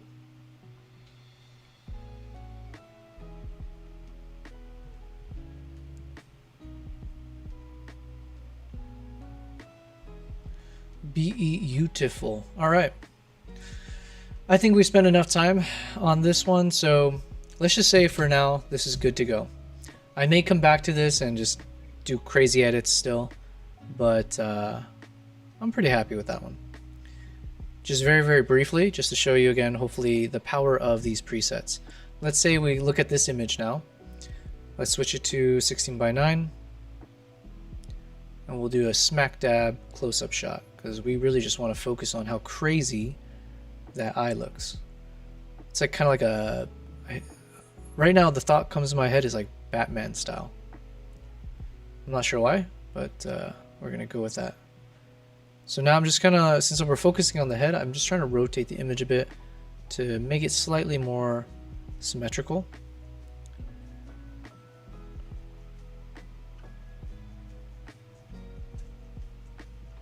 Now again, the problem is the focus was more on the beak as opposed to the eyes. The eyes were slightly obscured, but that's not the worst thing, because we don't actually care too much about how sharp the eye is, because we're focusing more on, because like you don't see any details in the eye because of that eyelid, but we just want to be able to highlight it. So let's quickly see what we can play with.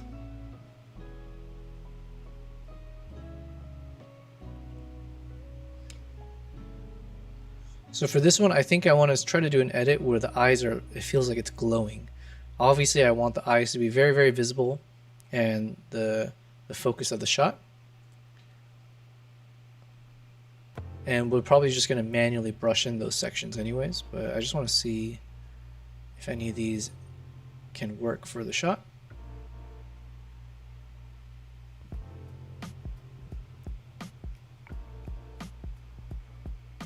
It might be this one, the one we were looking at before, the one that's called Cool Giraffe. This one's dramatic for sure. Dramatic, but I don't like how it affects the sky.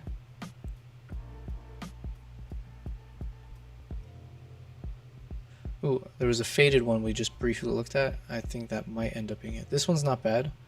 Actually, this one is pretty cool. If I make some slight adjustments, that could be a contender. So the one that's labeled Simba's Walk. But I thought I saw one that had a lot of fade to it that... this one, if I changed it up drastically, it could work, but... the faded look, but this is a little too dark. This one's a little bit better. This one has good color to it. Frosty Squirrel. Okay, so I'm thinking like... this one's not bad. What was it called? Simba's Walk.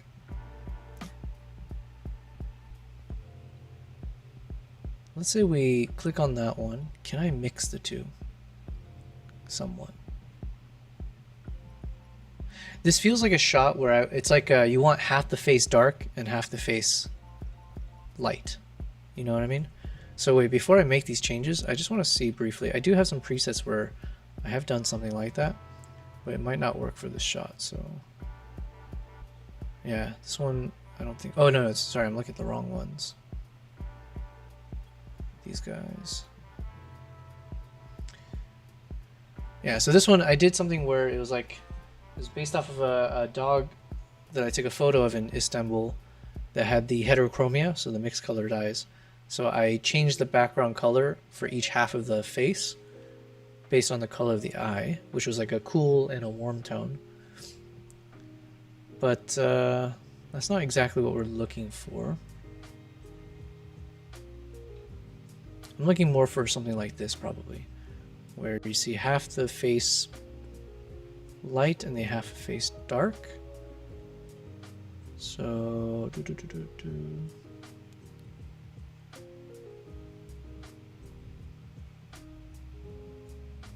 Let's work with this one first.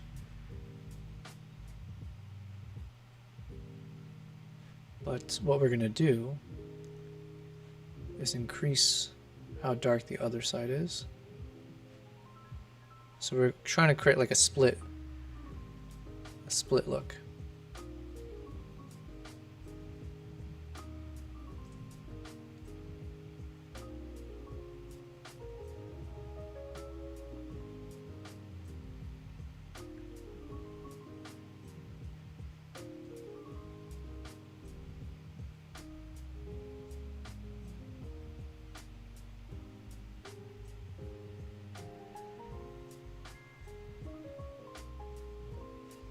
I hope what I'm saying makes sense, and hopefully it actually works, but it's kind of working, but the effect is a little too strong there, so...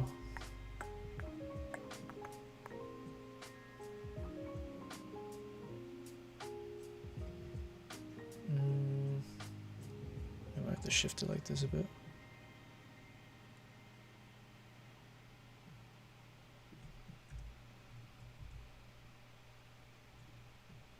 All right, let's, I'm going to change up the eyes. So I'm going to brush in the eyes now and see if it inspires anything. So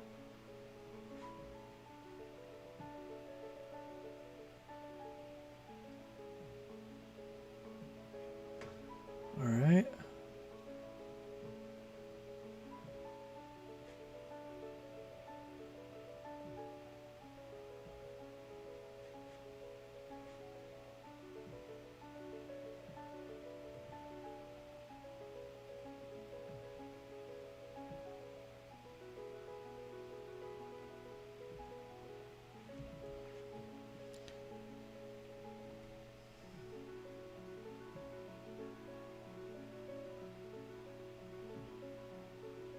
Okay, so basically we're just kind of brightening up the eye a bit so it's much more visible. So we're playing up the craziness of the eyes, essentially, is the whole point. So same thing here. We're just going to paint in just the eye portion.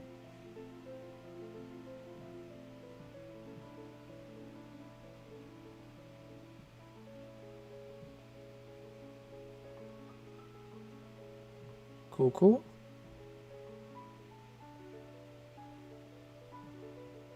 All right, and let's just adjust slightly and see how it looks.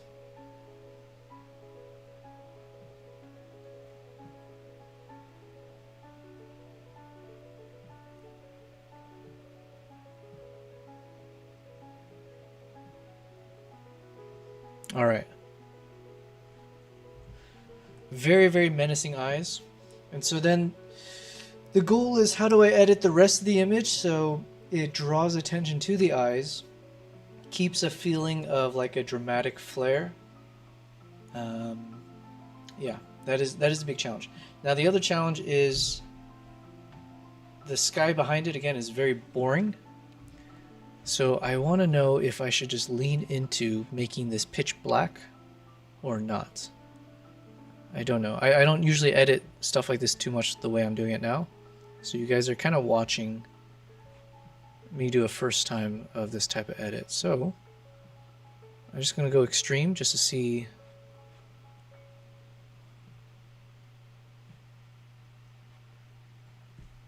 You know what? There's a better way to do this. Let's take my background. I just want to see what it looks like when it's mostly dark.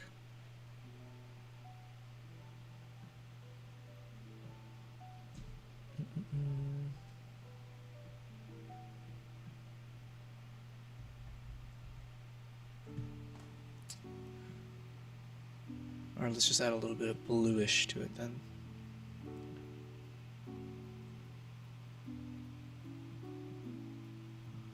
Okay, okay, we're getting somewhere.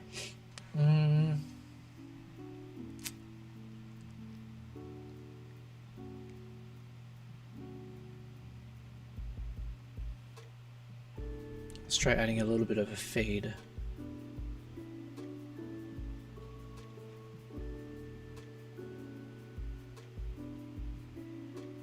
So basically I'm just lifting the blacks a little bit from the bottom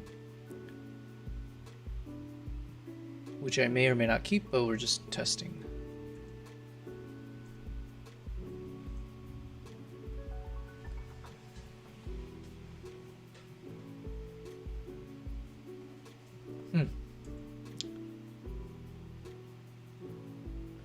Now, one thing that would have made this photo better is if it was perfectly aligned, so then, you know, the shoulders of the eagle are symmetrical.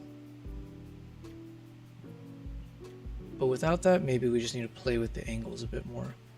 And actually, it could look cool with the face kind of like side cocked almost, as opposed to trying to have it lined up evenly. Yeah. I think, you know what, I think I like this. Alright, I'll probably end up coming back to this photo a lot, but I think this is in a good spot that we can keep it. It's dramatic enough for a thumbnail, potentially. So let's jump ahead to see other shots we might want to include. Puppy shot, horse shot, people shot. Puppy shot probably doesn't work. Let's just quickly see if I have the details. I mean, it kind of works, but I mean, it's a puppy. It doesn't like tie to Mongolia directly as easily as some of the other shots do. So let's think. Technically, we have one of these horse shots that I haven't posted yet, and we've got 2 eagle shots. So that could be enough. But I also want to explore more. So let's look at the next day of shooting and see if there's anything that stands out. Oh yeah, we could make this just an eagle thumbnail day, technically. Because I do have some eagle shots here. So here's an example of a cool shot. That's actually really, really cool as a shot. I don't know if it'll work as a 16:9, because I don't think it'll fit the frame. But just to show you how cool that is, like, look at that. Let me just rotate this a little bit, just to even it out. So this could end up being like, let's say I post an Instagram reel or a short. This could end up being the cover photo, essentially.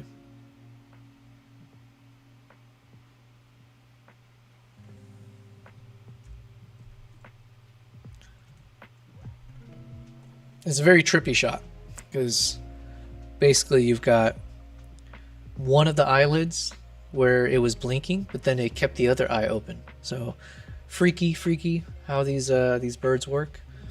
But thankfully I was able to capture a moment like that on camera, and then we can have fun with it in terms of how do we edit. So let's just quickly do some edit and see how it looks.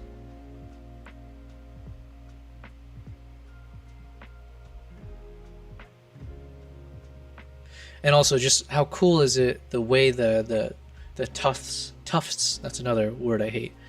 Marlboro, tufts, and there's a third one, but the way the tufts of the feather behind it kind of create this cool looking symmetrical crown. That was unexpected, so. The golden monkeys one that I just had up open was pretty good. I might end up using that. This one's nice. So this one's called Horseplay. Mountain Stallion, this is good as well. Because mostly I'm going to crop off the stuff you see at the top. So I'm mostly just focusing on how the face looks and if it makes the back tuft of the hair on the neck look like it's on fire almost. This one's clean. So it's funny, we spent all this time working on that other photo to try to see if we can get one of those shots where half the face is lit, half the face is dark. And this whole time this photo was just waiting for me to check it out, because it kind of does that already in a more dramatic fashion.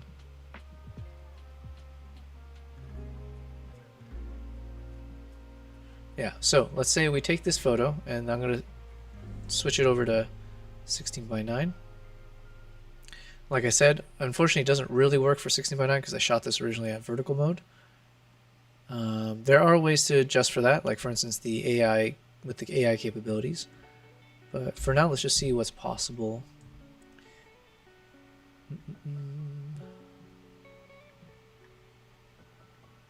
I was just seeing if I have other photos in landscape, but unfortunately I do not.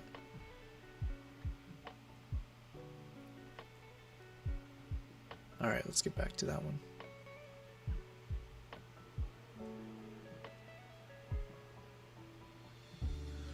So basically my challenge is, how do I fit this into a 16:9? Should I just go full on straight, like cropping?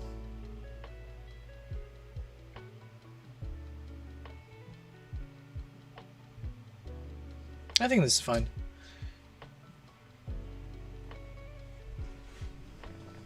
So now let's see what we can change about it.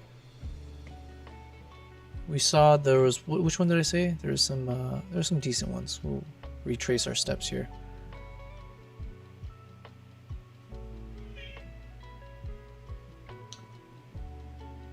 Come on, Nala. No. Stop bothering him.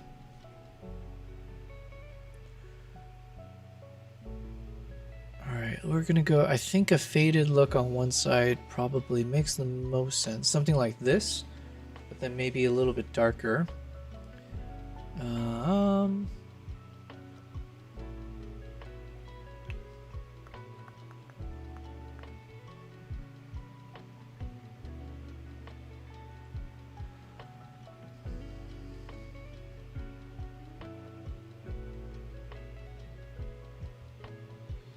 Alright, so of these, I think the first one we saw was the golden monkeys, and then one called horseplay.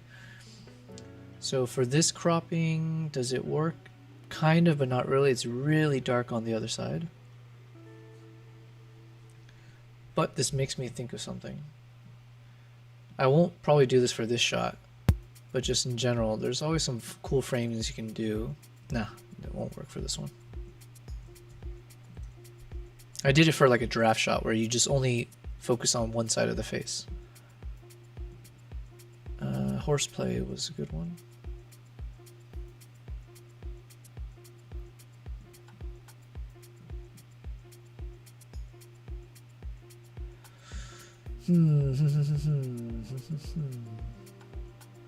Alright, let's use this as a starting point.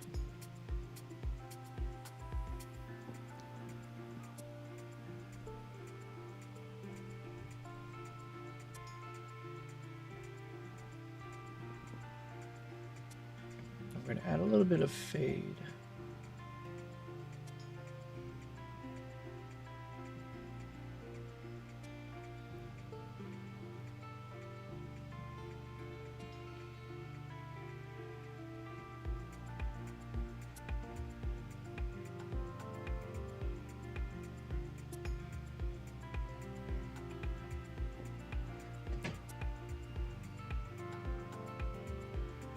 This is definitely a crazy shot.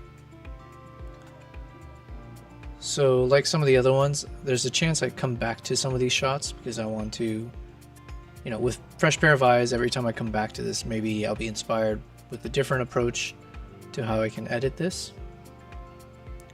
And that's sometimes a lot of the fun of like editing photos. I've gone back to photos I've taken like years ago, and all of a sudden I have a light bulb moment just because I haven't seen it in a while, or I've changed up how I shoot. And those are super fun when you have those moments. Because obviously, you know, this is why I keep all my photos. I try not to delete them, because there's always a chance a photo you took years ago, you might end up having a moment and it becomes one of your best shots. So I am a digital hoarder. I think that, you know what, this is probably good enough. In hindsight, one of these might have been better to edit. Actually, let's just see if I can quickly do it, because I didn't do anything manual. So if I copy and paste, crop, let's see.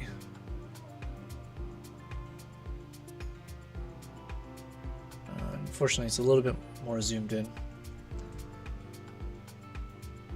Okay, I think we've got our photos. Let's just look through the rest of this day's shoot just to see if we got inspiration for tomorrow. We got more eagle shots that could potentially be better in terms of getting these like side profiles. So this might be a good one to have fun with tomorrow. Some yak shots. I think definitely one of these will make it to the thumbnail, just showing like an action, like an adventure shot as we're all out horse riding. And finally, we're hitting into the day I got super drunk with the... I didn't get super drunk, but I got drunk with the Mongolian hunters, and that was a lot of fun. I'm excited for that part of the storytelling. And we got some more of these kind of shots. Eagle hunter with the eagle. Okay, so we got some more of these close-ups. Some of the half blurry lid. Okay, okay. Good to know, good to know. One of these for sure will make it, because it's a very... not sure how to describe it, but it's a nice little... It's a heartfelt moment, I guess. So, like a bonding moment, yeah. So I think we'll figure out some creative framings. Maybe we just zoom in right on the nose touching portion, or we keep a little bit more in the landscape. So that will be for a future stream, probably 2 days from now, if we get to it.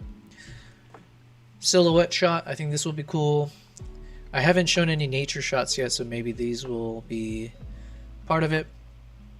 And then as we get to this day, obviously this will be epic as we edit some of these group shots when all of them are coming straight at us and I'm shooting at fast frames so we get a lot of the action. That's going to be a lot of fun to zoom in on and see how the shots look. And we also have the eagles. So while I spent most of my time doing video, I do have some shots of the eagles that I took in flight. So that will be fun to review, and I have some thoughts around this as well. So I'll also share a little bit of my technique or some of the learnings when it comes to photo versus video tracking and focusing for your shots. But yeah, these will be cool. I mean, you can kind of see the mini thumbnail versions of them, but we'll have plenty of things that we need to review in more detail and see if this becomes like one of our highlights or like the key hero images. I think already from these thumbnails, I can see some of this might end up being one, like the eagle landing, because then it gives you a flavor of the eagle hunter, and like the cultural elements. Horse shots, more eagle shots to go through. So yeah, we're gonna have our hands full for the next few days, and this is just on the photos alone. So obviously, we're gonna have most of our time on the video front. And I do have some photos. Good to know. I couldn't remember if I had some photos. I assumed I photograph everything as well as video record. So we do have some of the photos of the horse, the dead horse. So if I can figure out a way to show it artistically. It's funny because I have some photos of this horse lying on the ground dead in a certain pose. And then the next photos I have as a sequence is the photo of the dog also lying in that same pose but in reverse. So maybe there's something creative we can do about combining those two. But otherwise, that is it. That is all the photos that we're going to have to go through in the next few days. Whereas most of our time will be on the video editing. Okay, it is 9 o'clock my time. I don't know how productive I'm going to be. I have to do a lot before the end of the day. But I'm a little bit exhausted after taxing myself trying to figure out that whole internet technical glitch that I had. But I do think regardless, that means I need to go ahead and end the stream now so I can relax a bit and hopefully get some other stuff done. Thank you everyone for tuning in. Thanks for everyone who tuned in from the beginning. Thanks for everyone who contributed to the chat. Samuel, Maple, oh my god, I don't forget how to say her name, but the one that was Mom Tog, I think her name was like Fabri something. There's a few tasks, Philip also for joining. There's a few tasks for me. I need to check out a few of your guys' content who are also fellow photographers or streamers. Melodoc, thank you so much for all your help as well. And Alan Ramirez. So thank you to everyone. This has been a really fun stream. Each stream I feel more and more comfortable. Each stream I'm getting a lot of more engagement from you guys. So it's really cool to see that there are people who are curious enough to keep seeing what I'm doing. And yeah, otherwise, we're going to do the same thing tomorrow. We're going to chug along, keep going through the content, provide a lot of feedback to me. And I will also, offline, I need to work on those things. Maple, I'll reach out to you as well to improve some of the setup. So whether it's the audio quality or those emotes or other ways that I can, increase engagement with my watchers, my chatters, and all that. We're going to keep working on that. This is only the 5th day of streaming, so bear with me as we continue learning together. Thanks, everyone. I'm going to now hang out with my cats a bit, eat food for the first time. I have not eaten all day, and it is 9 o'clock, and so I think some sustenance